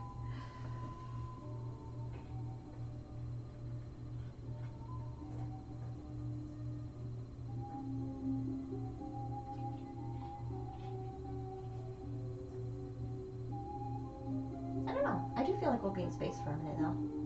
For sure. We'll definitely be in space for a while. So maybe the next one will also be space themed.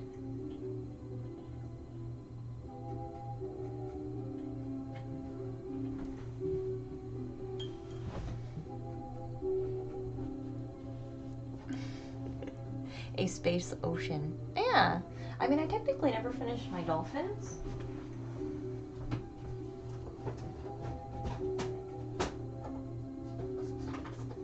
Oh no. The dolphins actually got hurt. The dolphins actually got injured. Oh no. I never finished my dolphins. Look, there's a rip in the canvas from all the moving. That's alright. We can use it to our advantage. A rip in the canvas. Can use it to our advantage. I never technically finished this one. Yeah. I mean, I'm honestly surprised not more got ripped and damaged in the move, to tell you the truth. I'm actually surprised, because I moved a lot of paintings.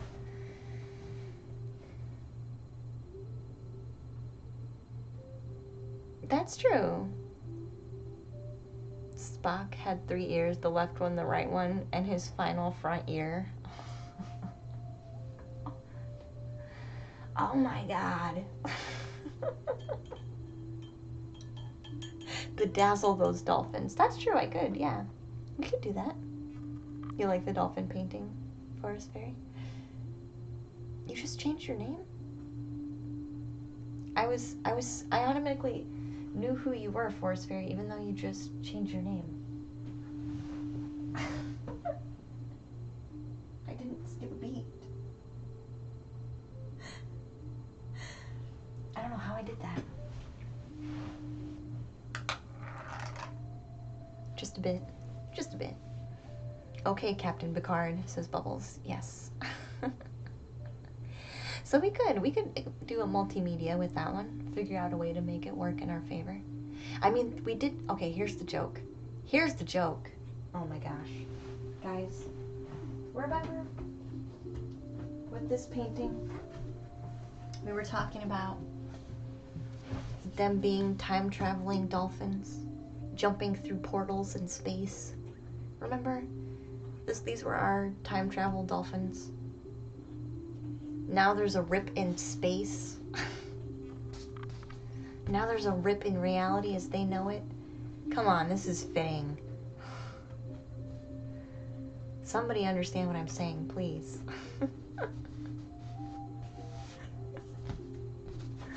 There's an actual rip in their reality. We can use this to our benefit. We can use this to our benefit.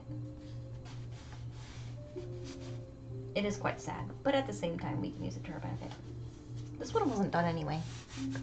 This one wasn't done anyway. Remember when I told you about the book about space dolphins? Ah, I think so, yeah. Because then I was like, is it the Gateway? What is the other book? Where I was like, no, I saw the dolphins leave, and then I quit watching because I thought it was pointless. I don't remember what it was. Hitchhiker's Guide to the Galaxy. Thank you. Thank you. Tom Space Time. Yeah, so we could technically use that to our advantage. I'm not sure how we would execute it though, but that's okay. That's okay. We would figure it out. That's just too funny though. That's just too funny. Yeah, you did. I have it right here. Is it a sci-fi book? Yeah. So Miss Umber did make me a gift. Here, I'll put it on the table string for a minute. So long and thanks for all the fish. Exactly. Yes. This is what Miss Umber's talking about when she's talking about the gift that she made.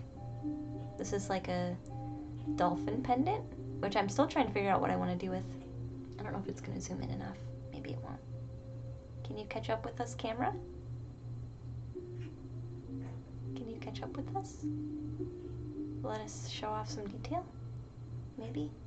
This camera really hates zooming. Like, it doesn't like changing zooming in and zooming out. It really doesn't like it. But, anyway, she made a little mini painting on the inside. I wish you could see better. I really wish you could see better. Maybe we'll use the good camera. Here we go.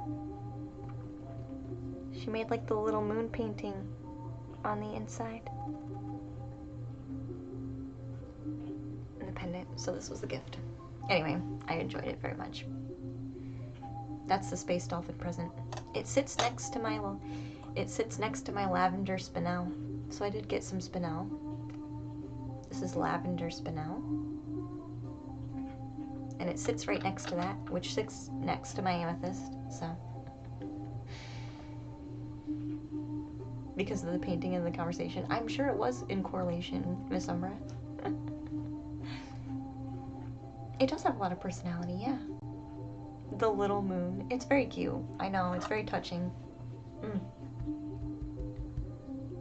It's very touching. I really enjoyed it. I saw it was hand painted in there. And I was like, oh man. It's so great. It's so fantastic. It's so perfect. Can I post a picture in Discord if I have one? Oh yeah, go ahead. Yeah, Miss Summer, you can. And anyone else who wants to join Discord can too.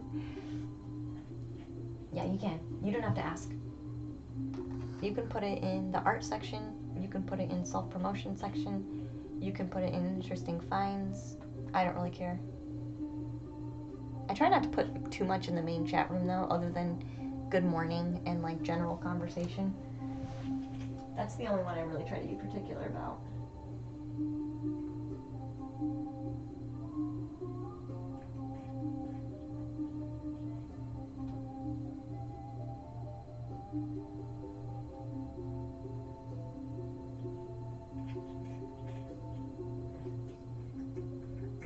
The cat. She is very much about cleaning herself at the moment. actually be done. I don't know. Do you guys want to be here when we draw some runes for it? Because I feel like the only thing I haven't put in here yet is runes. And I kind of want to put something up in the corner, the top corner. I do want to put something in the top corner. But I don't know if it should be another planet. Should it be another planet? How many planets would that make? 1, 2, 3, 4, 5. It made 6 planets. 6 planets? Or would it be like 5? I do want to put something in the corner though. Like the very top corner. Not too big. Not too big.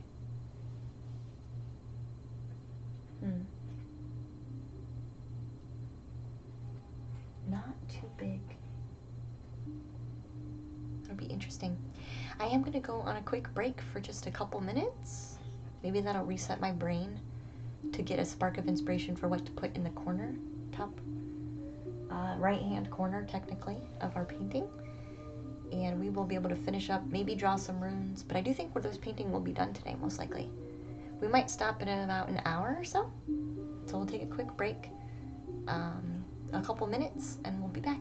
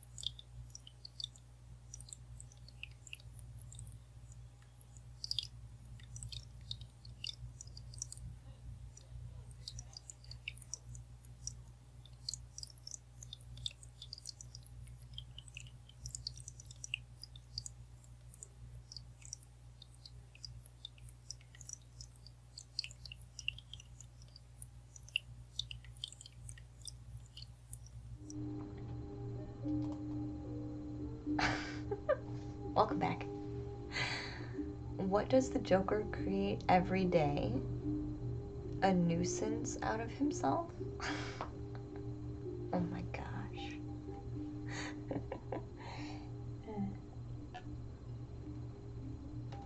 A Mark Hamill laugh. I don't know why. But this is gonna be interesting, and I don't know why I got this idea, but I did. And I'm not exactly sure how I want to execute it either. I don't know. This is gonna be weird. I basically thought about like you know how they have tractor beams? Like tractor beams? But I wouldn't want it to come all the way in. Almost like a nice little tractor beam halo. Just as it's ending. I don't know. But I don't really like how that would be executed. A planet would be the simplest thing to put in there. We don't have a green planet yet, but we have green up here. We don't have a yellow planet yet. Maybe we need a yellow planet.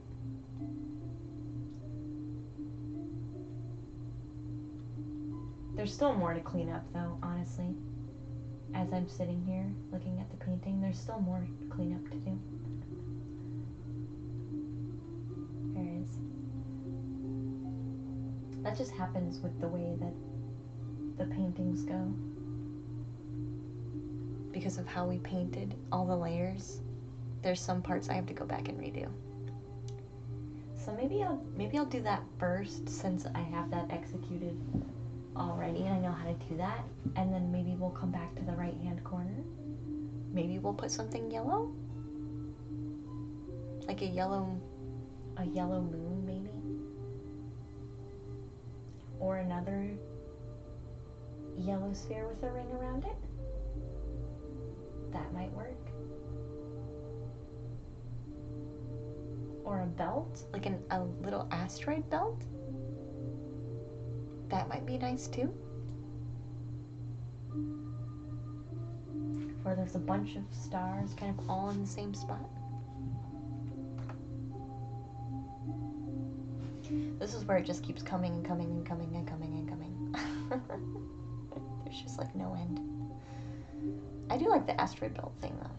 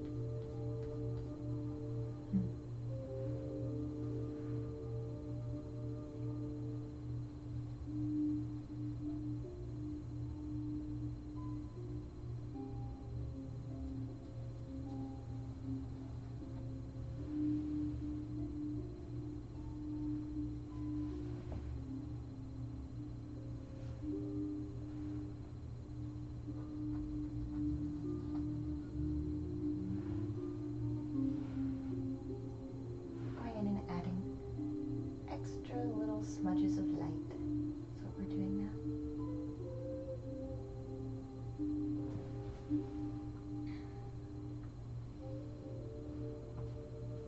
You like the asteroid belt too, Forest Fairy? I think that could definitely work in our favor, for sure. Certainly could.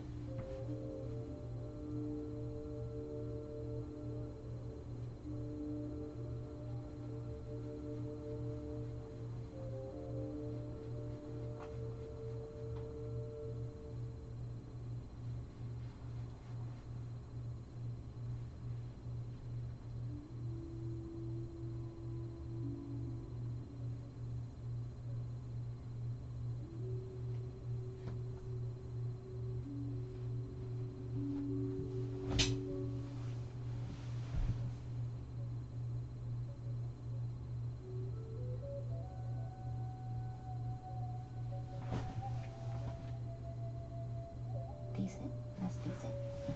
Decent.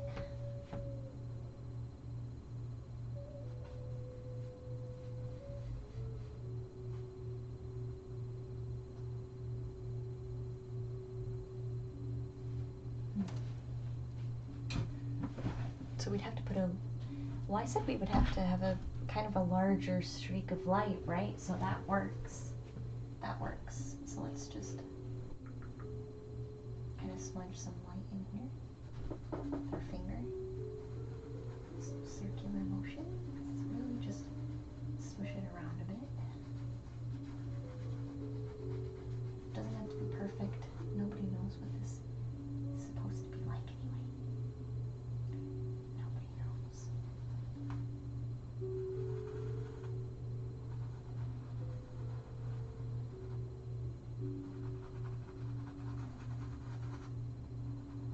Nobody knows.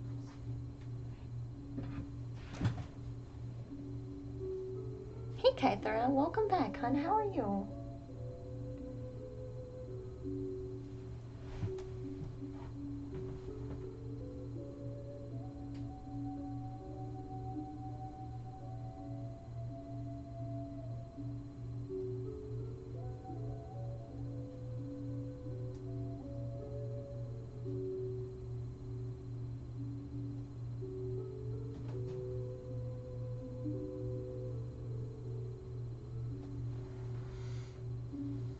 It's just gonna be kind of a mess for a minute. It's okay though. No big deal.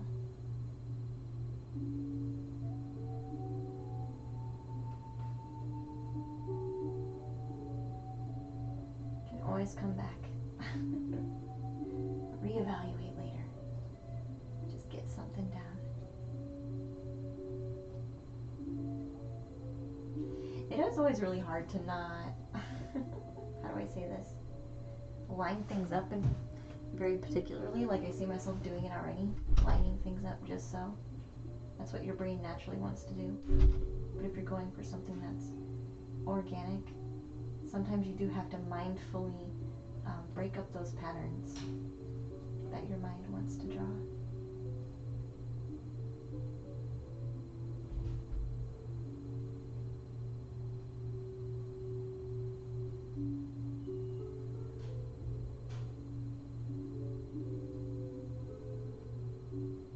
Sometimes your mind just wants to automatically create a shape and create a pattern into a space when it doesn't always have to. Not always necessary. Hey Will, welcome back, hon.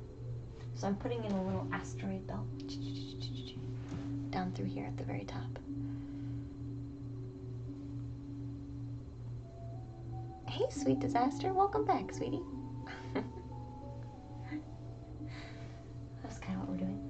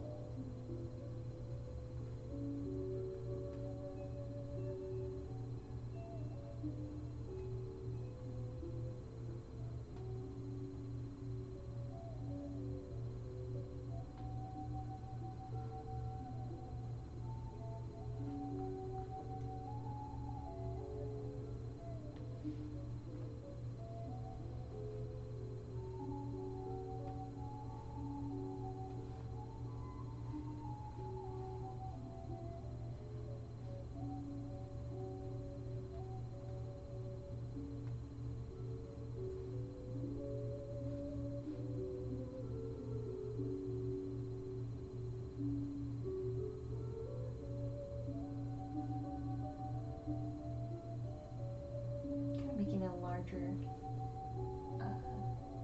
shapes as I go. Trying to put things in interesting patterns. Lay shapes on top of shapes because not everything's going to be just so. Right? There's no such thing as just so. Might appear like it from maybe far away, but it really isn't. It really doesn't exist. Just so. Does not exist.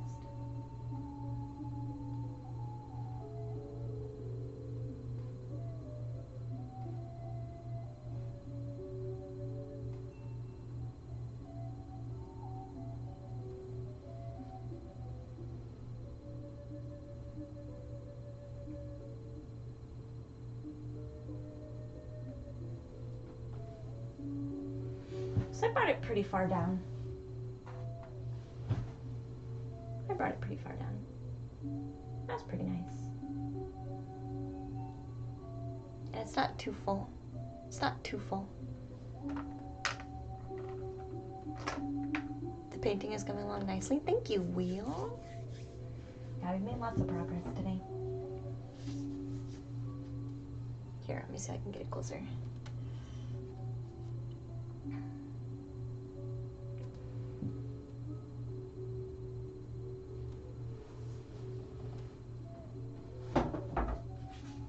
And I don't think that'll interfere too much. It might actually, but that's okay. I don't mind. I was gonna say, I don't think it'll interfere too much with what secret I know is over there. I don't think it'll interfere too much.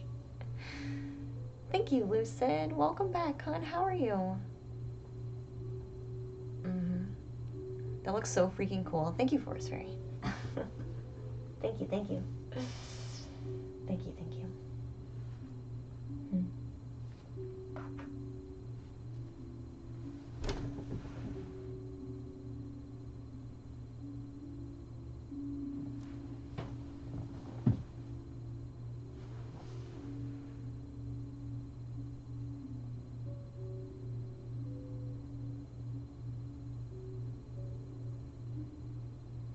This is where it just becomes play.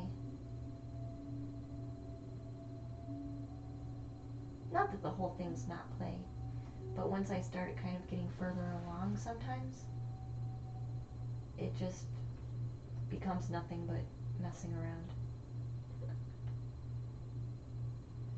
Solely messing around.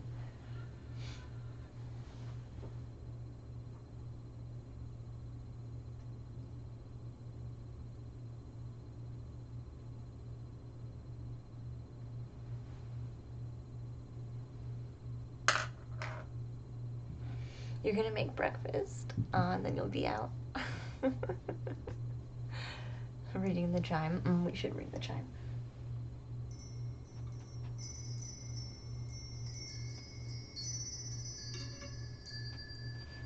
Just in time for us to change our music out. I do like it though. It definitely has much, it definitely has more volume than it had before.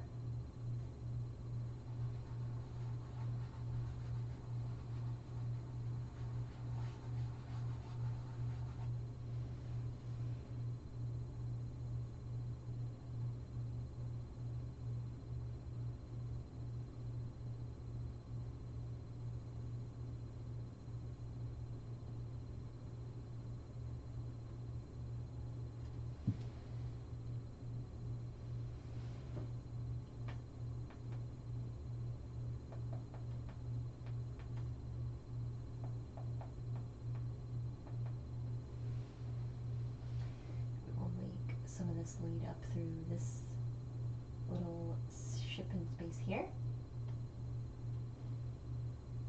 Who cares? Who cares? Who cares? All right.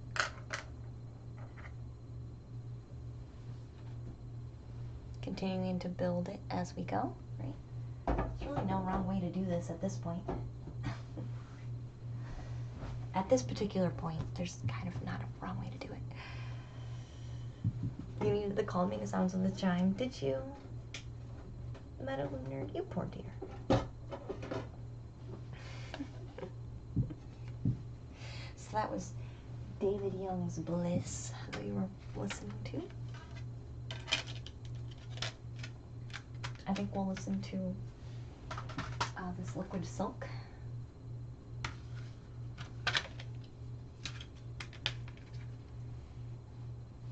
Which has been a minute since we've listened to the Liquid Silk. Looks so freaking cool. Yeah, it does. But it's really when it starts coming alive.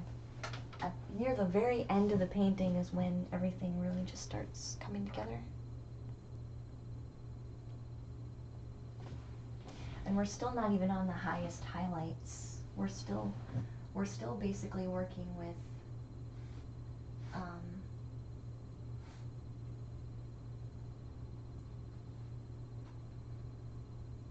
say this? We're still working with an off-white, like we haven't even put true white in here yet. We've still been working solely with an off-white.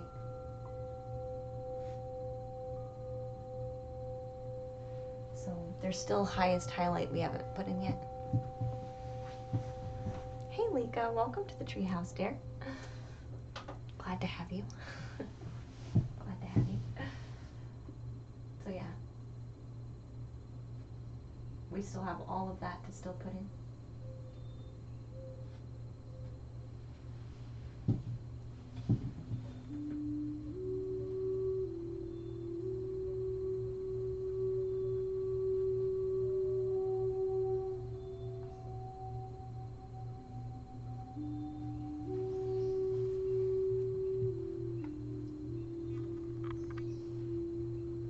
Thank you for your compliment. I appreciate that. Metaliner says, hope you're all having a good day. We are. We are. We've accomplished a lot today, actually. We've gotten really far in our painting today. We've kind of been very, how do we want to say this? We've kind of been very, on task? Can we say on task? Is that fine?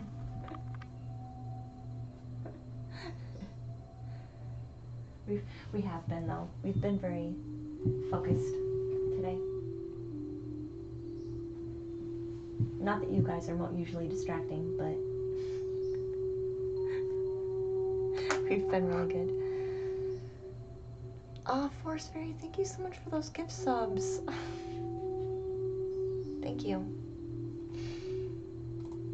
I appreciate you very much. That's so sweet. And we get bonus emotes. Thank you, Forest Fairy. That was so kind, dear. You did not have to do that. Kim, Aquatic Creep, Twitchy5, Alcid, and Official. Official was hanging out with us for a while. That's pretty cool. Is it a power up? Hyper haste? What are these? Lightning? I'm not surprised. Is there a thunder one? What is Hyper Slam? Interesting. New emotes.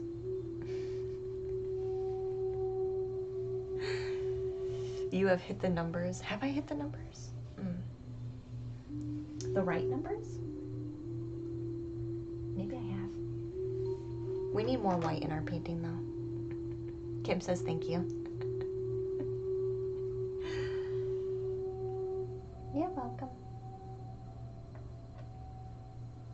So I'm gonna try to only do white now this time for our highest highlights.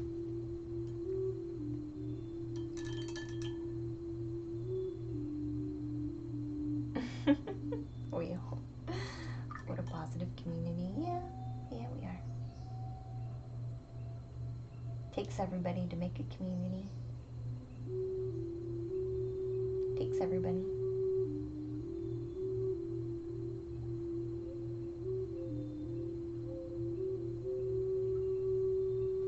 Everybody being part of it.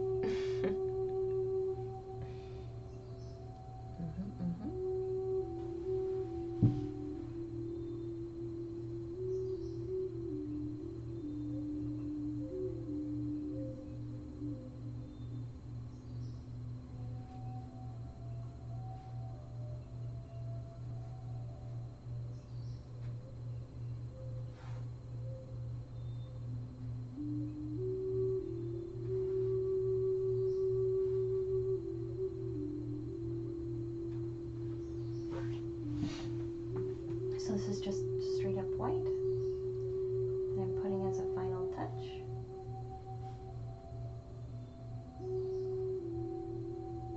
As the highest form of highlight on our canvas now.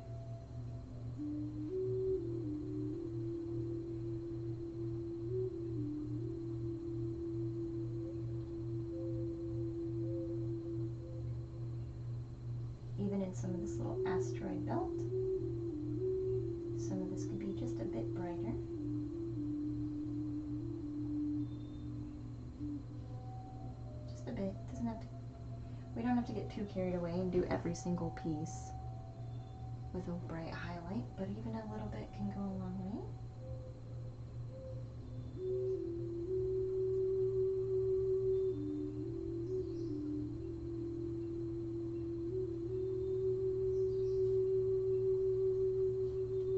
Especially in some of the bigger spaces here.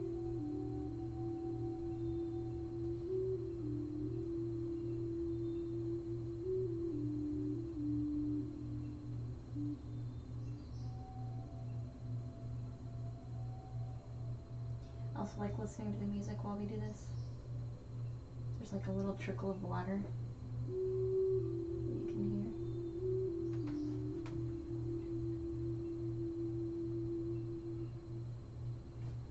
Which sounds really nice actually right now. The second best on Twitch, right? Because Lumi's is the best, right? Not what we say. Lumi's got the best community on Twitch.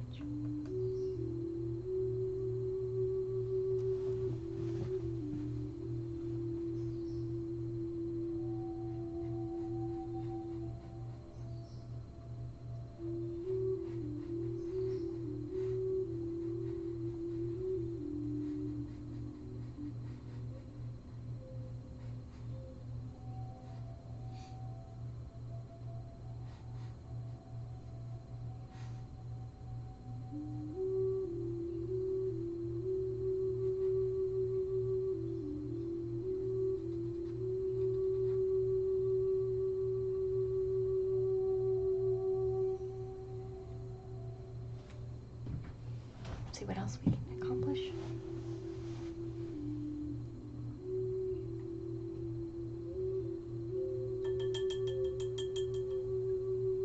I'm kind of getting the feeling that eventually this tail would be nothing but white. So let's see if we can focus on that in particular.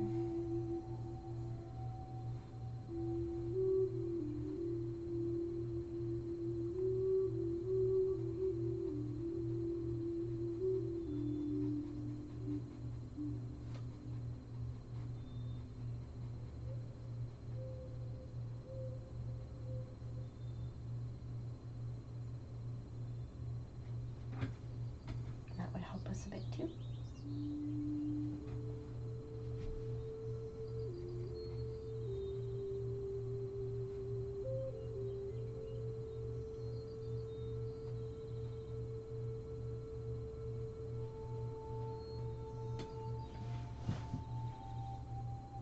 This will help it get a bit of, because I have a bit of blurriness going on in this particular section, just because of the way the layers were laid.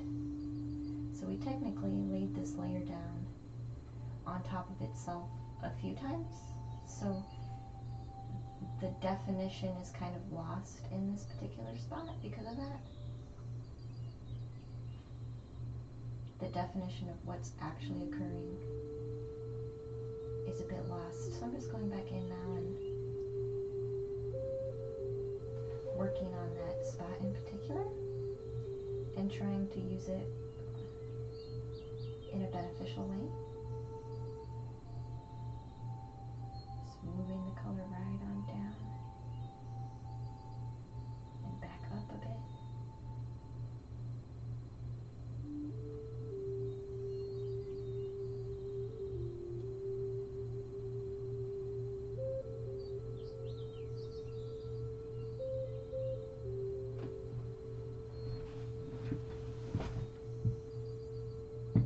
That looks much better. Maybe adding particular lines right along the edge.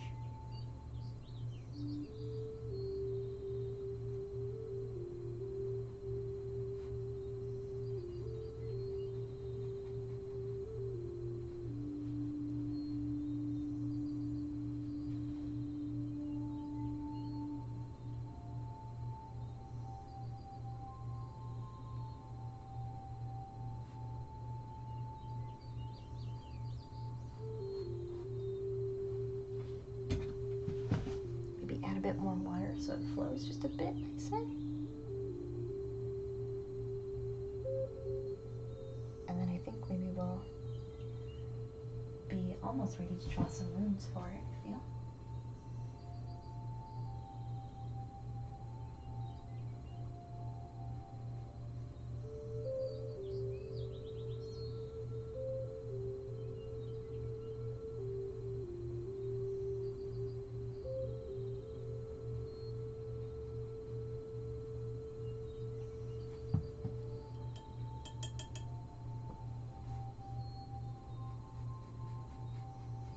Going back over with water and pushing the color around.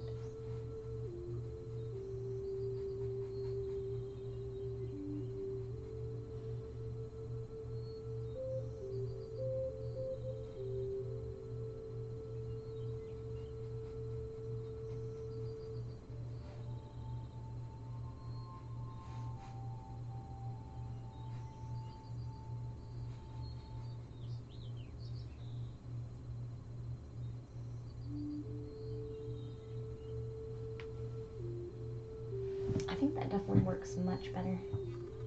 We'll do just a bit more water and a bit more white. And I think that'll be well defined for us.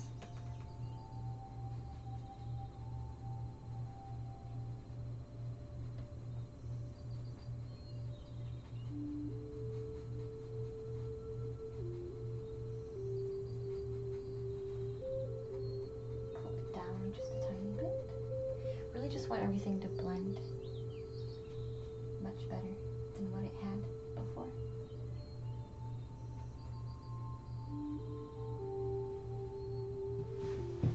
Right? I like things that you can't tell necessarily where the brush stroke is. I know I've said this a couple times, but that is very true still. I do still very much like that kind of thing.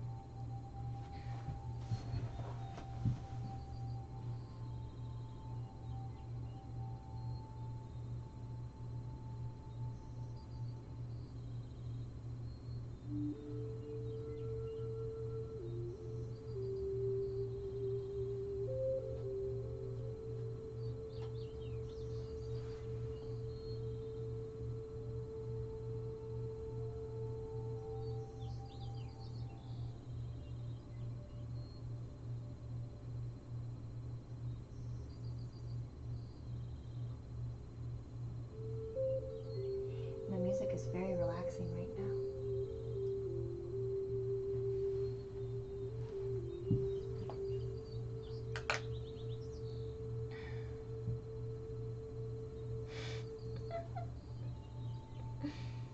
Alright. Do we want to draw runes for today? Maybe we do. It's amazing how different the painting looks now compared to when we first started. And just today alone, in comparison to how we just started today and when it was first up. It's amazing to see the difference.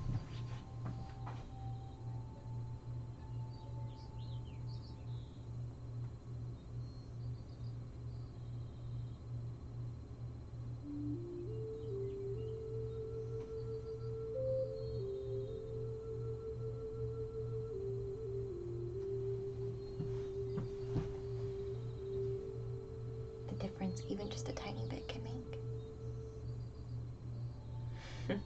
Singing bowl, we should do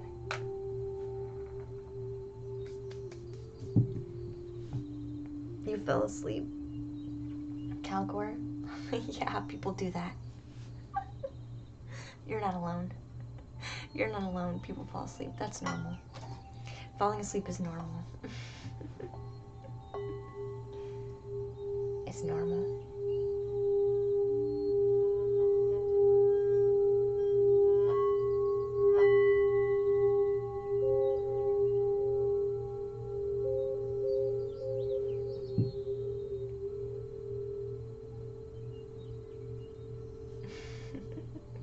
Did you enjoy your nap? I hope you did. enjoyed the nap.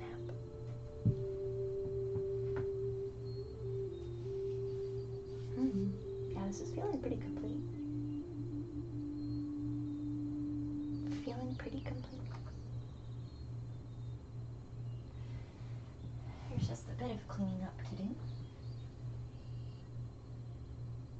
But it's getting to be much closer.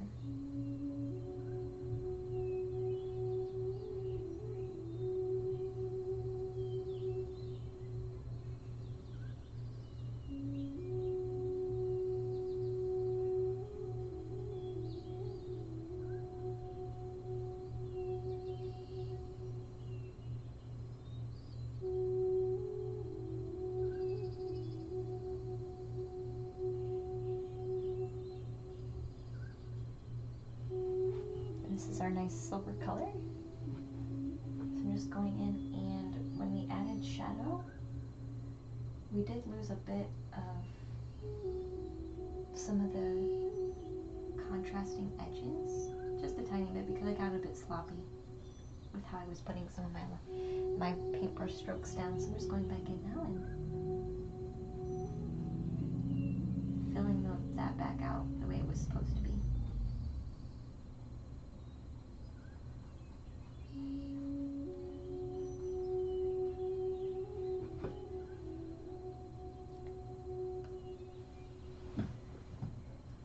Excellent, Calcor. Yeah, it was like 2 a.m. You're not boring, you're soothing. Yeah, no, I wasn't thinking boring at all. A lot of people fall asleep because, yeah, they're just so relaxed. I used to put my stream under ASMR back in the day when I had my own room and I knew I wasn't going to be disturbed. I used to be under ASMR because I knew a lot of people would fall asleep.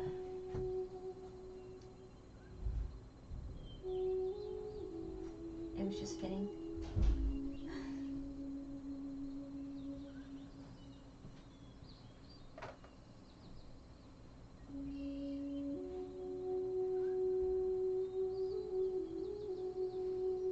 I think some people still watch and fall asleep, to tell you the truth, even if I'm not under an ASMR tag. I think some people still pop in and fall asleep.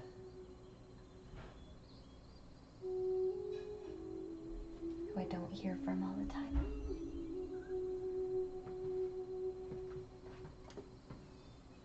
Yeah, you know who I don't hear from all the time. That's okay though. I'm okay with people enjoying the stream however they want to do that.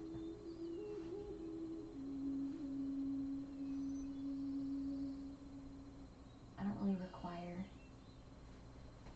heavy participation or anything like that, you know what I mean? But I also find myself entertaining just as I am, so don't. Maybe that's part of it too.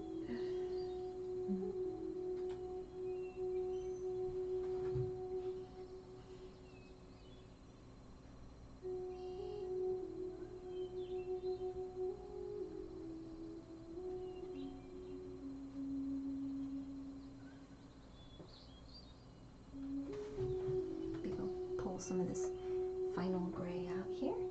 We're almost done getting these really fine, clean lines. That's what I'm focused on right now, just really fine, clean lines. Right, because this is supposed to be mechanical, or at least technological, maybe not mechanical, but technological in some way. It would lose that illusion if its lines were messy and jagged, and, you know, you would lose a little bit of that. That's why I'm just taking some extra time to make sure the lines are nice.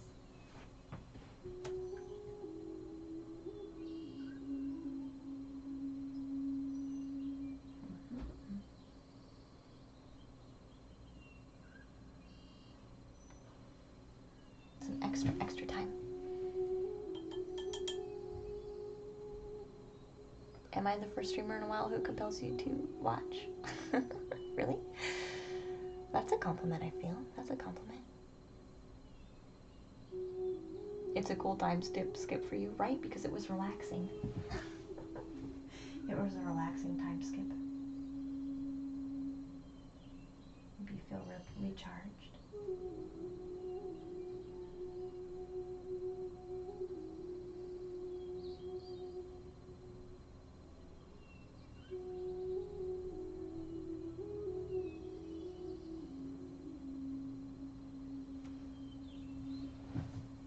Yeah. Mm-hmm. I'm used to that too.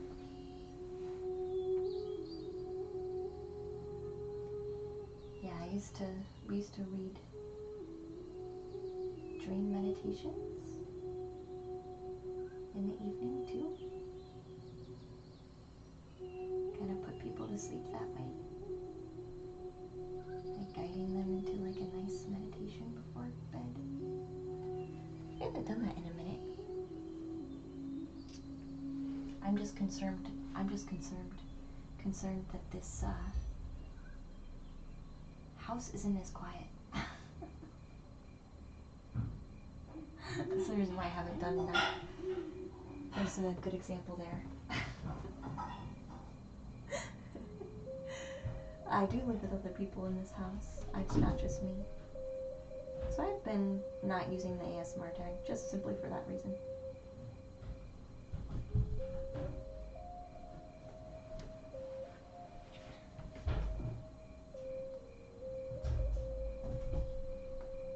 Yeah, other people live in the house.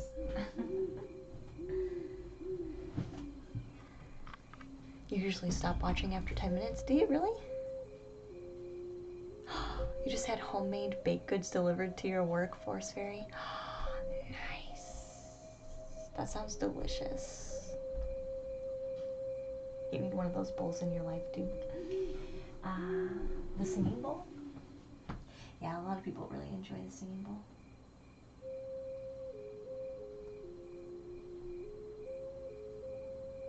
It's good. Singing bowls are good for you. Kind of like pressing a reset button.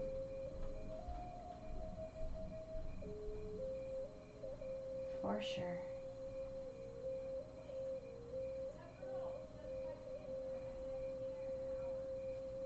Perfect.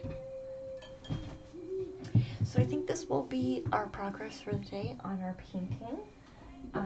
We have kind of finalized the painting very much so today. Very much so. I do like where it's going a lot. I've finalized quite a few things. We've made quite a lot of adjustments, a lot of changes. It's pretty much full at this point. Pretty much full. I might do some extra secrets off stream, but so far that would be there's only one other commission that I'm currently working on then. This one is almost done. This one is completed and I'm waiting to mail it. I am gonna wait until next week to mail this one because I'm hearing some not so good things about my post office, which means I'm gonna have to be extra careful mailing these, because what I've been hearing recently is that this post office is awful. Which is a shame, which means I might go to the other post office.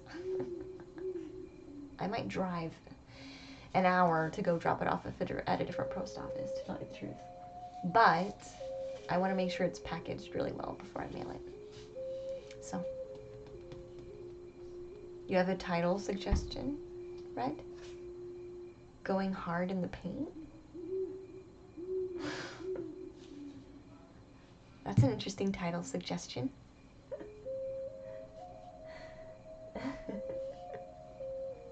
Do you want to explain? Galcor, is there a Discord? Yeah, I'll get you a Discord link. I'll get you the Discord link. There you go, sweetie. But yeah, I think we're pretty much done on this one. That one came to life pretty quick after we started getting all those smaller details kind of finalized with it. It really did come to life a lot faster. Pretty quick, honestly. And I do like where it's going. So we're gonna have to be really picky about our mailing. Looks so good, Lady Luna. Thank you so much. Yeah, I sent prints in the mail and apparently they got damaged, so I'm not very happy with the postal service. But that means I just need to be extra careful. Like the basketball reference, going hard in the paint, but you're actually painting. A basketball reference? How am I not aware of this? Basketball.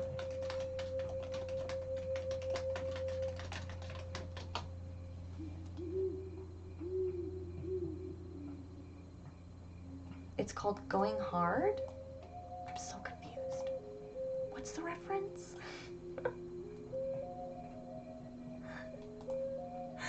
I've never heard the reference either. Okay, I don't feel so bad. Calcor's confused too. I'm not the only one. The basketball reference is Going Hard. Going hard in the paint. What? You get it, Force Fairy?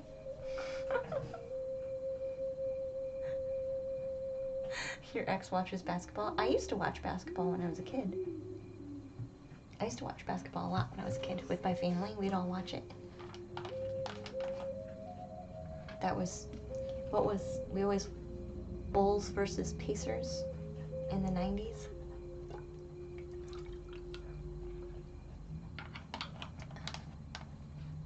No, the paint is the area around the basketball net. Oh, I gotcha. Okay. Like, I got you. Okay.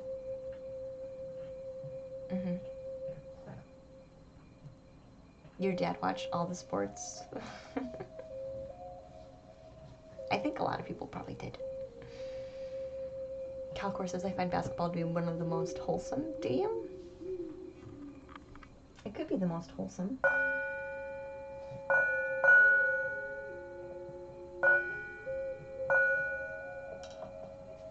I really liked it in college, is really what I liked. Also, Mom. Before we go, ring the gong, please.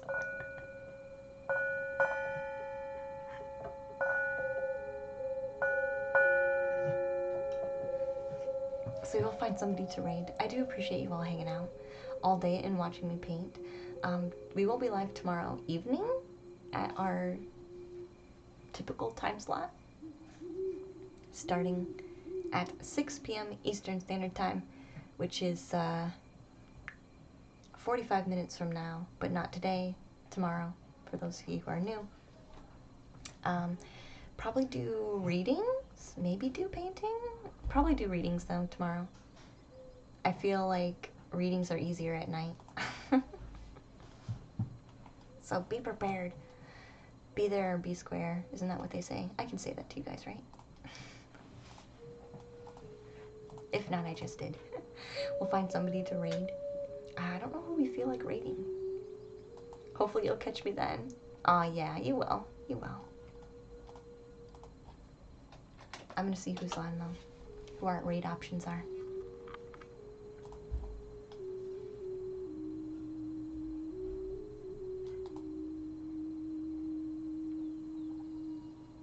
Can do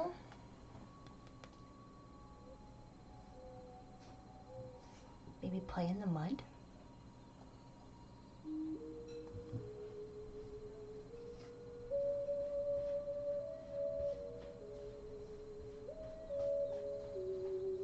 Or Sin, who's doing sewing and tarot. If we have a preference. Thank you, Forest Fairy. See you tomorrow. Have a good night. Good night, Will. Aria. Hi, dear. We're getting ready to raid right now. Latorio, I appreciate your input. Thank you so much for being here. hanging out.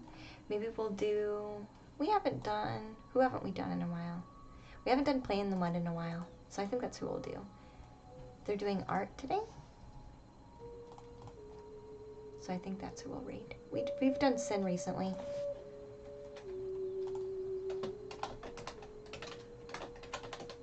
So we'll do Play in the Mud. They'll appreciate it. They're doing some pottery, and I know they have tons of cat emotes. And she has cats in her, she has cats hanging out in her studio, so you'll see some cats. I do appreciate you all very, very much. Enjoy the stream, guys. We'll catch you tomorrow. Share some hearts when you get over there. Dump all of the hearts in there. And we'll catch you next time. Thank you again. Have a good night. Bye-bye for now. Bye-bye for now.